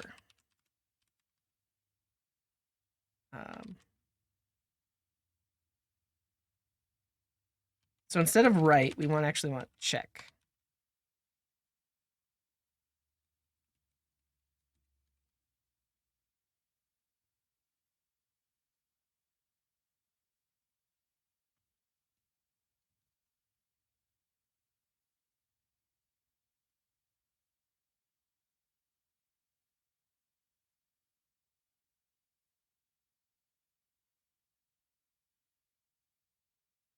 And then I don't want the dash dash fix. So this is lint, and then this is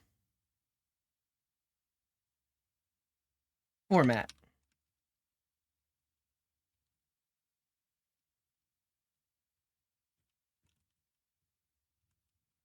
Format check.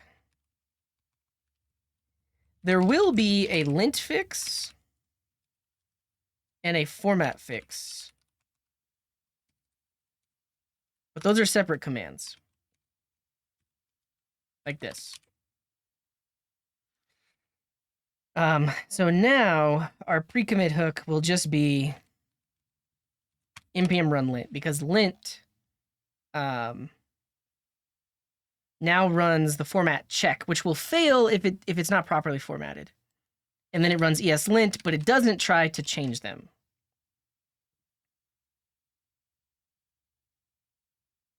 Does that make sense? Is everyone happy with this?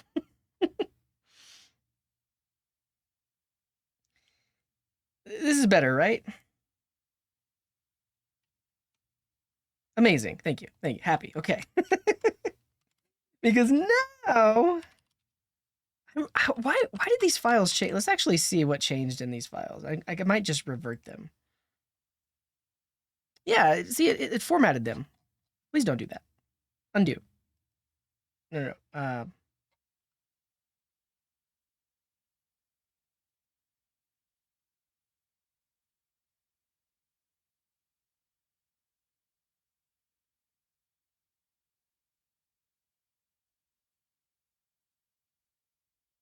Discard all these changes.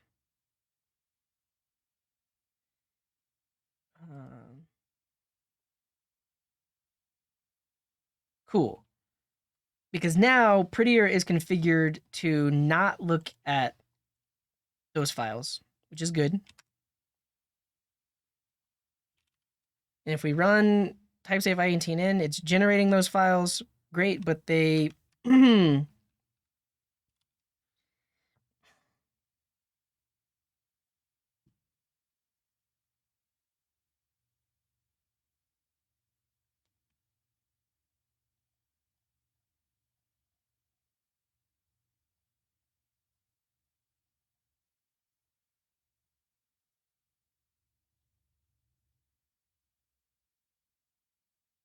yeah, okay, that makes sense, because now we're removing the formatting because it's auto-generated. That makes sense. The new commit is to remove the formatting because I actually don't want to lint those files. Okay. Here's what we're going to do.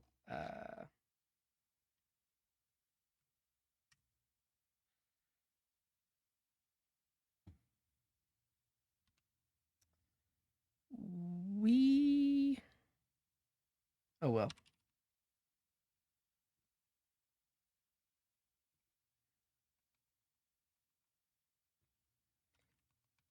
Update npm commands, fix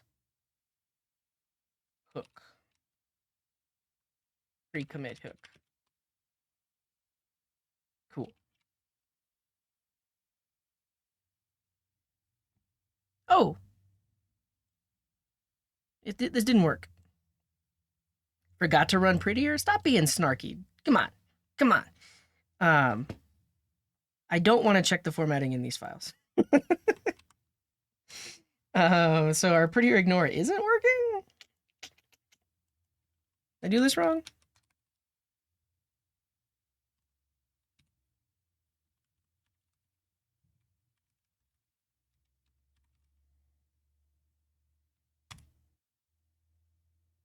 There we go. Didn't want the dot slash.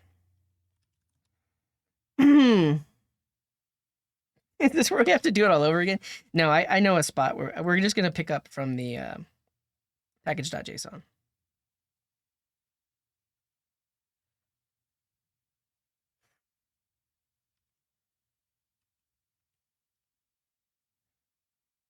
Now it's amazing again, yeah.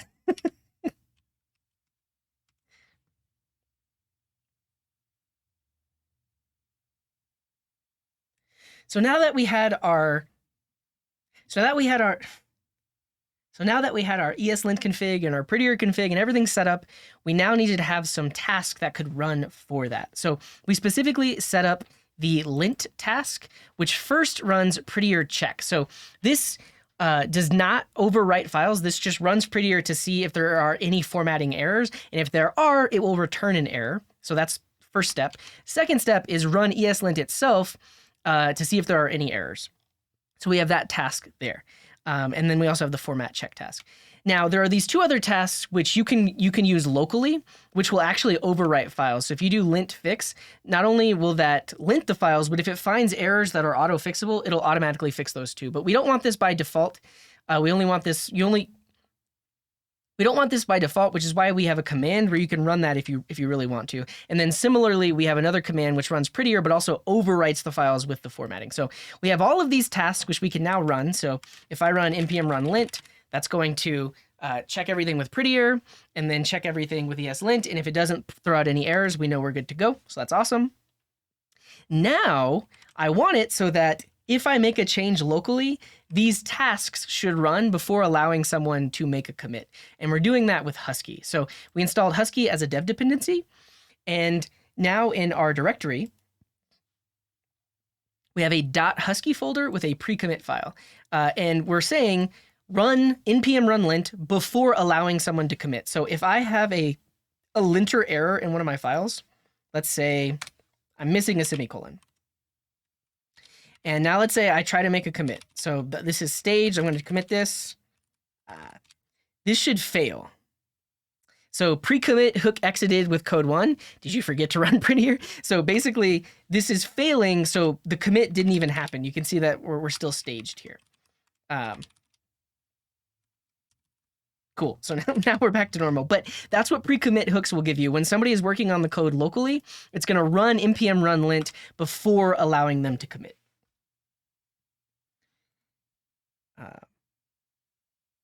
Now, you can skip the pre-commit hooks. There is a way of not running this and just allowing the commit to happen. And you might do that locally if you have like a work in progress commit where you know that it's not going to pass the linter because you still have work to do. So yeah, you can ignore it. But I like that it has one extra check so that people make sure that they run this stuff before making a pull request. So I don't have to look at it if there are things that need to be fixed. Yeah, so --no verify is what you could be using.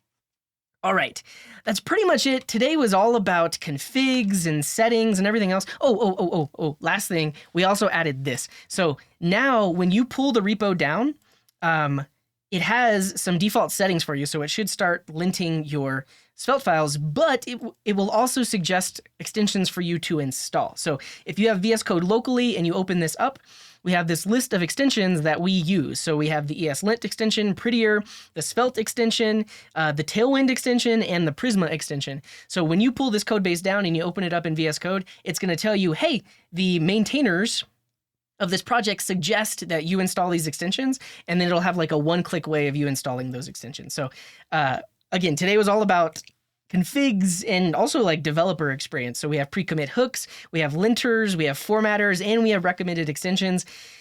Things are good. Yeah, and like America 2050 is mentioning, we also moved my file browser over to, we also moved my file explorer to the right-hand side. That has nothing to do with listed, but I'm liking it. I'm liking my editor over on the right. So that's it. That's it for today. No new features or anything like that. It's all about configs and developer experience, all that good stuff. Thank you for watching this. If this was useful to you or any of my other videos were useful to you, definitely check out coding.garden/support. It has links to all of the ways that you can support me. You can become a patron, a YouTube member, a Twitch sub, a GitHub sponsor, or visit the various sites for merch. Because I'm supported by viewers like you, so I don't take any corporate sponsors. If you like what I'm doing, please support me in some way. All right, that's it. That's all. Hopefully I see you in the next one, which will be next Friday. Until then, be well. We'll see ya. Yeah, I talked about it earlier. That was like 30 minutes ago. We got like way too deep into it. But yeah, I covered the PRs. I covered the issues. Honestly, I don't even know if I did the best summary of this. But we did all right. Cool. You all should go support me too. All right, let's go on a raid. Thank you, Mike the Tree Climber. If you're a sub, use this raid message.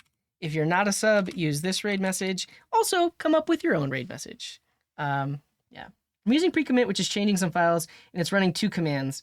Get update index, add refresh, get add update. I honestly like that's cool. Thank you for that command. But I like how we ended up setting it up where it doesn't modify any files. It just throws an error. And it's up to you to modify the files if you really want to. So I like that too. Yeah, we'll see who's live. I don't know who we're going to raid. But follow me over on Twitter. Check out my YouTubes. We also have a Discord. If you have any code questions or you just want to chat, come hang out with us in Discord. And then check out the schedule. So I don't have the schedule up for next week yet, but it'll be there soon. So there's an AI generated stream where, but you can see that this is today. But if you look at next week, there's nothing on the schedule yet. There will be. The Friday stream will definitely be there. I'm going to do some other stuff throughout the week, so keep an eye on the schedule for when I'm going to be live. All right. That's it. That's all. Thank you, everybody, for hanging out today. This was great. This was great. And wherever you are in the world, have a wonderful morning, afternoon, evening, or night. And until next time, here's this.